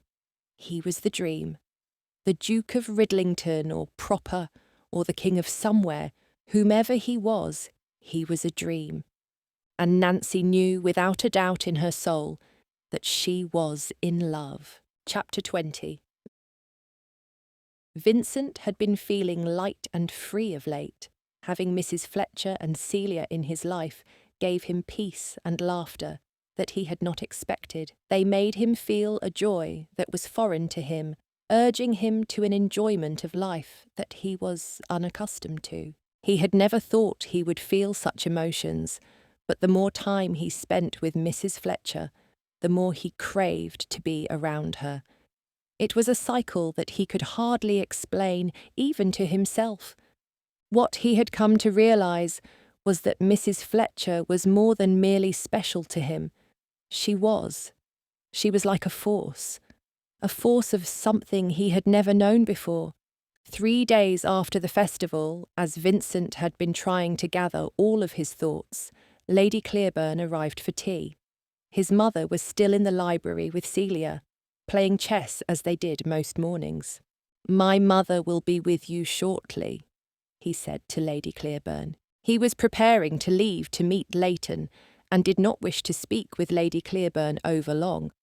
Most of the time, all she had to share was idle gossip, anyway. "Actually, my visit was intended for you, Your Grace," she told him, surprising Vincent. He had not expected this.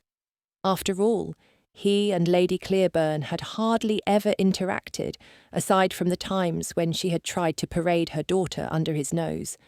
But none of those occasions warranted a visit from her like this one. "How so?" he asked, taking a seat and gesturing for her to do so as well. Vincent glanced at the clock, hoping that this would not take long. He didn't want to miss his appointment with Leighton, or to keep his friend waiting. Being stuck there and having to discuss some matter with Lady Clearburn was the last thing he wanted. "I have a very important matter to discuss with you, something that I do not think your mother is quite ready to hear," Lady Clearburn said, her tone taking on a scandalous note. "I see, Dot," he said, unimpressed. He did not like the way she spoke of his mother as incapable of hearing the issue. "And what is it that you wish to say?" "It is about the woman your mother employs, the one with the illegitimate child that is bringing such scandal to your family. I thought I ought to warn you," Lady Clearburn said. "I beg your pardon? Do you mean Mrs. Fletcher?" Vincent asked, astonished that Lady Clearburn would try to create such a drama. "Yes, indeed, as I have only just learned from respectable people who have seen the woman with you, she is not who she says she is. You must know that I adore your mother. And if I had known about this sooner, I would have come to give warning as quickly as I was able to. But, as it is, I have only just come to know the truth. That is why I am here," she said. "And you base this visit on mere rumours?" Vincent asked, not understanding why she would waste her time and his. "Well, my darling boy, how much do you know about this woman anyway? Truly, has she told you everything about her past? Has it all made sense? She has lied to you after such great hospitality you've shown her," Lady Clearburn said. "Well, I believe I know quite enough about her," he said. Certainly, he considered this to be a possibility, as Mrs. Fletcher avoided talking about her husband. But if Lady Clearburn was suggesting, as he believed she was, that Mrs. Fletcher was lying about her entire history, Vincent did not think he could take that for truth. You are a clever young man, and I do not wish to upset you, but it was very important that you learn of her deception. I believed it important that you hear it from me, a friend. Better me than someone who does not hold you in such high esteem. Am I not correct? She asked. But why would she lie and say she found the child? Vincent asked, ignoring Lady Clearburn's attempts to sway him to her side. Oh, you cannot be this naive. She wants sympathy and a good husband with a large fortune. Some even say she has run away from her husband and he is not actually dead. Can you imagine? These are the things being said of her, and there must be some truth to it, she suggested. No, certainly she would not do that, Vincent said. Would she not? Think about it, my lord. Really, give yourself the time to consider what women like her actually do. Having an illegitimate child is not something that would be accepted by very many souls, unless they were particularly forgiving of the immoral. However, as a charitable woman who took in a child, they will see her in only the most positive of light, she said. Yes, but I have seen from Mrs. Fletcher that this would be out of character, Vincent replied.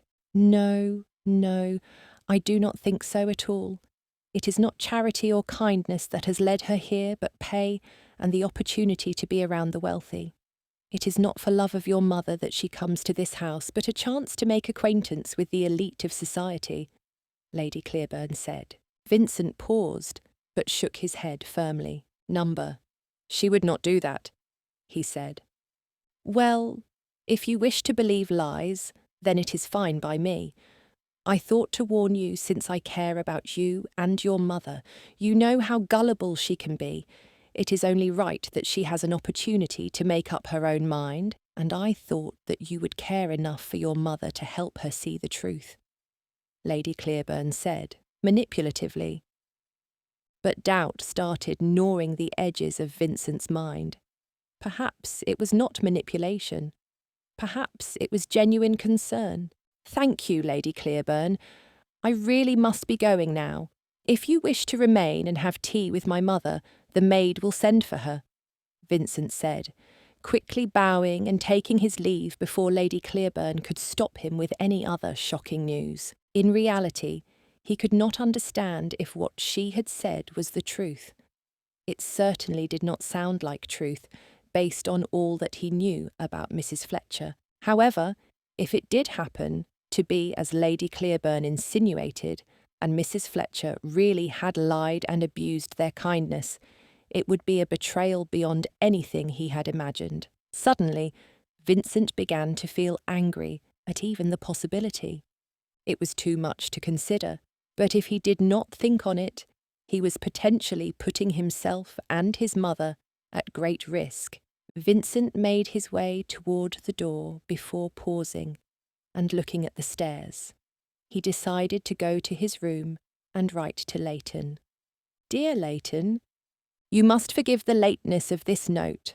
I fear that I cannot meet you in London today.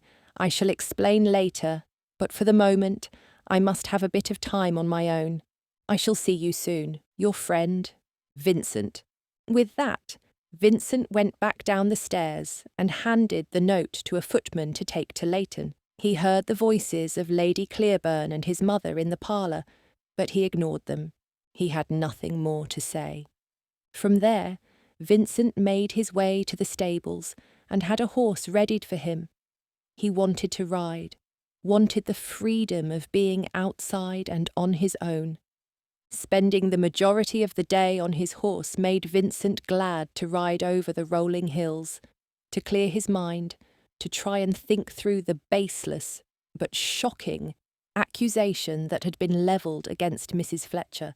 He returned home late, and everyone was already in bed for the night. Vincent walked to his chamber, but was startled by his mother, coming into the hall. I thought I heard you. Where were you during dinner, my boy? She asked, looking worried. I was not hungry, Vincent mumbled, not looking her directly in the eye. Oh, do not lie to me. I am your mother. I know you. You are always hungry. There is something else bothering you, is there not? Come on, out with it, she urged him. Vincent sighed. He did not want to share these things with his mother. He was not sure that she would understand. He himself did not understand. After all, he could not believe that those rumours were actually true, but if they were. Mother, there are things being said by the ton that are quite worrisome, Vincent began, not wanting to mention that it was Lady Clearburn who had made these claims. The ton? Since when do we listen to the ton? What are they after this time? She asked. They are making claims against Mrs. Fletcher. From what I have gathered, some are saying that she abandoned her husband, while others are saying that Celia is her illegitimate daughter, he explained. Oh, that is mere talk. They will say what they may. This is not new, his mother grumbled, always detesting whatever she heard from high society. But, mother, are you quite certain? Vincent asked. I am, but, of course, you believe that my judgment is clouded, she said. No, I have never said that, Vincent retorted, feeling quite aggravated by the suggestion. But you have thought about it. That is why you came back home. You wish to ensure that I do not get myself into trouble. Is it not so? She asked. Vincent stepped back, feeling as though he was now under a personal attack from his mother. He wondered what he had done to deserve this. Why was she so angry when he was only trying to protect her? Mother, you are being absurd, Vincent said, irate. His mother leaned close to him and spoke in a harsh whisper. As I said, I know you, my son. But I cannot allow you to accuse Mrs. Fletcher of such things because of your own biases, she said, hissing the last word. Mother, he said. She made a snapping motion with her hand, a gesture to tell him that she would speak to him no more. Her grey braid swung over her shoulder as she turned from him in a quick motion, making her way back to her own room. Vincent was distraught. The last thing he had expected was that this situation might make him argue with his mother. She was perfectly unwilling to listen to any possibility that did not support her own opinion, and yet she accused him of being the one to have biases. That was frustrating, although he did not wish to say anything that might only increase her ire. Although his mother was right in some ways, he hardly wanted to admit it. Vincent had treated her like a child many times when her free spirit created scandalous rumours. However, this time Vincent had made mention of it for her own protection. After all, it was his duty as the only man in the house, was it not? If Mrs. Fletcher was the sort of woman that Lady Clearburn accused her of being, surely he had to entertain the possibility for the sake of his mother, to ensure that she was safe and properly looked after. If Lady Clearburn was wrong, they would simply continue on as they had. All would be well. But if she was right, Vincent knew that it would crush his mother's spirit. He also could not deny that it would crush his own. Chapter 21. The day passed, and Nancy had not seen Lord Ridlington even once. But where is he? Is he not going to come and join us? Celia asked, consistently questioning Nancy as to his whereabouts. My dear, I do not know. I am very sorry, Nancy said. But we were meant to have a lesson, Celia whined, her tone one that Nancy was not used to hearing. Perhaps he has forgotten the lesson was today. You know that he has had business to attend in London the last few days, and he always returns late on those days. Nancy reminded her, trying to sound light. However, Nancy was also worried about him, wondering where he was and why he had not come to see Celia. She hated to confess it, even to herself, but she missed him.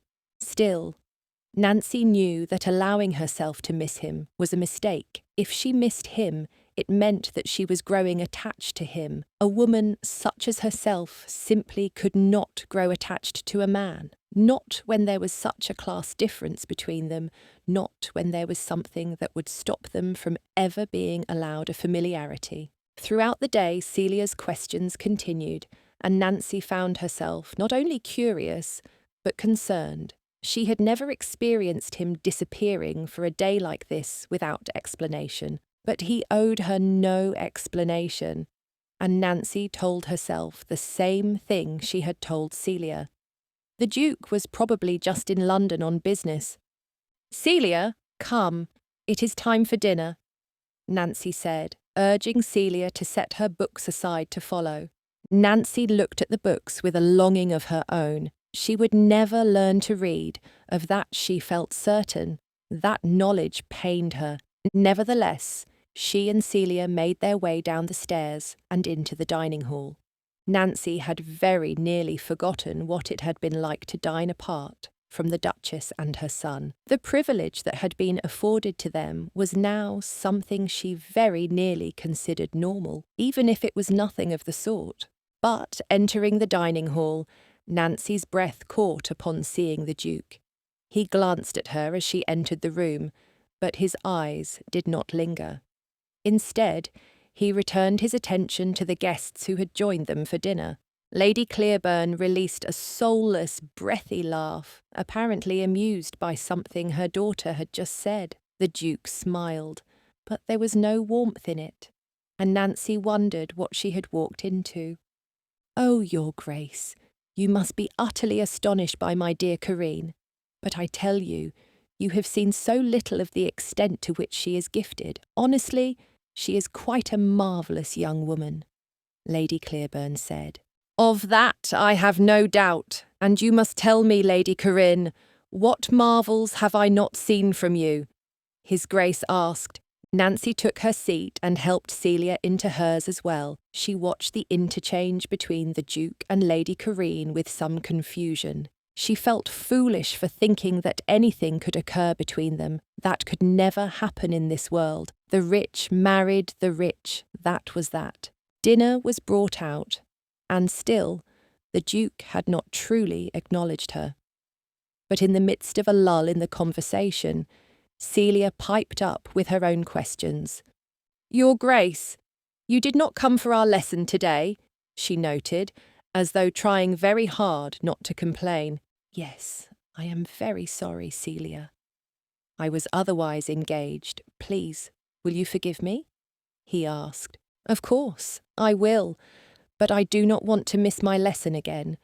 Are you planning to be away often? I want to be prepared if you are," she said. The Duke winced and looked uncomfortable. "As you say, Miss Celia," he replied. Something about his words felt distant, different, but soon Nancy felt the eyes of the Duchess in her direction.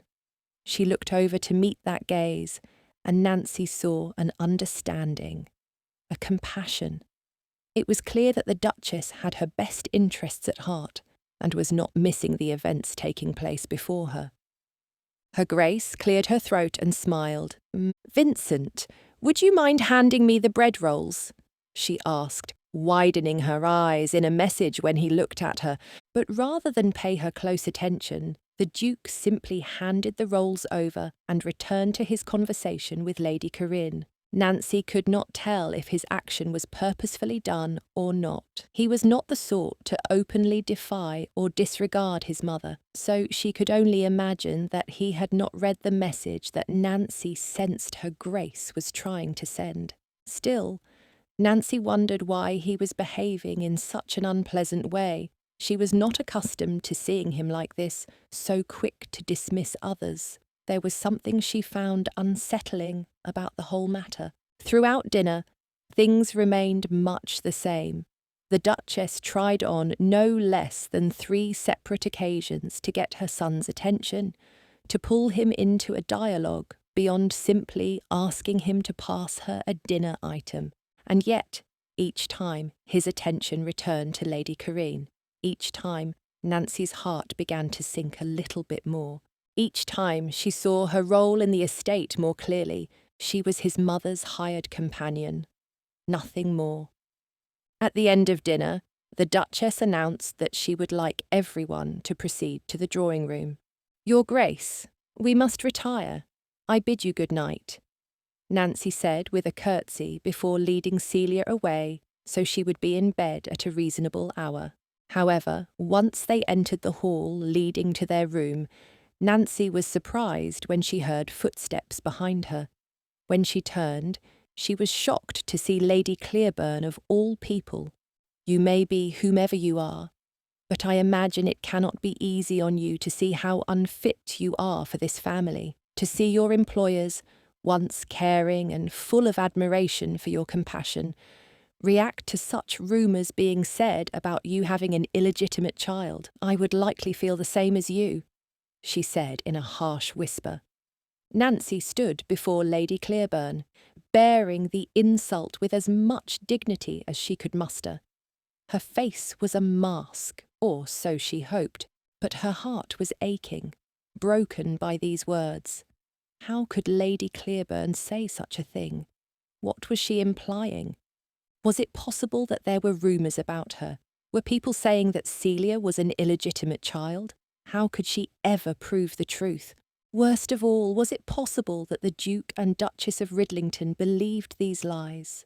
"Thank you, Lady Clearburn," she said as firmly as she was able before taking Celia to bed.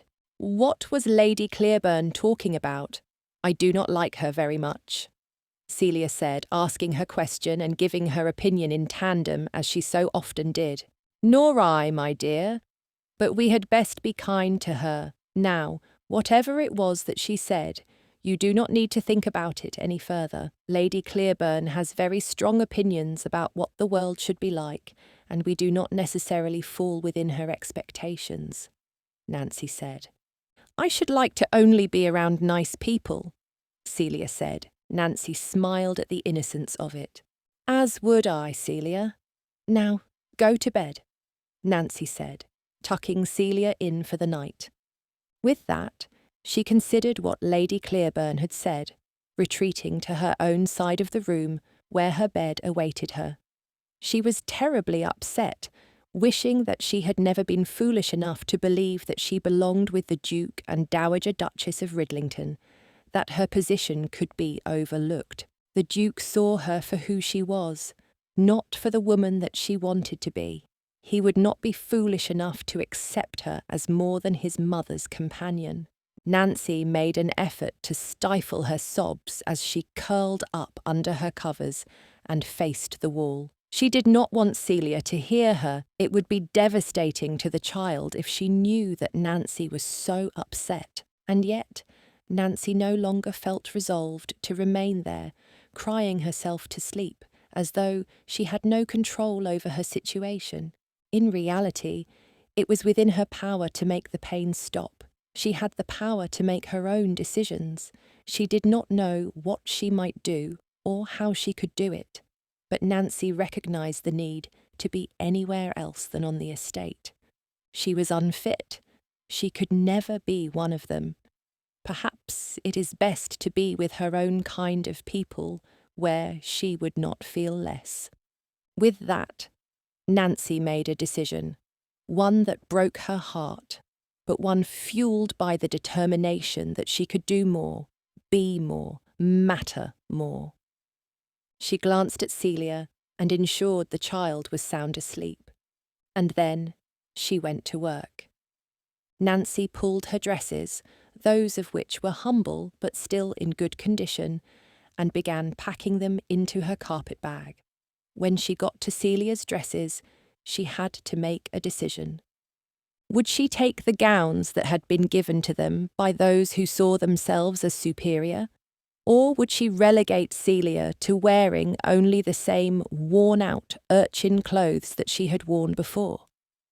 In the end, Nancy swallowed her pride, knowing that she had to give Celia at least a little reminder of their time in the estate. She may have to give up much that she wanted, but she could not ask the same of a child she cared so dearly about. With every item that Nancy packed, a little piece of her heart chipped away. Still, she had to do this. There was no other choice. She and Celia had never belonged at the estate, and they never would. The sooner they accepted that, the better. As soon as she was able to muster her courage, she would take Celia. And she would leave the estate and the memory of the Duke of Ridlington behind. Chapter 22. Mother, I do not wish to argue with you, Vincent said, adding a chunk of sugar to his mother's tea, which she then stirred. She would not look at him, shaking her head in disappointment. Mother, please, you are all that I have in this world. I cannot bear to think that I have vexed you so. What is it that is bothering you? What have I done wrong? Vincent asked. Really, Vincent, must you pretend that you have no awareness of your ill manners and poor behaviour? She asked, her tone a scolding in and of itself. Vincent was perfectly aware of what he had done wrong, what had upset his mother.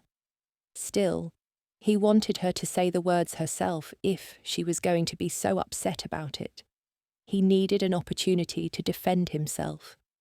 Your demeanour changed at dinner, and I can only assume you were unhappy with my lack of attention to you, he said. Ha! Your lack of attention to me? Really, Vincent, you know that you treated our Mrs. Fletcher abhorrently.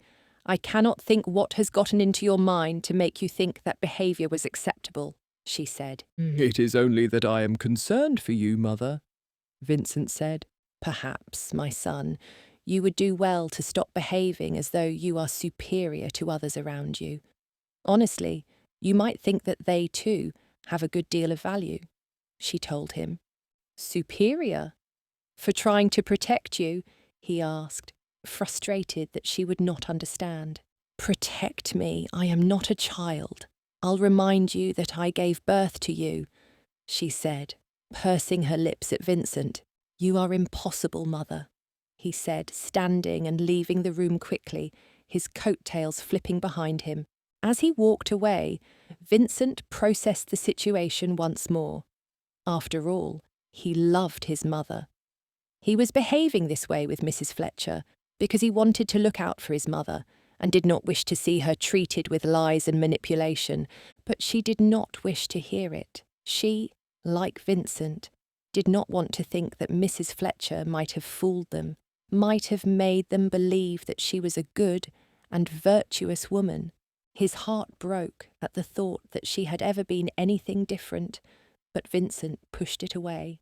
As much as it hurt him to let go of Mrs. Fletcher, he could not bear to be made a fool of and, more importantly, could not risk having his mother taken advantage of. However, so long as his mother was going to give him such a hard time about it, Vincent was not certain if it was wise to remain at the estate. He began to consider scheduling another journey to the West Indies.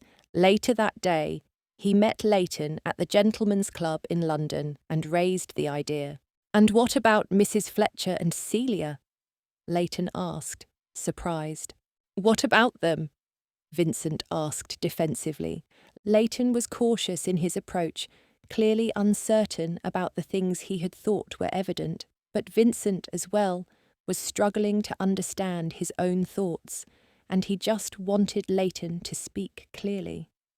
I thought the three of you, or shall I say 4 of you perhaps, were close, Leighton asked. It may have appeared that way, Vincent said, attempting to appear nonchalant by brushing a bit of dust from his jacket. I can hardly understand what you are thinking, Leighton said. Truly, I did not think it was so difficult. I am, perhaps, a complicated man, but surely you can understand that things are not always what they might seem to be on the surface, Vincent said, his words full of a deeper meaning. And has something beneath the surface offended you? Leighton asked. Perhaps, Vincent said. Oh, do not be like that, Vincent. Do not run from something that is right, something that is good, Leighton begged with passion. Vincent tried to push away Leighton's words, but he could not. It was his own prejudice and his own fear of guilt by association that had led him to this place. Leighton, however, was correct. If he could talk sense into Vincent, maybe it was important to tell him the whole truth. It is quite possible that she has lied to us, Leighton, all of us, about everything, he reasoned. I am told that she is Celia's mother, that she has chosen to hide it from everyone under the guise of charity because she has never been married. As most men and women do, lying is the means by which we survive, Vincent. Do you see that young man over there? He appears quite wealthy, does he not? And yet, if you look close, his trousers have been hemmed at least twice. Those trousers he has had for probably 5 or 6 years. Rather than purchasing new ones as he grew, he had them hemmed, Leighton said. And what of it? Vincent asked, not wishing for a lecture in tailoring. And yet, he would have all of us fooled into thinking he was a wealthy young gentleman if we let him. Why? Because that is the only way to survive. Now, I do not believe this rumour about Mrs. Fletcher, but even if it is true, I could not begin to blame her, Leighton said. You could not? Vincent asked. Not in the least. She is a good woman. If she had an illegitimate child, does that mean she must never again have a well-paid position? Should she suffer unduly? Leighton asked. Vincent considered what his friend was saying. Leighton was right. There was no reason that he should distrust Mrs. Fletcher.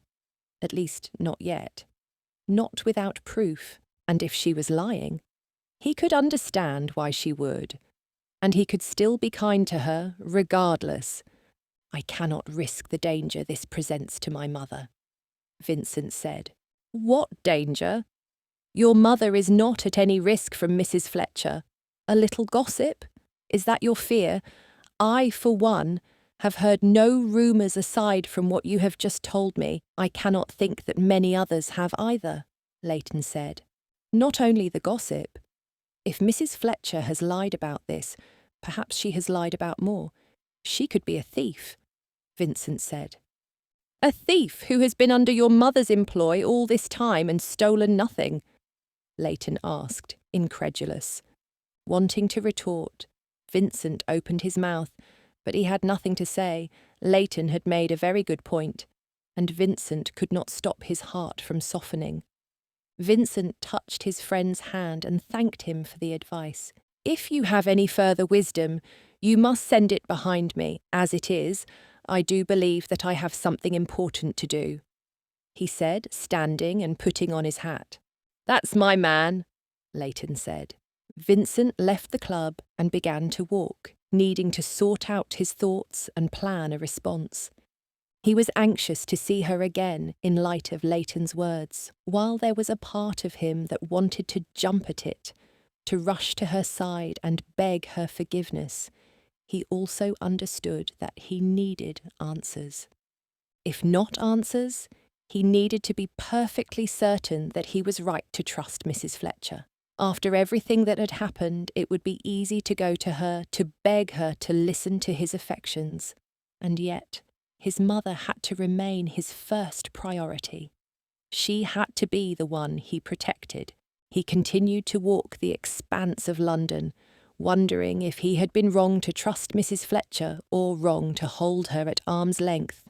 He returned home later that evening without having made a decision. He was exhausted from his walk and with thoughts that continued to haunt him, to mock him. All he wanted to do was rest for a while, to have his dinner, to go to sleep. But Vincent knew that he would see Mrs. Fletcher, that he would have to face her, would have to either remain firm in his determination to keep his mother safe or let go of all suspicion and be close to her once more. And yet, nothing prepared him for the onslaught of worry he received from his mother as he entered the hall. "Good heavens, there you are!" she exclaimed. "What is wrong?" Vincent asked. It was hardly as though he was always home. She had no reason to worry this much in his absence. "What did you say to her?" she asked, handing him a letter. That was not quite what he had expected. It seemed his mother's disarray was not about his being out for so long after all. "What is this?" he asked, unfolding the paper. "She left?" his mother said, a harsh whisper of accusation. "Left?"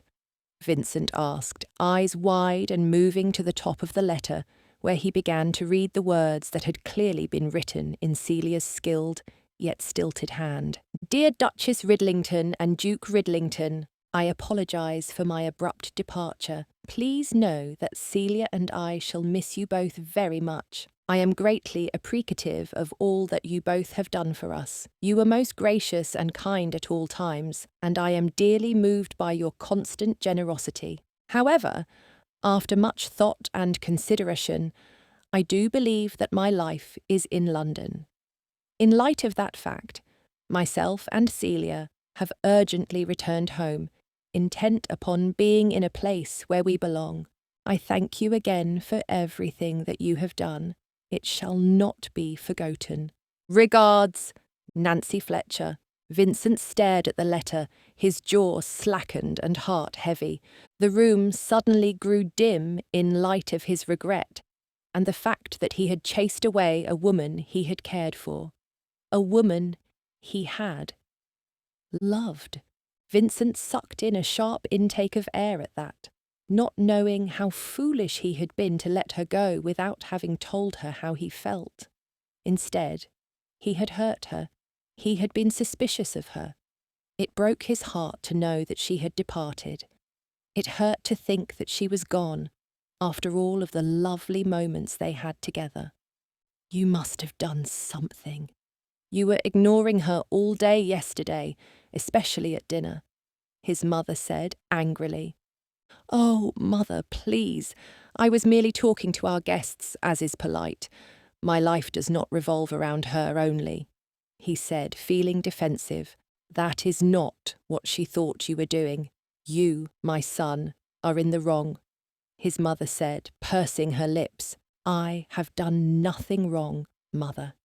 If Mrs. Fletcher left, it was of her own accord. I gave her no reason to depart," Vincent insisted. "You are being a foolish young man. You have no idea how your actions affected her," his mother said. Vincent gritted his teeth, not wanting to respond to such an angry tirade. His mother did not know who he was looking after her, how he had no choice but to distance himself from Mrs. Fletcher. "I will help you find a new lady's maid tomorrow," Vincent said, shaking his head and trying to appease his mother. "Ha!" she scoffed, turning her back and walking away quickly. But Vincent wondered if, perhaps, it was for the best, after all. If it was the rumours that were bothering Mrs. Fletcher, why would she not stay and defend herself? It had to be a clear sign of guilt. No innocent woman would have run off in the night like that. More than likely, Lady Clearburn had been correct in her facts, and had done a kindness to Vincent and his mother, exposing Mrs. Fletcher for who she was. And yet, these convictions did not ease Vincent's pain at her leaving. He began to wonder if there was any balm that could possibly do that. Chapter 23. Nancy had woken up early that morning. Gently nudging Celia awake, she urged her to get up. "We must be quick and quiet," Nancy had said. Celia had rubbed her eyes and frowned, recognising that this was unusual and not at all what she wanted. In that moment, Nancy had wished that the child was not so observant.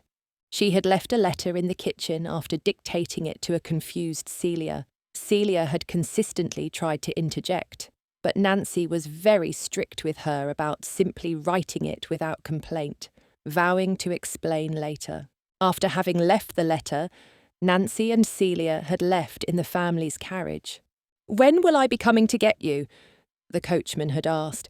"Oh, another time. I shall send word," Nancy had replied to him.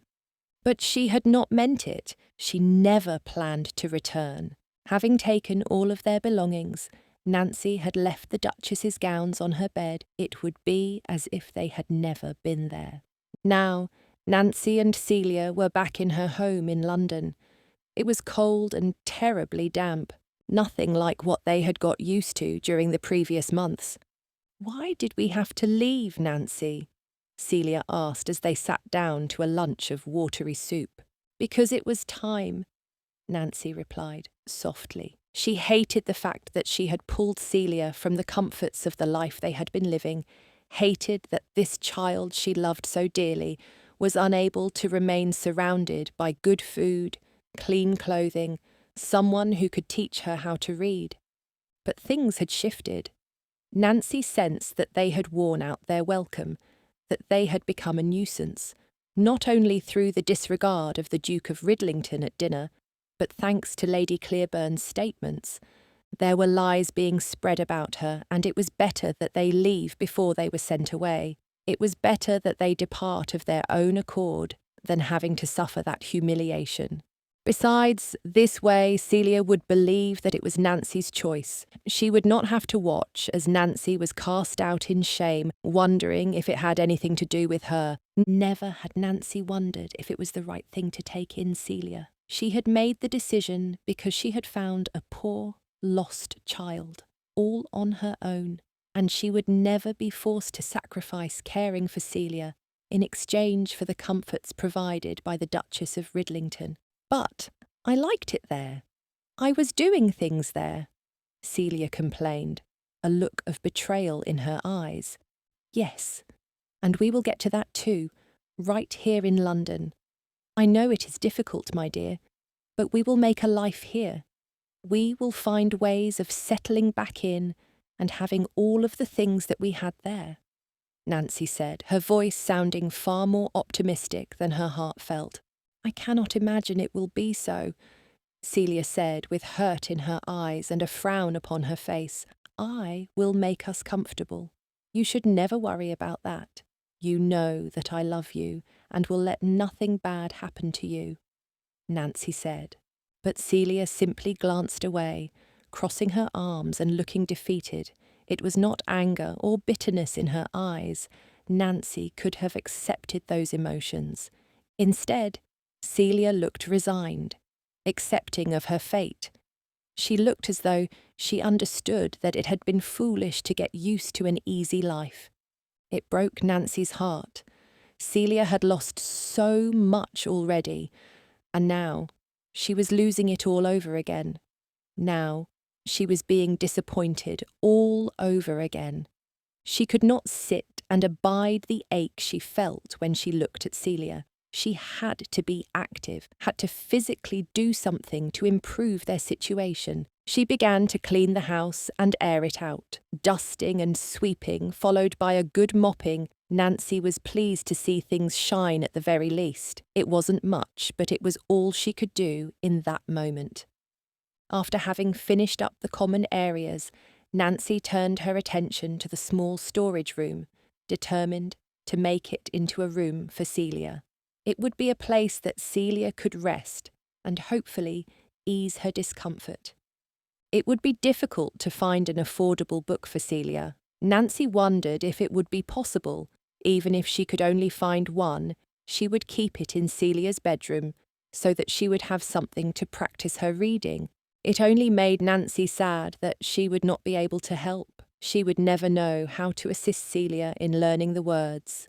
Nancy racked her brain, trying to think if there was anyone she knew who could continue Celia's education for even a few minutes per day, but there was no one who came to mind.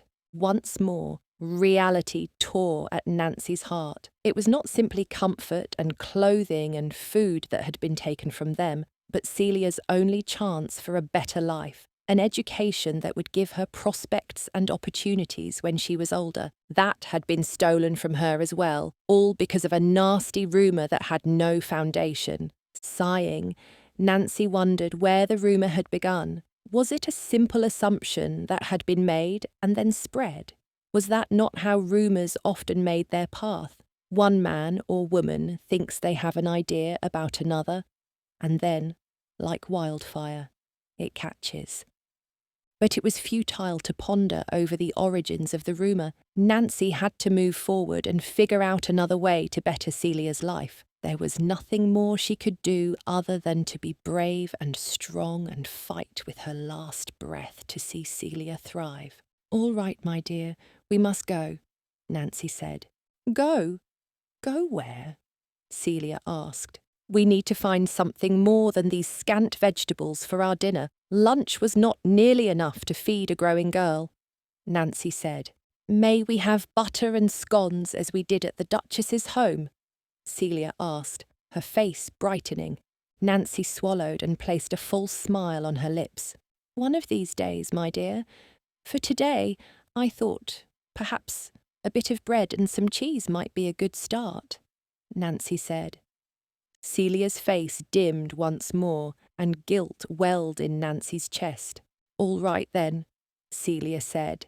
They went out to buy something to prepare for dinner, finding a loaf of bread and a small block of cheese at a reasonable price. But Nancy wanted something more, just something that might please Celia.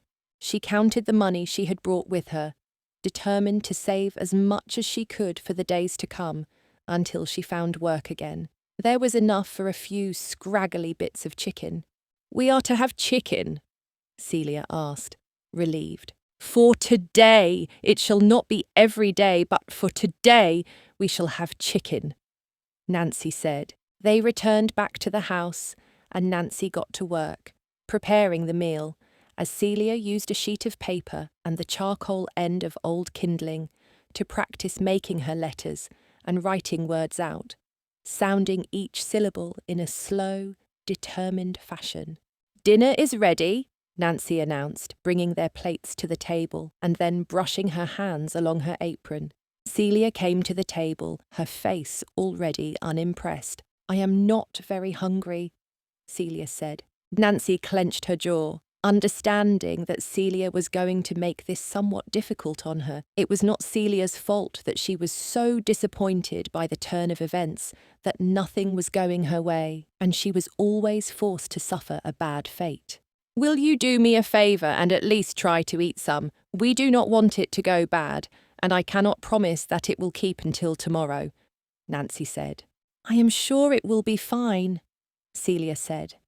Nancy did not reply that she had a better idea of what kept and what did not than Celia. It was hardly worth having an argument, but she was not going to allow herself to have wasted money on the scraggly chicken. "Please, Celia, at least eat the chicken," Nancy said. Celia's shoulders sagged, but she nodded.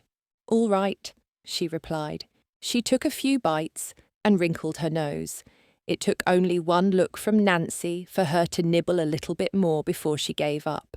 "I really am not hungry," Celia said. "You are not hungry, or you do not like it?" Nancy asked, challenging her. "It isn't like the food we ate at the Duchess's," Celia said. Nancy mustered her patience and tried not to take offence. "No, it is not. I am very sorry for that, but this is what we have. And we must be grateful for it, Celia. There are many who do not have even this," Nancy said. Celia sighed and took another bite. Although she ate, it was clear that she did not enjoy the food, that she would rather have skipped dinner altogether. As soon as she cleared her plate, she looked up at Nancy. "May I go to my room now?" she asked. For a moment, Nancy did not want to let her go. She wanted to beg Celia to sit with her, to embrace her that they might cry together, to comfort one another. Celia, her sweet little friend, the child she considered a daughter. All Nancy wanted was to keep her as close as possible. "Yes, you may go," she said, forcing the words from her lips. Celia hopped down from her chair and grabbed the charcoal kindling and the paper, which was mostly full by now. Nancy promised herself that she would not forget to purchase more paper for Celia, and a pen and ink if she was able. But what else could she do for Celia? Was she an unfit caretaker too? What did she have to offer this little girl? She couldn't help but wonder, to think that she had already failed in so many ways, and there was hardly a hope in all the world that she would manage to do things right for Celia. She would have to find new work soon, but there was no telling what sort of work it would be. Surely she would not find any position so grand as the one she had just forfeited. Nothing was going to give them the same freedoms that they had been afforded with the Duchess of Ridlington. There, Nancy had barely even performed the role to which she had been hired. Certainly she was always there when the Duchess needed her for a task, but she really had acted as more of a companion in friendship than in assistance. Nothing could have been a better role for her. Nancy mourned the loss. She felt exhausted and disappointed, although she desperately wished to be strong. A wave of emotion washed over her, and Nancy could not help but succumb to it. She cried alone in her small kitchen, a crust of bread and a chunk of cheese still on Celia's plate. But the tears that flowed from Nancy's eyes did not easily come to an end, and she found herself overwhelmed, weeping into her hands and longing to return to the estate.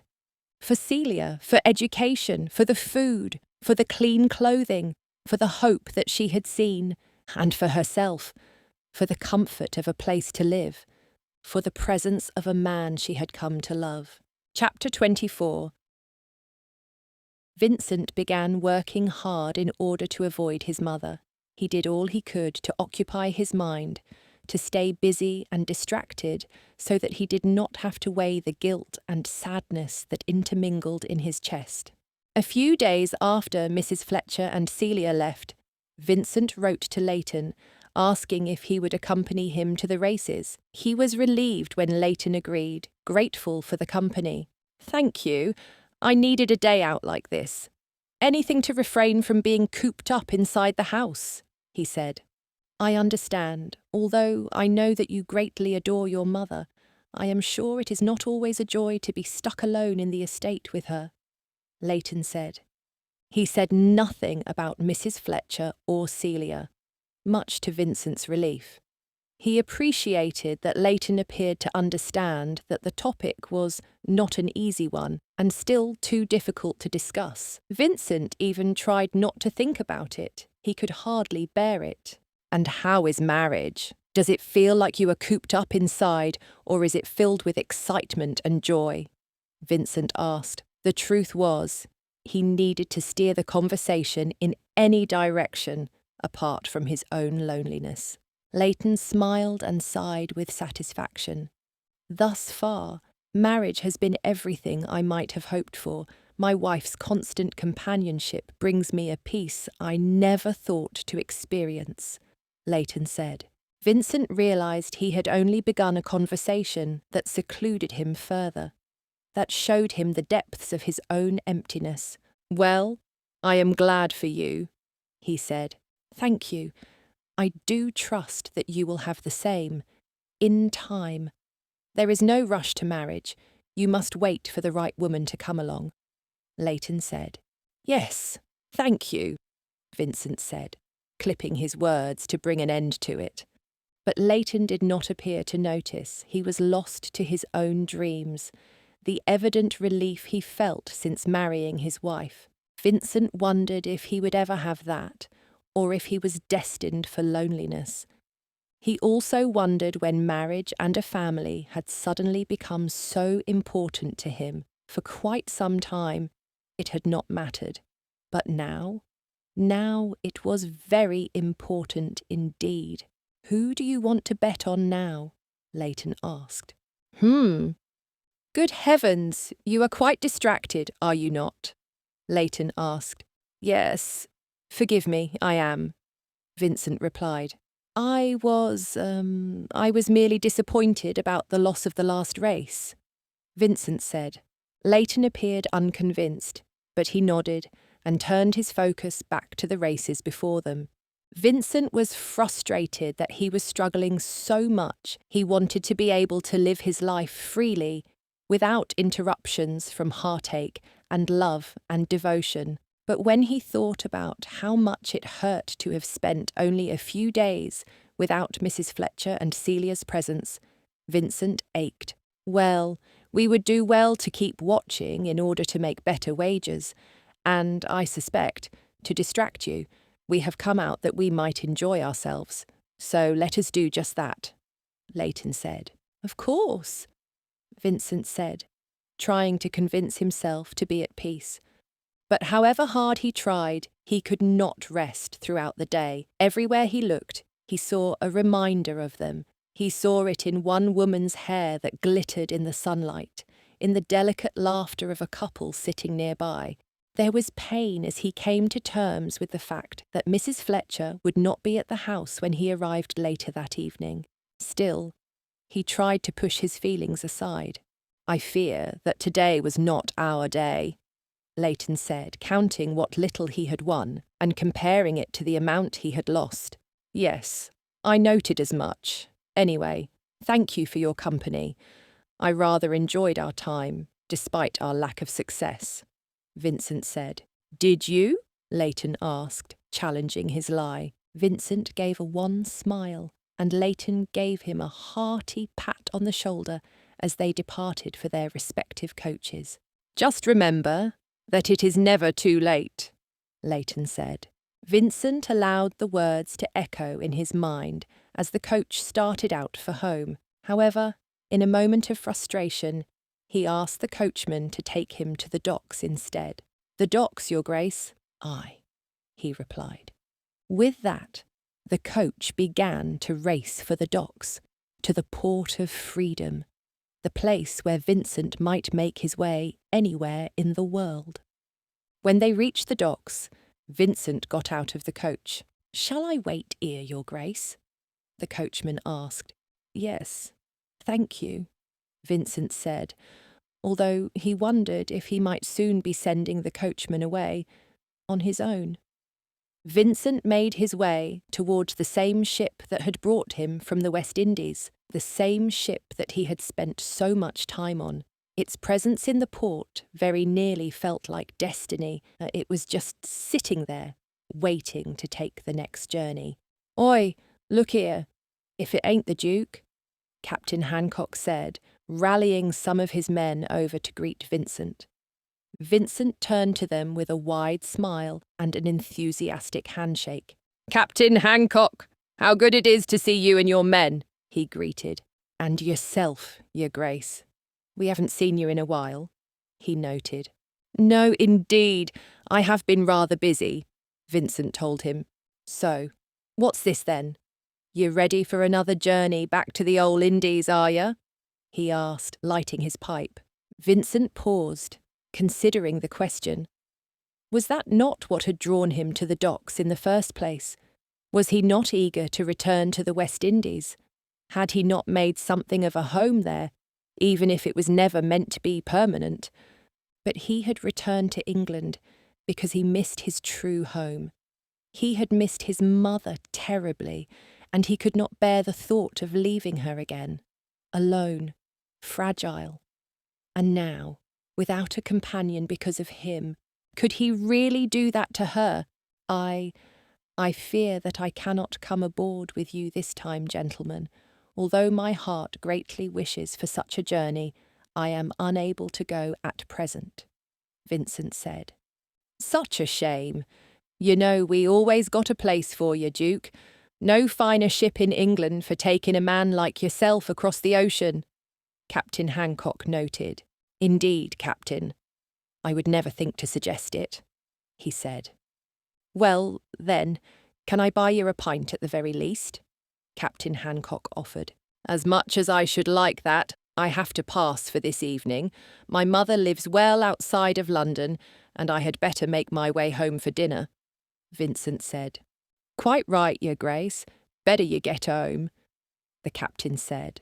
Vincent said his farewells and made his way back to the coach with sad, forlorn steps. He got back inside and had the coachman take him all the way to the estate. Oh dear, there you are. I was worried, his mother said, fretting again when he came through the door. Yes, I was rather busy today, Mother, he said. Well, you had better get changed. Lady Clearburn and her daughter are in the parlour. They are joining us for dinner once more. his mother said.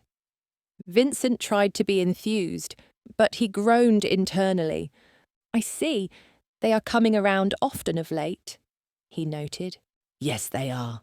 I can hardly imagine why, she said, raising an eyebrow to note her sarcasm when she looked directly at Vincent. He swallowed, not wishing to acknowledge the fact that they were likely coming, so that he and Lady Corin Humphreys could continue getting to know one another. He did not wish to be rude, but Vincent had no romantic interest in the young woman and could not bring himself to pretend otherwise. I shall be down soon enough, Vincent said, making his way to his room so that he could get changed and made ready for the evening. He did not look forward to seeing them or spending time with Lady Clearburn or Lady Corinne, but he hoped that their company might bring precious relief to the sadness that had descended upon the house. In particular, he hoped that it would help his mother to get through her own loneliness that had set in after Mrs. Fletcher and Celia went away. Oh, there he is. What a perfect gentleman you are, Your Grace, Lady Clearburn said, her placid smile beaming with arrogance upon seeing him. Vincent gave a polite bow to the women and greeted them in kind. Good evening, Your Grace. I do hope that we have not intruded, Lady Corin said, politely. No, not in the least, he replied. Do not be so silly, Corinne. He simply loves having us come around, do you not, Your Grace? Who would not love a visit from my daughter? She is so lovely. Honestly, if any man in the world had half a brain, he would have swooped her up in courtship long ago, Lady Clearburn said, her tone dripping with hints. Although Lady Corinne was quite a decent young woman, Vincent could not stand her mother. Lady Clearburn was impossible, completely unbearable to be around. Now, Duchess, please tell me that you have gotten rid of that hideous tea set in favour of the blue that I showed you, Lady Clearburn said as the maid entered the room. As you can see, I am afraid that we are still using the floral, his mother said. Lady Clearburn grimaced. But this? It was not made here in England. Why would you wish for something crafted abroad by heathens? Lady Clearburn asked. As opposed to British children kept like slaves in the workhouse, Vincent asked under his breath. Lady Clearburn turned to stone, her gaze piercing him and the faintest hint of a snarl at her lip. Well, anyway, I do hope that if the teapot is not improved, at least those who have made the tea are learning that bitter is not always best, Lady Clearburn said, slackening her rigid form and returning to the conversation at hand. Our staff is, as ever, quite beyond adequate, Vincent's mother said. Even those who bring children off the streets, she asked, taking a sip of her tea. His mother looked sad and stared into her cup. I fear that Nancy is no longer in my employ, his mother said. Oh? It is too bad for Mrs. Fletcher, and for you, Your Grace. It appeared as though the two of you had gotten along quite well, she said, presumptively. Vincent could not abide her any longer. He put down his teacup and excused himself. I must be away. Good evening, he said, bowing and making his departure. He could do nothing but go to his study and try to read something to occupy his mind. But then he saw the little shuffle of papers, English letters drawn crudely and then elegantly, a stark reminder of Celia, a reminder of her eagerness to learn, of her pure love towards him, and a reminder of Mrs. Fletcher, who was so strong for taking Celia under her wing. Once again, he was confused. It had been Lady Clearburn who had spoken ill of Mrs. Fletcher, Lady Clearburn whom he detested and did not trust in general. Why was he listening to her on this particular issue? As his thoughts threatened to break him, Vincent grew weary. At some point, in his chair by the fire, he fell into a deep sleep. Chapter 25. Nancy added more shavings of cabbage to bulk up the eggs and make it look like a feast. Cabbage was certainly the least expensive option she had for feeding Celia, but she could see that Celia was growing tired of eating the same things day after day. "Celia, come to the table, please. Breakfast is ready," she announced. The kitchen was cold and grey as usual. The wooden table wobbled when Nancy put the plates on it, and Celia tried to make herself comfortable on the splintery chair. "Nancy, when will we see the Duke again?" Celia asked, looking up at her with those big green eyes. "It will be a while, my love," Nancy said with a sigh, wishing she did not have constant reminders of him.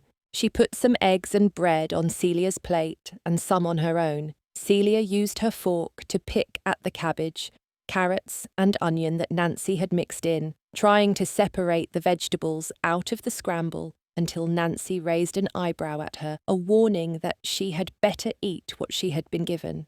"But why must it be a while?" Celia asked. "Please, have your breakfast," Nancy said, trying to dismiss the conversation as she evaluated the amount of eggs left and tried to decide if it was worth saving some to eat with their lunch or to simply finish them for breakfast. She added another small heap of eggs onto Celia's plate and the leftover scrapings onto her own. "I am not hungry. I have eaten plenty already," Celia said, although she had only taken a few bites of bread and nibbled at the eggs. "You are a growing girl. Come now, it is important that you eat," Nancy said. But Celia simply pushed the eggs around on her plate with the fork. She had not been the same since they returned to the house, since they left the grand estate. It broke Nancy's heart, but she was not going to allow Celia to grow frail because of it. She would ensure that she provided enough food each and every day to give Celia a healthy, strong body, even if it meant she would not have enough to eat herself. "Why do you never want to talk about him?" Celia asked, catching Nancy off guard and setting down her fork. "Eat your breakfast, Celia. And what do you mean by that?" Nancy asked, trying to combine both issues into one conversation. "The Duke of Ridlington, whenever I mention him, you speak about something else," she replied, obediently taking a large forkful of eggs and shoving them into her mouth. Nancy was annoyed at herself. She knew better than to expect Celia to let this go.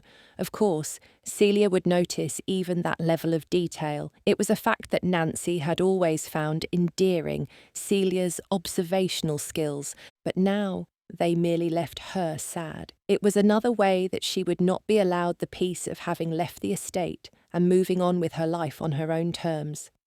She missed his grace as well, but he was too stubborn. He listened to others and their harsh opinions, even the opinions of Lady Clearburn regarding her. He feared too much and gave in to his prejudices too easily. The Duchess was right. His heart was not free. If he had truly cared for them, he would not have been so cold with her. He would have come to her, addressing the lies that Lady Clearburn had raised. He would have asked her to explain herself, to refute what had been said against her. Instead, His Grace had just ignored her, clearly giving in to the gossip, accepting it as fact when it was nothing but Lady Clearburn's trifling need to keep the classes distinct and separate. After all, what better way was there for her to remain at the top of society than to push all others down? Perhaps the Duchess had not fallen for it, or maybe that evening she had not even heard the rumours yet. She had been so much kinder than her son, had not behaved any differently. No, there was nothing that Nancy could do about the Duke's behaviour. She could only hope that he would forget about her rather than think ill of her. "Thank you, my dear," Nancy said, once Celia had cleared her plate of every last bite. In the end, as with every meal, it turned out Celia had been hungry. "It was very good. Thank you for the food," Celia said sheepishly. Nancy could read her apology in it, and she smiled at Celia. "You are more than welcome, my dear," Nancy replied. After breakfast, Nancy took Celia with her to visit a few of her old friends and, perhaps more importantly, her old customers. Mrs. Buckley, how are you? It is so wonderful to see you, she said, greeting the woman for whom she had previously done mending once per month. Mrs. Fletcher, so good to see you back here. I did not know that you had returned to these parts. Oh, and what a dreadful time to do so, she said. I have indeed. Hard times or not, this is where I belong, and I wondered if you had already found someone to do your mending, or if you might be in need, she offered, well aware that a great deal of time had passed, and Mrs. Buckley had probably found a new seamstress. Oh, Mrs. Fletcher, you must forgive me. As it happens, things in London have been not easy of late. Back when my husband was working, we could afford to have the mending done, but these days it is hardly an option, she said sadly. I am sorry to hear that, for your husband's sake as well, Nancy said. Yes, well, that's just life here in these parts. Anyway, I wish you the best of luck as you search. You should come around for tea sometime, nevertheless, Mrs. Buckley said. I would like that very much, Nancy told her. From there she moved on to Mrs. Beck's, then Miss Silver's, and then Miss Dregg's. And on she went. I am sorry, but I have no work for you just now. I wish I could afford it, but I am barely making ends meet these days. The landlord just raised our rent. It's a miracle we haven't had to sell the clothes off our back just to pay it, even with the holes in them. With every home she visited, Nancy grew more and more despondent. How would she provide for Celia? Finally, they arrived at Mrs. Lamotte's home. Oh, Mrs. Fletcher! Thank goodness. I had thought I might never see you again, and I was quite sad, as there is no better seamstress in these parts of town than you, Mrs. Lamotte said. I thank you a great deal. I have had quite a difficulty in finding others who share the sentiment, Nancy said, forlorn. Oh dear, these are difficult times. Hardly a soul can afford such a luxury, but my dear husband just recently made a sound investment, and we do have a number of items that could use your touch, she said. Truly? You have work for me to do? Nancy asked in disbelief. I do, indeed, Mrs. Fletcher. If you wish to follow me, I can show you, Mrs. Lamotte said, leading Nancy, with Celia trailing behind, to her bedroom. Mrs. Lamotte pulled out a few garments, including a couple of dresses that needed to be hemmed. I already bought the lace and everything, thinking I was going to have to find a chance to do it myself, Mrs. Lamotte said. Nancy got straight to work with the fitting of the dress, taking a look at the hem where there were patches worn through. I think this should work quite well, she said, much to Mrs. Lamotte's relief. They continued at it for another 40 minutes before Nancy took the garments and bundled them up so that she would be able to transport them back to her house and get to work as quickly as she could. She felt such a great deal of relief, knowing that she would be able to use her skills to make somewhat of a living. Nancy only hoped that she would find more clients than Mrs. Lamotte, that there would be others who would need her services as well. She could not survive and keep Celia fed with only one client. It would never be enough. And yet, she was determined to try. Having this one small victory reminded Nancy that she was strong enough to find a way to provide for herself and Celia. If she had only this one client today, she could have another tomorrow and another the next day. She would not be willing to sit by, waiting for her old customers to remember her or to come into better opportunities. Instead, she would forge a new path and ensure that anyone needing mending done would hear her name first. Of course, all of this determination was wonderful when she had it in her mind. The true test would come when she tried to put it into practice. As they made their way home, the garments wrapped and hauled on Nancy's back. She looked down at Celia, who held her hand. We will be okay. I will work hard, and we will get a better place to live. All right. Do you trust me? I promise you that everything is going to be fine, she said. Celia's eyes held some form of misery that Nancy did not wish to comprehend. "But I miss his grace," she said wearily. Nancy sighed, all of the determination gone from her. They returned to the house, and Nancy got back to work, threading the needle and making her stitches. Celia, however, sat in a restless state. "What is it?" Nancy asked her. "I have nothing to do," she said. "What do you mean?" "Of course you do. You are always keeping yourself busy, entertaining yourself," Nancy said, trying to encourage her. "Not anymore," Celia said. "Why not?" Nancy asked. "I wish I could play the piano," she said with a shrug. It was a knife in Nancy's chest. Celia had gained so much skill on the piano, and she was right. She had it no longer. She could not practice as she had been doing before. "But you were not always at the piano. Surely there is something else you might find to occupy yourself," Nancy said. "I have no hoops, no books, and no one to teach me anything new. Must I continue writing the same words again and again on paper with kindling?" Celia asked, as if the very idea of it was too boring to consider. Nancy gritted her teeth and tried to muster her patience. "Celia, that is enough," she said firmly. Celia looked at her, surprised. Nancy had never had to be firm with Celia before, but she was not going to allow her to behave so disrespectfully. "I understand that it is difficult that we have left Ridlington Estate. Unfortunately, we had no choice. It was time. We are here now. As it is, you must accept this life," Nancy said. "I shall not have you complaining at all times. You had many wonderful things at their home, but we were spoiled there. Both of us. Now, you and I both shall have to learn to live in a more simple way, just like we did before," she said. "It was so very hard to leave," Celia said.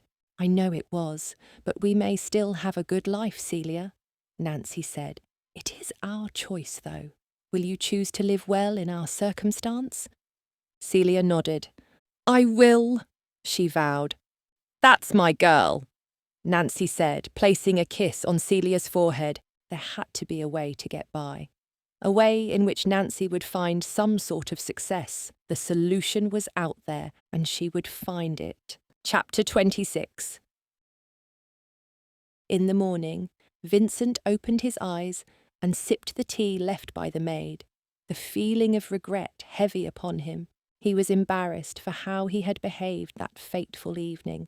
His mother would be frustrated with him, and she had every reason to be so. Still, he knew that he would have to take hold of his pride and admit his mistake. He had acted out of his own frustration, his own sadness at having been the likely cause of Mrs. Fletcher's leaving. Knowing that she had departed, seeing those words on the page, dictated for his reading, it nearly broke him to pieces. Vincent's heart ached as he sat there, the blanket still upon him. It went beyond simply the guilt and regret. He was in pain because of the knowledge that he had chased her away. A woman unlike any other. A woman he had begun to love. And now she was gone. He would not easily track her down and apologize. No, he had likely ruined any hope he might have had, forever being close with her, or knowing her as more than just his mother's companion. Vincent had tried not to think about what Mrs. Fletcher might mean to him, but he could no longer deny it. She looked so beautiful that night at the Midsummer Festival. He was warmed by the thought of her smile that evening, as they tried to hold one another steady in the lake, sopping wet, but still happy. It was all over now. Mrs. Fletcher had gone somewhere and taken Celia with her. He might never see them again. Vincent finished his tea and tried to be in a better mood. He rallied himself and started to get ready for the day, wanting to make himself presentable, even for his mother. She deserved that respect from him. She deserved his appreciation and humility after his poor attitude of the night before. When he was certain that he looked his best, he snuck out the back of the house to the gardens, clipping a few white roses and surrounding them with lavender into a bouquet.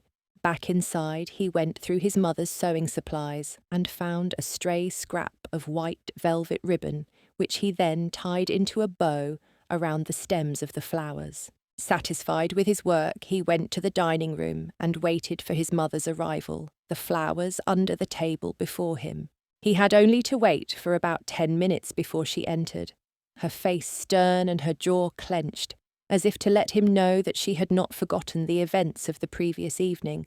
Then again, Vincent had not expected that she would. He had anticipated this response from her, and he was bound and determined to show her that he was not going to remain deserving of it. He would be a better man than he had been yesterday evening.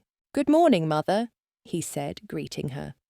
Vincent stood and presented the flowers, displaying them with an outstretched hand. Despite herself, his mother smiled. "They are lovely. I am not the sort to accept a bribe, as you well know, but they truly are lovely," she said. "I am sorry, Mother. I had no intention of being cruel to you last evening. I know that I made a grave mistake in how I treated you, and in front of guests no less. But I do hope that you shall forgive me," Vincent said, wincing at his mistakes. "Well, you are a hothead at times. You know that," she replied, taking the flowers from him and holding them to her nose, sniffing and looking delighted by their smell. "I do. I believe that it is something I have inherited from you," Vincent said. "Oh no, my boy," she said. "That is your grandfather's trait. He tried to stand in our way, your father's and mine, because he believed I was not fit to be a duchess, as I was merely the daughter of a baron. Not only that, but I was living in Scotland at the time. He tried to stop the two of you from being together." "Why would he do that?" Vincent asked. "I was not what he had intended for his son. He believed that I did not have the pedigree, nor the experience with English culture to be a good match. Certainly, someone in my station would not be suitable for his son, a future duke," she said. "He believed that you and father were no match because of your heritage, that you were not right for one another simply because you were not already the daughter of a duke?" Vincent asked. "Precisely! He deemed me unworthy to continue their family line, and I was impetuous enough to disbelieve him," she told him. "Impetuous? You, Mother?" Vincent asked teasingly. "Just because I am not a stickler for the rules as you are does not mean that I go out of my way to break them. I have simply chosen to enjoy my life," she said. "I know it," he replied. "But your grandfather was not satisfied with that. Your father and I had plans for our life together. We had similar hopes and dreams and goals," she said. "And you loved one another dearly," Vincent acknowledged. "We did. Society could not keep us apart, although that is the primary duty of society. Preventing young lovers from finding happiness together is the very joy and pleasure that begets this country," his mother said. Vincent grimaced, having realised that even he had been subject to that notion. Just as so many others, he had allowed himself to set aside the love that he hoped for by caving to the whims of society. Yes, society tried, but society failed, she said, sighing. "Why do you think that is? I mean, what you said about keeping people apart being the duty of our society. Why does society make such a constant effort?" Vincent asked. His mother looked at him with an eyebrow raised. "You? Asking me that question? I must confess that I am surprised," she said. "Oh, Mother, it is not so strange, is it?" Vincent asked. "Indeed, my boy, you are the very portrait of a proper British man. You live by the rules, and you do not question them. In fact, were it not for our Mrs. Fletcher, I think that would remain unchanged. Somehow she has manifested this new character within you," his mother said. "You think me overly proper, but it is not so," Vincent said. Of course it is. I have told you often enough that you are no fun at all. You insist upon living your life by the rules of society, and you continue to do so, except, of course, in this matter, she said. Vincent did not want to get frustrated with his mother for constantly pointing out that he was boring and a follower of the rules. He knew that his life did not carry the excitement that she craved, but he believed in order, believed that it was an important virtue to embody. Regardless of the sort of man that I am, I return to my previous question. Why does society insist upon separating people who are of a different class? And why do classes matter at all? He asked, his irritation undeniable. Society is a fickle mistress. She is glad to keep people apart so that they might not rally and revolt, she said. But beyond that, I do believe that society is very forgiving. She craves control, and that control is easily found when she separates the ups from the downs. Her words were heavy with scorn, and Vincent hated the very notion of them.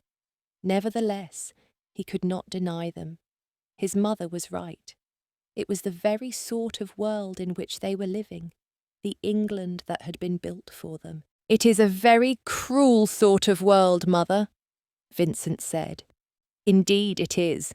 But alas, what are we to do about it?"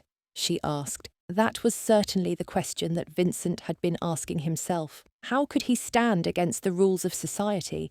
How could he rise up and toss aside the very rules that he had always lived by so sternly? Did he not hold the title of the Duke of Ridlington? Was it not his own grandfather who was displeased by the union between his own mother and father? Surely, if his father could stand against such ridiculous rules, he could do the same.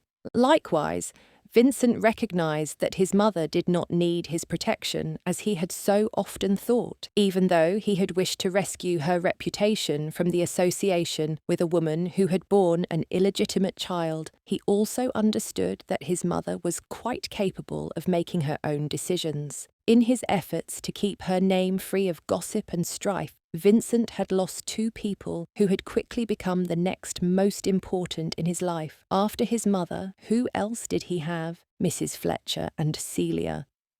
Vincent had been angry at himself even as he sat at the dinner table that night, and ignored all but Miss Corrine. Nevertheless, he had chosen to punish Mrs. Fletcher for an accusation that may not have even been warranted, and now he was here, confused and angry at himself for such childish behaviour. His mother had asked him, rhetorically, what they could possibly do about society's rules. He had to find an answer.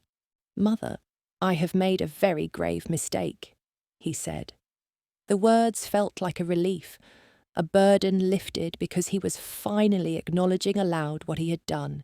His denial had gotten him nowhere. Perhaps this was what he really needed. His mother nodded at his words, a smile of approval on her face. "Yes, my boy, I believe you have," she said. Vincent sighed. He missed them both terribly. If he was going to right his wrong, now was the time to do it. Now was the time to take action. If he waited any longer, he might never find them again. They might be lost to him forever. "What will you do now?" his mother asked. "I will get my girls back," he replied. His mother grinned her mischievous smile. "It is about time." Chapter 27. Nancy made her way to visit Mrs. Austen's home for a fitting. She had been delighted to find a new customer, someone who would be able to give her more work than most of the others. Mrs. Austen was a lady's maid and a confidant for many young women. She had promised Nancy that she would share her name with the families of the young women she chaperoned. Such a thing would prove very well for Nancy, giving her an opportunity to find new customers almost weekly. Thus far, Mrs. Austen had helped Nancy to find 3 new clients, and it had been such a gift. Along with Celia, Nancy arrived at Mrs. Austen's home. Celia was in another bad mood. Much to Nancy's disappointment, they had experienced a breakthrough, she had thought. Unfortunately, Celia still pouted and complained now and then. This morning had been no exception. "Ah, Mrs. Fletcher, so good to see you again. And my dear Miss Celia, you look beautiful today," Mrs. Austen said, noting the pink dress that Celia had received from the Duchess of Ridlington. Nancy realised that she must look like the poor chaperone of a very rich child when walking with Celia. The child still wore the clothes she had from their time at the Tilbury home, and Nancy was careful to ensure that Celia always had her hair done as nicely as possible. Nancy, however, still wore her old, ragged clothing from before they had gotten the job with the Duchess. She mended her clothes as best she could, though, particularly for the sake of meeting her clients. Nevertheless, the wear and tear was beginning to show, and despite taking pride in her appearance, Nancy wondered if she would be able to hide the state of her dresses any longer. "I got this dress from the Duchess of Ridlington," Celia announced to Mrs. Austen. "Well, the Duchess has very fine taste," Mrs. Austen said. "Yes, she does. And she does not make me sit around and wait while she works all day," Celia said, looking sad. Nancy smiled at Mrs. Austen, embarrassed. "Forgive her, she did not sleep well. It has been a difficult week, and I believe she is tired," Nancy said. "Oh, do not worry at all," Mrs. Austen said, brushing it off. "I have 4 children of my own, and I know all about the phases children go through." "Thank you for understanding," Nancy said, relieved that she was not being judged for how Celia was behaving. With that, Mrs. Austen went to gather a couple of shirts from her husband, who worked in the iron smelts and frequently had tears in his clothing. "Now, Celia, you will be a good girl, will you not?"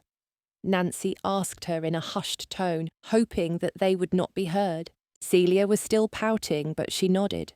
"I will," she replied. "Thank you. I know that my work is tedious for you, but it must be done for both our sakes," Nancy said. "I understand," Celia replied. Relieved, Nancy got to work as soon as Mrs. Austen returned. She hoped that she would be able to finish quickly and get back to the house before Celia's mood grew worse.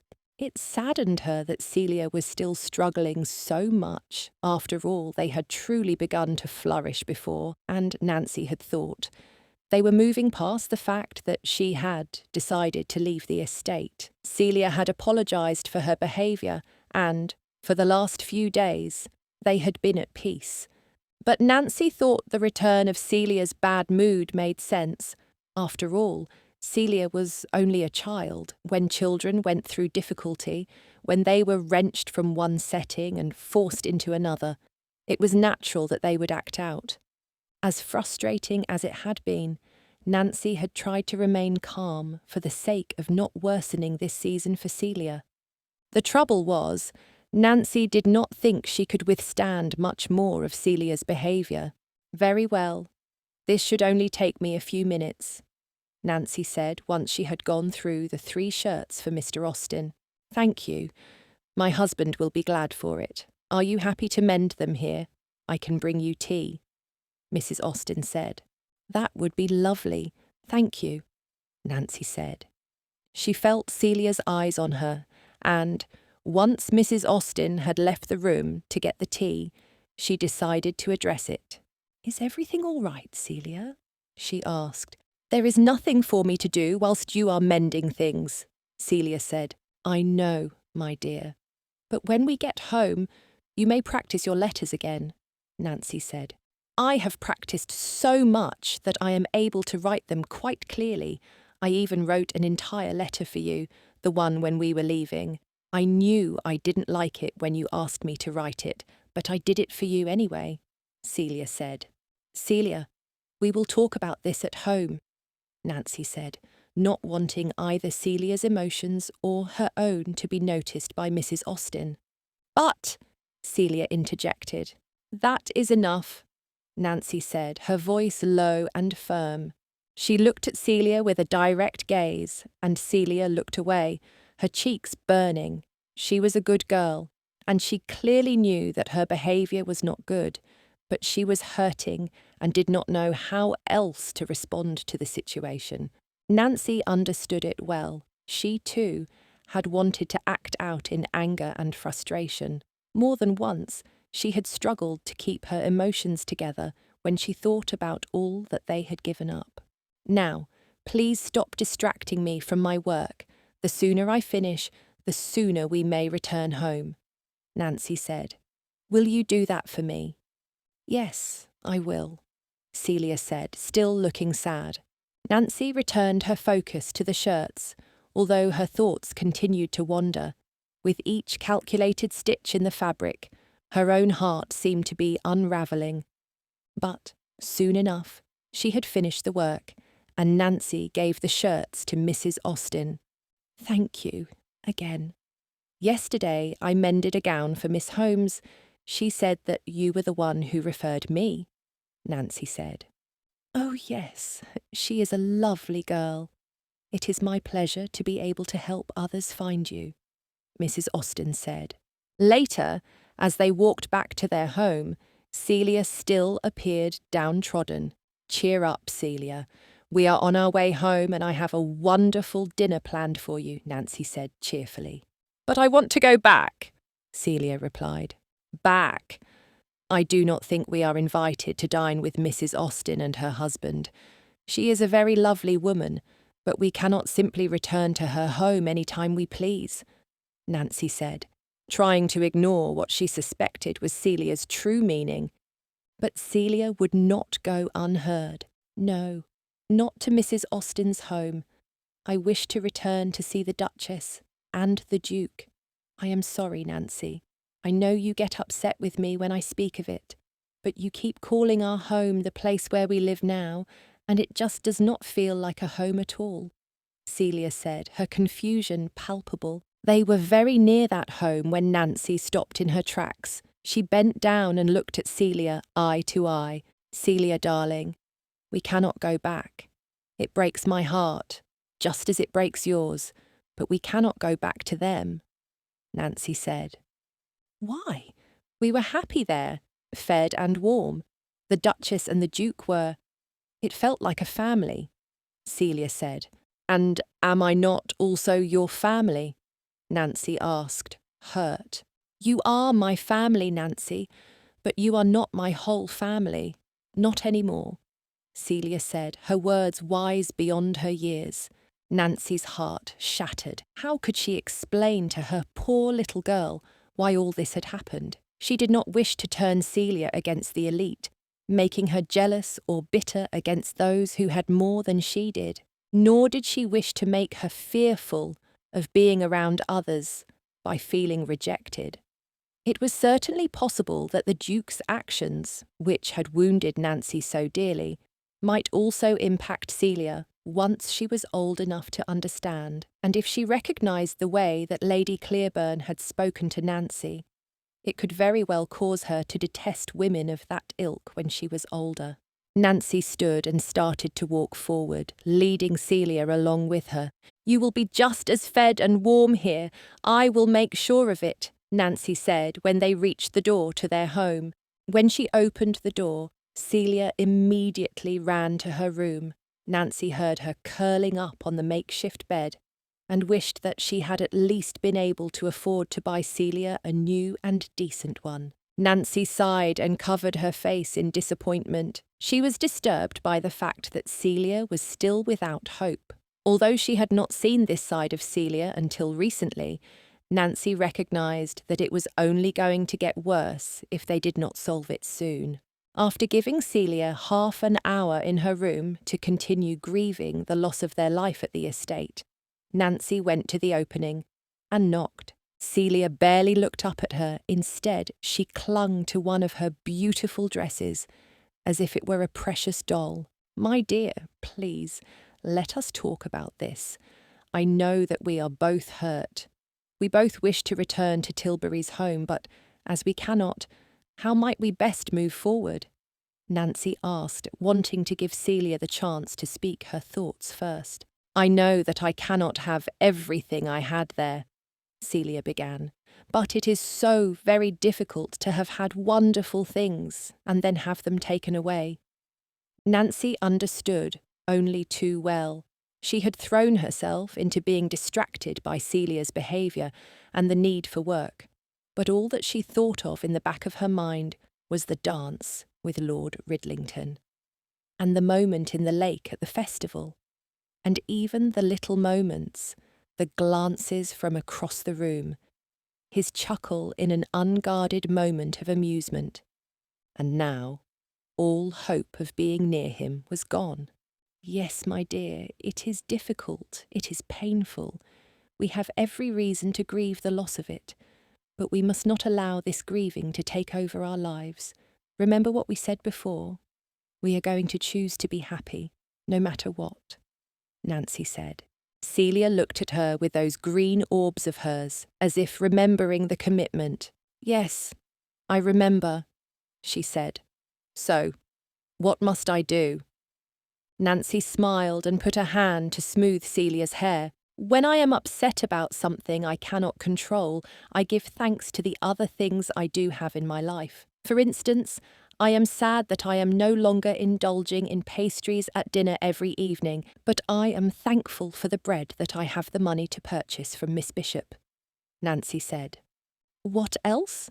Celia asked. I am sad that I no longer have the Duchess's company, but I am glad that I have yours, Nancy said.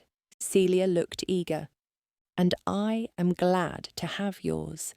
And even though I miss my comfortable bed, I am thankful that you gave me my own room, she declared. Tears pricked at Nancy's eyes. The two continued back and forth for quite some time, each sharing what they were thankful for. Finally, Nancy had to get started making dinner, and she left Celia to practice writing a story. In the kitchen, as she cooked, Nancy had to hold back her emotion. She missed Lord Ridlington. She missed him more than she could bear in some moments. She wanted nothing more than to have him in her life again. But she was thankful for the memories, those she would not trade for all the world. Chapter 28. Vincent called for the coachman, asking him to prepare the carriage at once. Then he rushed to his room and made himself ready for the journey, thankful that he had put in an extra effort on his appearance that morning before seeing his mother. He went out to the gardens once more, this time making a large bouquet of red roses and baby's breath, in addition to a smaller bouquet of sunflowers. "Do you have them?" he asked his mother. "Here you are, my boy," she said, handing him the ribbon. For the larger bouquet, he used the same white velvet that he had used for his mother's. For the smaller, it was a strip of gold silk ribbon that his mother handed him. "They are perfect, Mother," Vincent said. "Indeed, they are." "Now, you must be quick about it," she said. Vincent agreed, and he rushed outside, where the coach was already awaiting him. "Good luck, Vincent," his mother called. "I am proud of you. You are doing the right thing."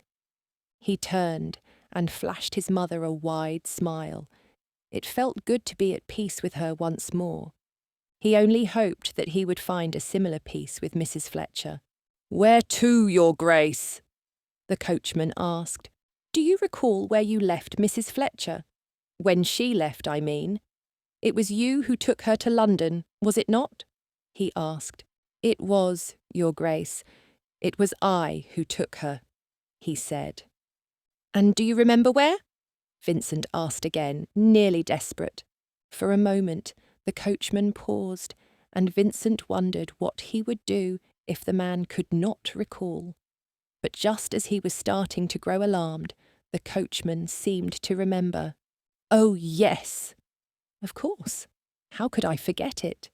We did stop at a market for a moment, so I must have forgotten because of that, but I recall exactly where I left her.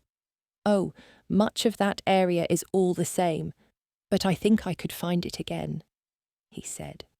"Wonderful. Thank you. We must go to that exact place at once," Vincent said. "It is not.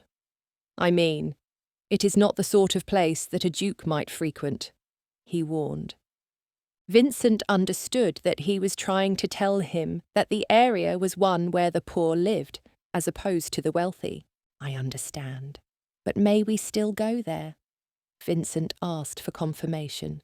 We certainly may, Your Grace, he said. Very well, thank you. Whatever it is like, I must go there. My title is of no matter right now, he said. The coachman looked at him as if to warn him, but thought better of it and simply nodded. As you wish, Your Grace, he said. With that, Vincent settled in, and they began the long journey toward London. As they went, Vincent's mind was filled with the realities that he was facing. He would have no choice other than to humble himself, so long as the rumours were false, and yet Vincent could no longer bring himself to care about whether or not she had lied. He didn't care if Mrs. Fletcher had made the whole thing up, if she had been trying to save face regarding her own youthful indiscretions. He wanted to remain by her side, to fight against any who might try to use this fact to harm her. Mrs. Fletcher deserved to be loved and cared for, and that was all that mattered to Vincent. He simply wanted her by his side, no matter what anyone else might think. She meant more to him than his own reputation, and it was too late to change that now. Vincent took a bite of an apple to settle his stomach. He had never been fond of long journeys by coach. On ships, he had scarcely experienced the hand of nausea. But in a coach, it was all too familiar. That, in addition to his nerves, made him wish that he had brought some of his favourite ginger cookies in order to quell the discomfort. Still, all that mattered was that they should be together. He could not risk losing them, even if it meant taking a stand against 1,000 years of tradition. Mrs. Fletcher and Celia had become too important to him. Vincent took a deep breath, planning out what he would say to them. The journey was long and arduous, and he had more than enough time to think through his words. I am sorry for my foolish behaviour. Forgive me for being so stubborn and not giving you a chance to speak regarding these rumours. Not that they matter, only you matter. Mrs. Fletcher, we must never more be parted. Could you ever love me as I love you? There were so many things Vincent wished to say to her, wished to tell her. If only he had not allowed it to go on this long, he might have her in his arms already. If you please, Your Grace, the coachman called to him from outside the carriage. Yes, he asked, sticking his head to the window and taking in the view of the grim streets before realising they were coming upon the slums. You may wish to draw the curtain until we arrive, the coachman said, his voice filled with trepidation. What do you mean? Why? He asked, though that was a strange notion indeed. It is the slums, Your Grace, the place where our Mrs. Fletcher and the little one asked to be dropped. It is not the cleanest of places. There are many street urchins here, as well as things that a man like you ought not to see. You should pull your curtain so that you are protected from these sights, the coachman told him. Vincent's heart sank. He did not wish to be the sort of man who could not abide the poor and destitute. He would never want to be such a man as that. It was a grave problem that there were men and women in his position who might feel that they were important enough not to be subjected to the realities of London, but Vincent would not refuse to witness the harsh underbelly of the city. If this was where Mrs. Fletcher and Celia lived, he wanted to know it. He was willing to share in the pain and sadness of their destitution. He only hoped that he would not find them in as dire of a state as much of what he already saw. I believe I shall be fine, he said. The coachman did not reply at once, and Vincent sensed that he was hesitating, wanting to urge the Duke to stay hidden, but not wishing to speak out of turn to his employer. But I thank you for your concern, Vincent added quickly, wanting to acknowledge the man's efforts. He believed very firmly that he had a duty, to always be kind and courteous to those whom he employed. He would never again allow anyone to suffer under his treatment as Mrs. Fletcher had. That was a mistake he would never make again so long as he could help himself. What hurt him the most, however, was knowing that Mrs. Fletcher and Celia had been left to live in an area that was not considered fit for his viewing.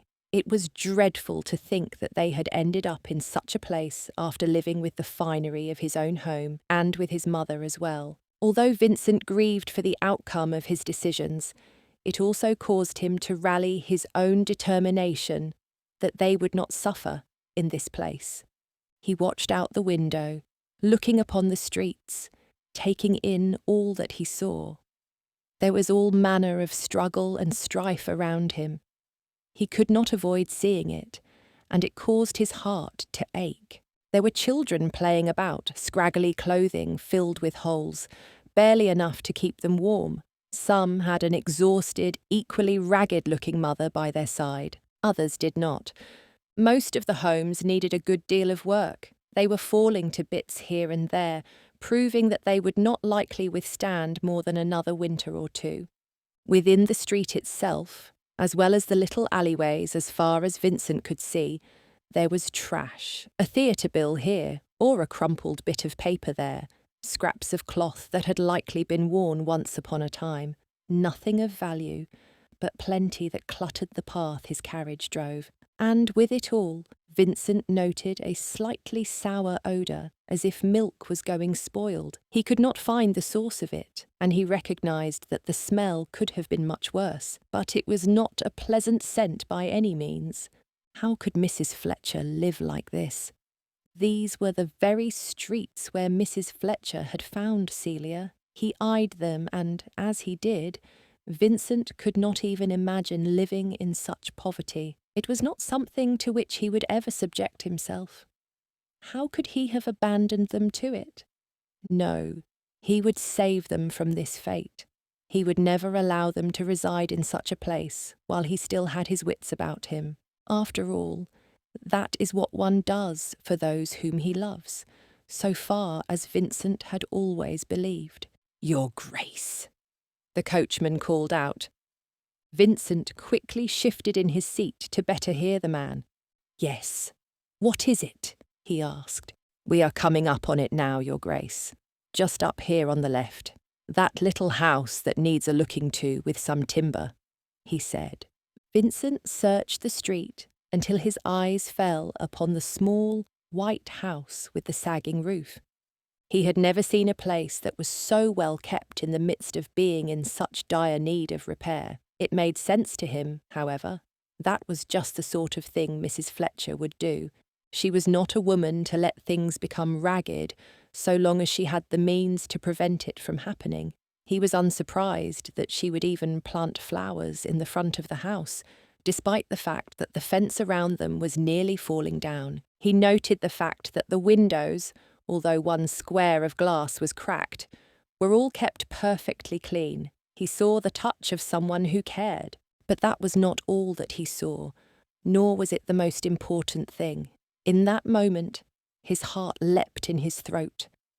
At the entrance of the house, he saw Mrs. Fletcher standing there, her hands covering her face. It seemed she was crying. "Stop," he said urgently to the coachman, aching at the sight of her so sad. "As you wish, Your Grace," the coachman replied. The horses and the coach came to an immediate stop across from the house, and Vincent took a deep breath as he climbed out of the carriage and waited for a moment as he continued to watch her. This was it. It was the moment that he knew would determine everything. Would she accept his apology, or would he be rejected entirely? Did he deserve her forgiveness at all? Vincent cleared his throat and allowed his feet to carry him forward, walking towards his destiny. Chapter 29. Everything felt as though it was falling apart. Nancy wondered if she had made a mistake, leaving the estate and coming back here. Yes, it had been necessary at the time, especially after her confrontation with Lady Clearburn. But could she continue to subject Celia to all of this? And what could she do now? She had already left that life behind. It would be foolish for the two of them to come crawling back to the Duchess of Ridlington and beg that she accept their return. No, that was not an option. Nancy understood the consequences of her actions. She would have to continue forward, continue trying to be brave and making the necessary sacrifices to provide for the child she loved. Nancy sat down on the step at the entrance of her home. She buried her face in her hands all over again, unable to ignore the burning pain in her chest, the desire to go back to the life she had been living little more than a week before. A life in which Vincent Tilbury, the Duke of Ridlington, was bold enough to treat her as a friend. As she sat there, crying by herself at the entrance of the home, Nancy was startled by a tap on her shoulder. She gasped from the surprise and looked up, even more startled by finding herself looking into the green eyes of Lord Ridlington. Finding the strength to calm herself, she looked away from him. It was painful to see his face, to know that he was standing there before her. Nancy did not know what to say, did not wish to see him, for he had hurt her more than she was able to express. She turned, about to go inside when he spoke. "Wait, please. May I have a moment's conversation with you?" he asked, his voice full of longing. Nancy held on to her suspicion of his motives. She did not wish to let on how much she felt, preferring to appear bold and relentless so that he would not think himself worthy of her sadness. She simply nodded to him and let him enter the house behind her. What shocked her, however, was that she was no longer concerned what her house looked like. The Duke knew her status and her way of living away from the estate. Perhaps he had never seen it before. Perhaps he had never been in the midst of the slums or able to fully understand her trials, but at least he had been aware of them. In many ways, it made her happy that he was seeing this. At least now, he would never be able to ignore that the slums existed, nor that they were far worse than anyone might imagine. He came into her kitchen, the two wooden chairs barely holding together. "Would you like some tea?" she offered. "I would love a cup, thank you," the Duke replied. Nancy nodded and began prepping a pot, filling it with water and then sprinkling in the tea leaves. It was a calming tradition for her, as she imagined it was for many women. "It is uncommon to see noblemen in these parts," Nancy said by way of conversation. "I imagine so," His Grace said. "But it is a shame, for I think it is their loss." Mrs. Fletcher scoffed. "You think so? Are we only to provide entertainment for you wealthy members of society?" she asked, well aware that there were those of the ton who would tour the slums as though the people were a sideshow. "You should not live like this, none of you," came his reply, leaving Nancy quite without words for a moment. "Well, Your Grace, this is all we have got," she said defensively, opening her arms as if to present it. She tried to ignore the tears that threatened to spill down her face once more. "Did you come to highlight our differences? Did you come as a spectator to this rather intriguing little zoo?" Her bitterness was undeniable, but Nancy could hardly help it. She did not wish to bow to any of his whims or to cater to his hopes. She wanted him back in her life, but the idea of it pained her more than she cared to express. The Duke looked upset by her accusation. "I would never come for so heinous a purpose," he said. "You would not?" she asked, straightening her back and making an effort to carry herself with dignity. "Number Mrs. Fletcher, I would not. I came to tell you that I do not care what people say. I miss both you and Celia," he said, wincing as if it pained him to tell her the truth. Nancy opened her mouth to refute him, to tell him to leave, but he spoke first, the words coming out in a rush. "Please come back," he said in a soft voice. Nancy blinked, trying not to cry in front of him. She could not bear to be put through this turmoil, to be given this branch of hope. How dare he come for her after having ignored her the way he did? Lady Clearburn had made it very clear that Nancy had lost his affections. Why would he expect Nancy to give him a chance now to hurt her all over again? But you withdrew, she said, her voice teetering on the sharp edge of pride and despair. The Duke's eyes held his own pain as he nodded. I did, yes, and I believed myself justified in doing so, he said, sighing. That is, she began, ready to argue. Please, just listen to me, he said, pinching the bridge of his nose and squeezing his eyes shut for a moment, as though in concentration. Nancy closed her lips tightly and took the kettle from the stove once it had finished boiling. She poured the tea into 2 cups, giving the Duke the nicer one and taking the one with more chips for herself. I know that the way I treated you must have seemed strange, but I wish to preface my explanation with one thing. I wish for you to know that no matter what, even if it is all true, even if there is something questionable, he said, taking a deep breath, I have no care for it. I do not need to hear a confirmation or a refute. Nancy's brows drew together in wonder at that. She could not think what it was that he was speaking about. I was told, Mrs. Fletcher, that you had lied about Celia, that you were her mother and you had her through illegitimate means. The rumour stated that you were never married, that your entire story had been fabricated for the sake of garnering sympathy rather than judgment, His Grace said. Nancy was in shock for a moment, hardly able to believe that this had happened. How was it that someone would make up such a terrible falsehood against her, saying that she had lied about these things? That was a dreadful accusation. But that is not true at all, she said, furious that anyone would make such a claim. The relief on the Duke's face was clear. He clearly could not have been happier than hearing her refute the claims with such passion.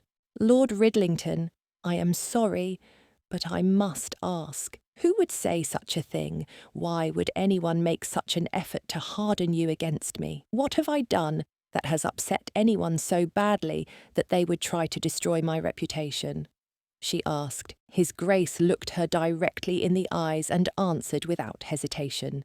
I fear it was Lady Clearburn. I am not sure what it was that led her to this rumour, but she was the one who communicated it to me, he said. Nancy's blood ran cold when the realisation struck, and then she startled herself, and it seemed the Duke as well, by laughing.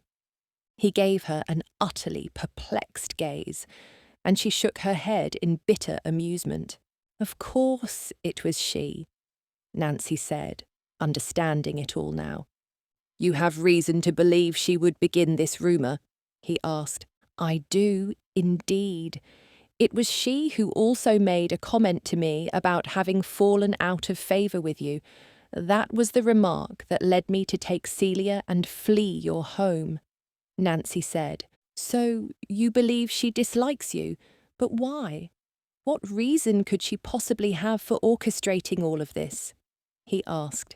That, Lord Ridlington, is the easiest answer of it all, she said. I beg you to enlighten me, he said. That night, the evening that you ignored us, after she had poisoned you against me, to whom did you turn? Nancy asked. For a moment, she could see his thoughts working to solve her riddle. But soon enough, it dawned upon him as well. Her daughter, he said. Precisely, Lady Clearburn was jealous that I was given the fortune of a friendship with you, Nancy said, choosing her words carefully so as not to insinuate that he had any romantic feelings toward her, even if she believed and hoped that to be the case. So she thought that by sending you away, by driving a wedge between us, he said, trailing off, you might seek comfort in her daughter. We would fall out, and Lady Corinne would be available for you as a wife and confidant," Nancy said. The Duke was still for a moment, lost in his thoughts. Staring out the window, he took a sip of his tea, his face full of regret. "I fell for her scam," he said. "As did I. Perhaps she laid very different traps for each of us, but we were both caught in them," Nancy said. "I am sorry for doubting you. It is no excuse, but I have come across much deceit in my travels. At times, trading is a dirty business. A man must be cautious regarding the reputations of those whom he seeks to be near," His Grace said. As they were speaking, Nancy heard the pitter-patter of soft feet coming urgently toward the kitchen. Celia had apparently heard Vincent. She ran into the kitchen and up to him, immediately throwing her arms around him. The Duke squeezed her tightly in return. "My dear, sweet Celia," he said, brushing the wild red hair back from her face. "You came," Celia said, looking at him with wide eyes, so similar in colour to his own. For a moment, Nancy very nearly thought they might pass for father and daughter. The thought warmed her heart. "Of course I came," the Duke said, "and nothing will keep me away henceforth." "I missed you," Celia said with another hug, burying her face in his neck. "I missed you too, my sweet girl," he whispered. Nancy remained touched by his effortless display of affection. But then he turned back to her, taking Nancy's hands in his own. The Duke looked as though he had something important to say. "Mrs. Fletcher," he began, looking simultaneously nervous and excited. "Yes, Your Grace? What is it?" she asked him. "I want us to be a family. I never want to lose you and Celia again. I know that we have been through much already. I know that things between us are never going to be free of complications," he said. "But more than that, I know that I would live a complicated life with you any day before I would live a simple day without you. Please, Mrs. Fletcher, consider my question. Will you marry me?" he asked. Nancy froze, her joy nearing bewilderment. "Say yes! Say yes!" Celia cheered, causing them both to laugh. Nancy smiled and looked back at the Duke with all of the love that she held in her heart. "Yes," Nancy said. The Duke pulled her in for a kiss, and his lips melted against hers in a sweet, loving moment. "I shall be in my room," Celia said, apparently trying to avoid the tender moment. Nancy would have given in to her amusement were she not so distracted by the love and affection of Lord Ridlington. "I love you," she said. "I love you more," he replied, before giving her another kiss. She had never known a love, nor a peace like this, in all her life. But in that moment, Nancy understood that every hardship she had faced had been leading to this moment. All of it had led her here, to her little house with Celia, and Vincent vowing to make her his bride. Suddenly, everything she had been through was worth it. Chapter 30. Vincent was overjoyed to be returning to the estate with none other than Mrs. Fletcher and Celia in the coach alongside him. He wanted to announce their betrothal to his mother. He knew without a doubt that she would be thrilled. For all the time that he had spent determined to take his time before getting married, perhaps to avoid it for as long as he was able, his mother had urged him to find a wife and settle down. He had not expected to do so any time soon, but then Mrs. Fletcher had come along. She had changed everything. "Oh, the journey is so long. I do miss the Duchess. I can hardly wait to see her again," Celia said. "I know that she cannot wait to see you as well, my dear Celia," Vincent replied. He looked up at Mrs. Fletcher, who watched him with Celia, a satisfied smile on her face. "Are you both ready to return to the estate?" he asked. "We are in the coach, Lord Ridlington. You must know by that alone how eager we are," Mrs. Fletcher said. Perhaps, now that we are engaged to be married, you might finally call me Vincent, he asked. She grinned and nodded. And you must call me Nancy, she said. Nancy, my bride, he said. And Vincent, my husband, she replied. Soon enough, my dear, soon enough, Vincent said.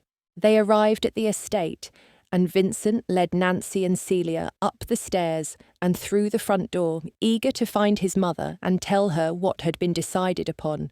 Your Grace, your mother requests your audience as quickly as possible. Lady Clearburn and Lady Corrin have come. Your mother has gone to her room for a moment, but said to find you the moment you returned, the maid said. Vincent's heart sank all over again. Lady Clearburn, here. He turned to Nancy, who was looking stoic as ever. She had clearly heard the news, but was refusing to allow it to bother her. Stay here for a moment, please, Vincent said to Nancy and Celia. He wanted to put Lady Clearburn in her place, once and for all. He wanted to tell her that he would not be bullied into marrying her daughter, into giving up the love that he felt so deeply. Vincent walked straight for the drawing room and entered, standing firm and steady before the mother and daughter, who immediately stood upon seeing him. Oh, there he is, Lady Clearburn said when she saw him, giving a curtsy that could barely pass for proper, were she a younger woman. Greetings, he replied unceremoniously. Vincent did not wish to be rude and, although terse, he maintained a polite air. But he was not going to allow himself to be manipulated by society's rules if they meant hurting Nancy, and he would no longer allow Lady Clearburn to poison his thoughts. Oh, Vincent! Have a seat, please, his mother said, entering the room. No, mother, I fear I cannot. I simply came to make an announcement, he said. Lady Clearburn smiled. He had grown accustomed to that trained, deceitful smile of hers, but Vincent knew precisely what he wished to say and how he wanted to present it. The news that was so glorious to him, he was certain it would be an excitement for his mother as well. But no matter what, he would never allow Lady Clearburn the satisfaction of knowing how close she had come to ruining everything. However much she knew about Nancy and Celia's departure, he would not tell her that it was because of her own successful manipulation. I am ready to have a family, a beautiful wife by my side. I have no doubt that she shall make me proud, that she shall give me reason to take pride in myself and our home as well, he said. Lady Clearburn clasped her hands together in excitement, her sharply arched brows raising nearly to her hairline. You have found the right woman for that, Lady Clearburn said, eagerly. She was beaming, clearly assuming that Vincent had meant he wished to marry none other than her daughter. However, his mother looked at him with understanding. Vincent could see it in her eyes. She knew exactly who it was that Vincent intended to marry. Lady Clearburn, Lady Corrin, I mean no offence, but I do not mean to mislead either of you, Lady Corrin.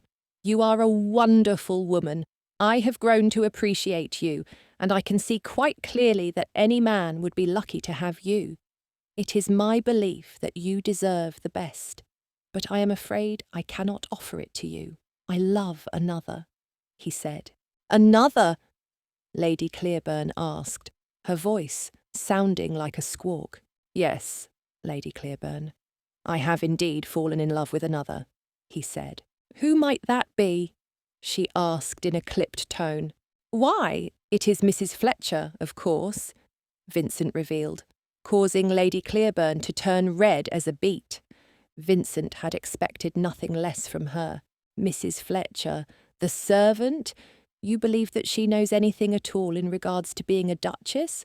Lady Clearburn asked.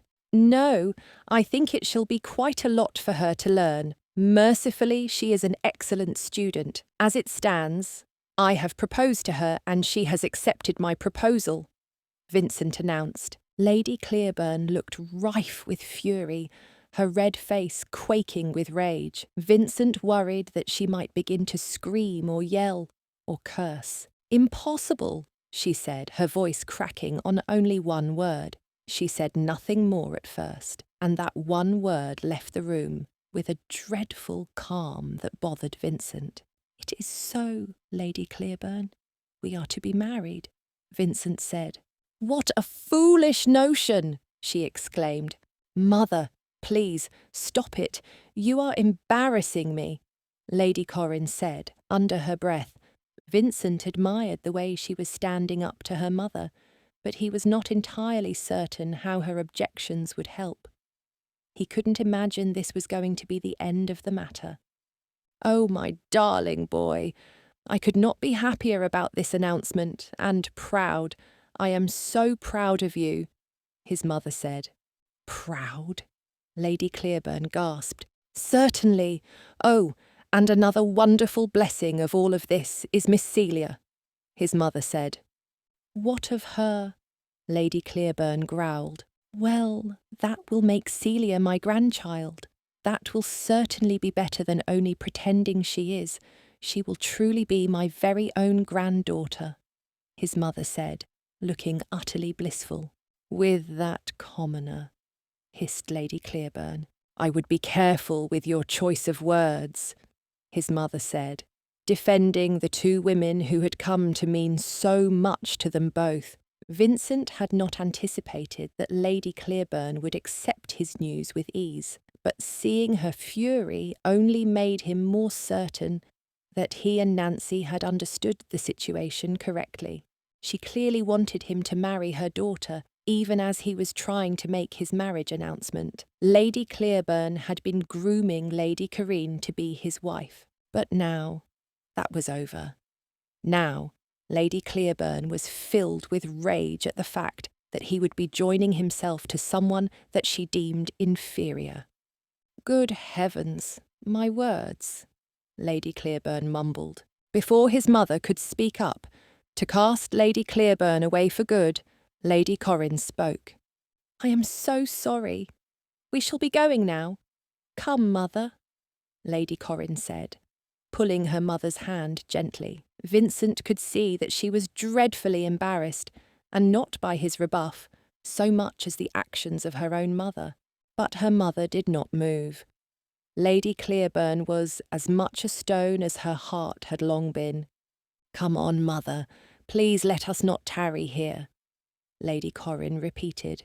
For a moment it looked as though Lady Clearburn would not move, no matter how desperately they sought to shift her. Nevertheless, Vincent had grown to understand her better in the previous weeks. Finally, Lady Clearburn left, waltzing to the door of the drawing-room without a farewell, and in a huff of frustration.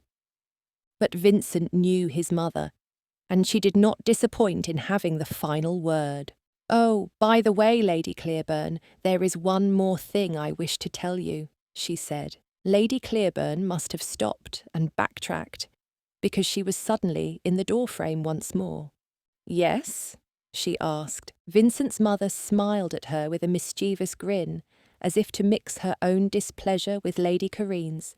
"You should find yourself other company to visit because I shall not be available any more," his mother said, staring Lady Clearburn down. That was all it took for Lady Clearburn to, once more, stomp her feet and depart from the room, her daughter following behind with a simple curtsy at the door before she left. His mother beamed at him with pride.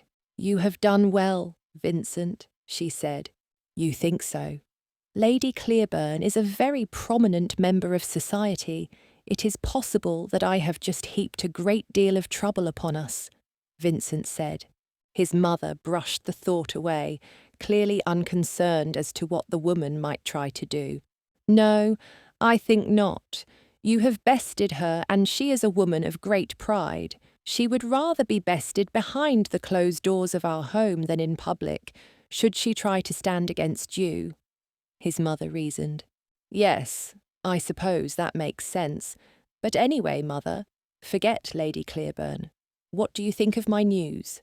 Vincent asked, redirecting the conversation back to Nancy, and the fact that he would soon marry her and take Celia under his wing. "My boy, I never thought this day would come," his mother said. "Nor did I, but I am glad that it has finally arrived," Vincent said. With that, he called for Nancy and Celia to join them. "Lady Ridlington!" Celia exclaimed, rushing straight for his mother and throwing her arms around her. The Duchess responded by hugging Celia in return and covering her face with kisses, causing Celia to burrow in closer. "Oh dear," Nancy said. Vincent looked at her, curious. "What is it?" he asked. "It would appear that I shall never have a moment to greet your mother, for she is otherwise quite occupied," Nancy said, laughing. Vincent laughed in kind, and he looked back at Celia and his mother, indulging in their happiness at being together once more. He then looked at Nancy, aware of their mutual happiness and the fact that everything had come together perfectly. It had not taken long. It had not required papers or documents, not even the vow of a minister, although such things would come in time, and all propriety would be maintained until that moment. Propriety was not what defined Vincent and Nancy, his mother, or Celia. Indeed, there was something else altogether which had drawn them close. They were already a family. Epilogue. Nancy took a final look at her reflection. Her hair was braided in a crown around her head, little buds of baby's breath and lavender secured throughout the braid, giving her an earthy, radiant appearance. She had never felt so beautiful in all her life. She noted how her long, flowing white dress swayed with her movements. It did not have any stiffness to it, simply an elegant and effortless drape around her, a gift from her husband-to-be. She still couldn't believe that it was finally the day that she would marry Vincent Tilbury, Duke of Ridlington. To her, he was simply Vincent, the man that woke her heart from the deep slumber that came after Thomas's death. How had it come to this? How had she been given a more perfect life than she could have ever imagined? Just a couple of years before, she had believed herself to have lost everything. With her husband gone, lost to battle, she did not think she would ever find happiness again. But love had struck her once more. No, love had done more than that. It had overcome every obstacle that was before them. Certainly, Lady Clearburn had been less than pleased. She had gathered all of her friends, insisting that they rally around her. They made a whole show of noise and fuss about the Duke marrying his mother's simple companion. In fact, for a few weeks, their engagement had been considered quite the scandal. It was all anyone talked about in London. But all of that faded, and as it did, so did Nancy's ability to care about it. She had attended multiple balls in the time since and had met so many wonderful people. It had been made clear to her that she was accepted, not by everyone, but by most of the ton. There were still a few people that kept throwing her angry glares, but Nancy learned to ignore them. Overall, though, society no longer seemed to care. They moved on following other scandals and allowing Nancy and Vincent to simply be happy in their engagement. Nevertheless, she would not have cared even if things had not changed. She was happy, as was Vincent, and that was all that mattered. "Nancy! Are you very nearly ready? Grandmother Florence sent me to fetch you," Celia said. Nancy turned and looked at Celia, who looked stunning in her pale purple dress, her red curls pinned to frame her face. "Oh, Celia, you are quite a vision. I am so thankful to have you by my side on a day like this," she said. "Nancy, I will always be by your side," Celia said, looking up with those luminous green eyes. It warmed Nancy's heart. She knew that no matter what, Celia was with her. Whatever they had been through, whatever struggles they had faced, They had stayed strong together and would be together for the rest of their lives. They would be a real family. "Are you excited?" Celia asked. "I am really excited." "As am I, my dear," Nancy said with a smile. "You look beautiful, like the fairy queen in one of the books in the library," Celia said. "You know, my dear, I actually feel like a fairy queen today. I feel as though everything is perfectly lovely and is coming together in the most beautiful and delightful of ways," Nancy said, sighing in her satisfaction. In some moments, she was overwhelmed by all that had taken place and all that she now had, but at other times she simply rested in it, accepted it, and was thankful for it. "One of these days, Celia, you will be standing before a mirror, looking at your own reflection. You will feel like you are dreaming, because in just a matter of a few hours, you shall be married to the most wonderful man in all the world," Nancy said. "But how?" "You are marrying Vincent. Is he not the most wonderful man in all the world?" Celia asked. Nancy burst out with a laugh and nodded enthusiastically. "I did not think you could be more intuitive, my dear, but you are correct. Vincent, the man who will now be your father, is the most wonderful man in all the world," she said. "But one day you will have another wonderful man in your life, one that you will cherish and will not be able to live without for even a second." Drawing her into an embrace, Nancy held Celia close for a moment, thankful for this wonderful little girl. "Now, I do believe we are in a hurry, are we not?" Nancy asked. "Yes.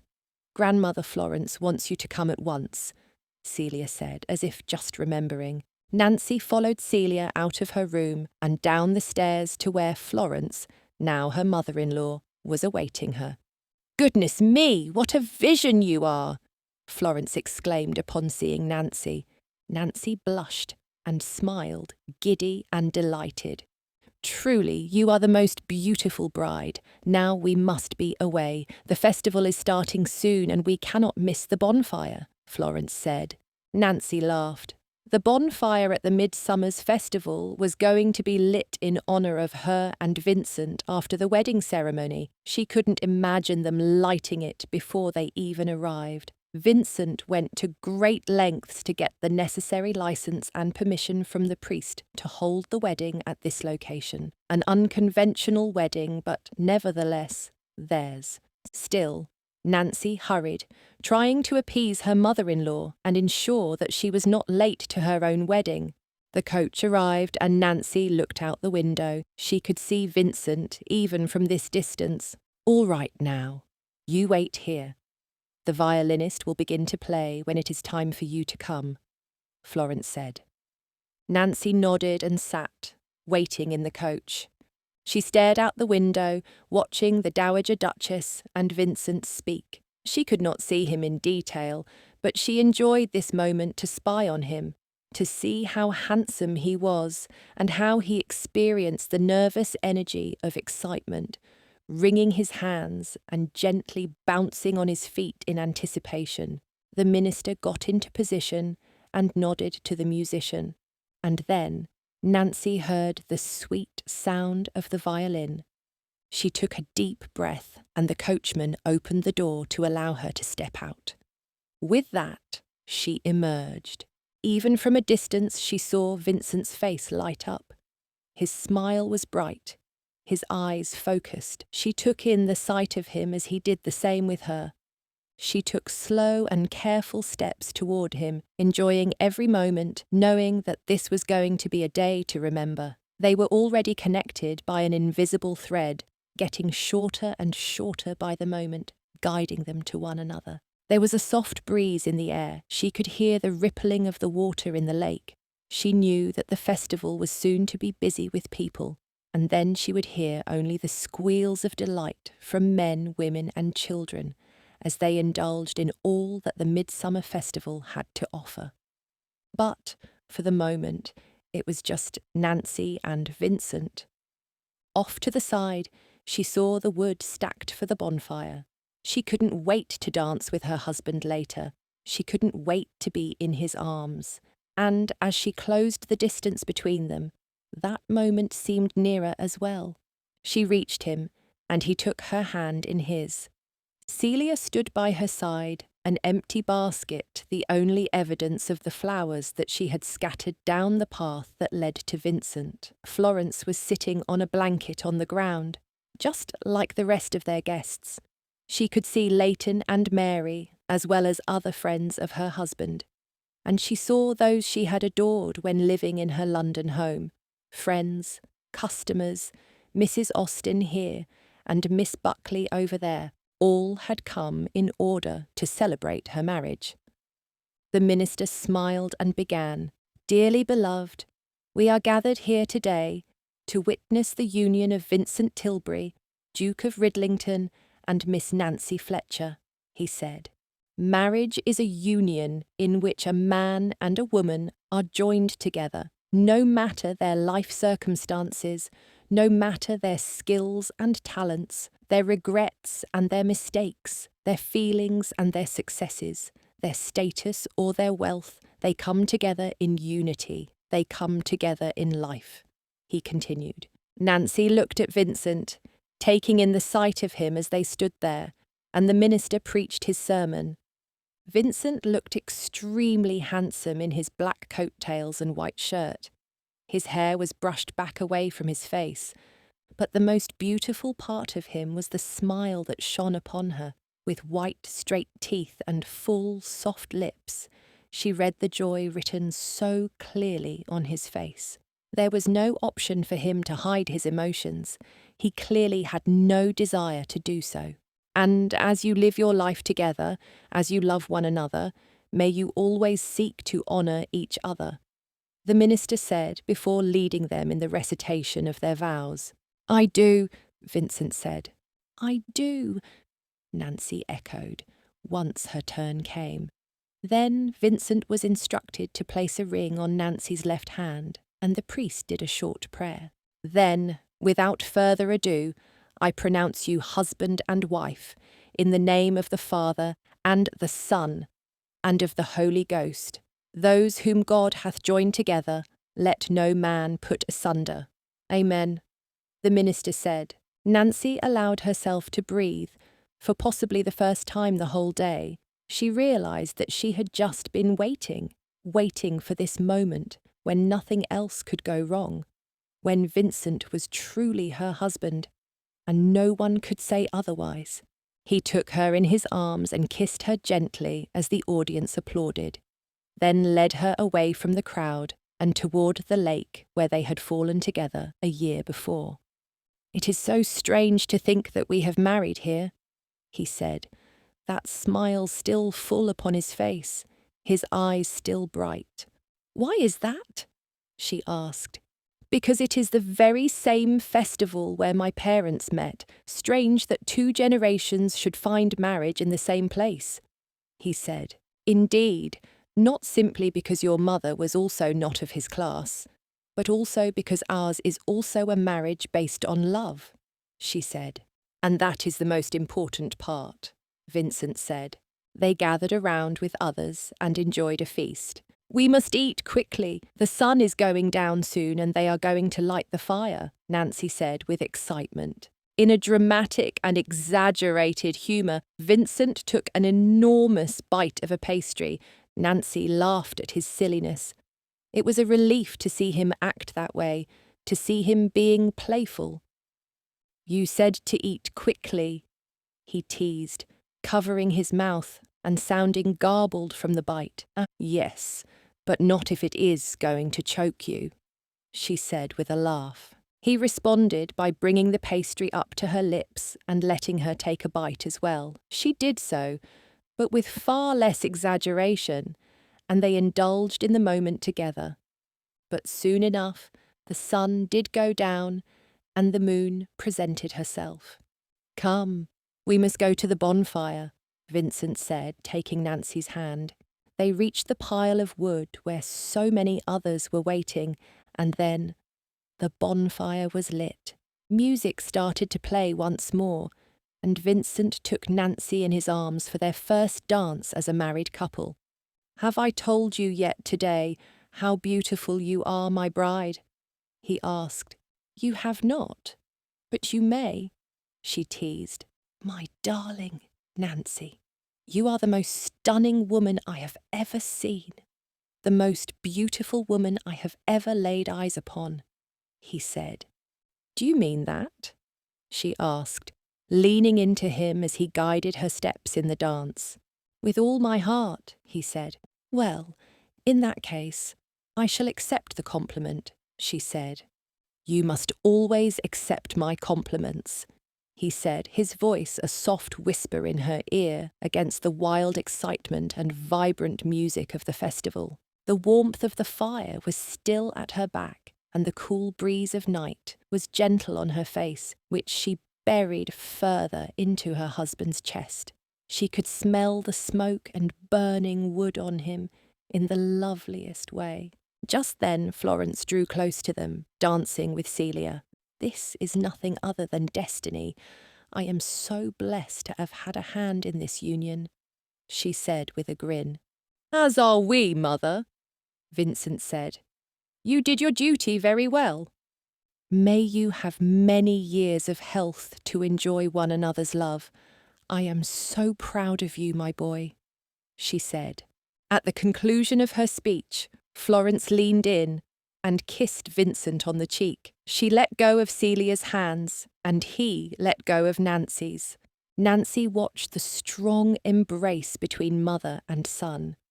It was a bond that she found admirable. It was a bond that she hoped to have with her own children. She knelt down and drew Celia to herself, knowing that she already had a child whom she loved dearly and shared a bond that had formed the instant they laid eyes on each other. But Nancy and Celia both looked back up at the Duke and Dowager Duchess.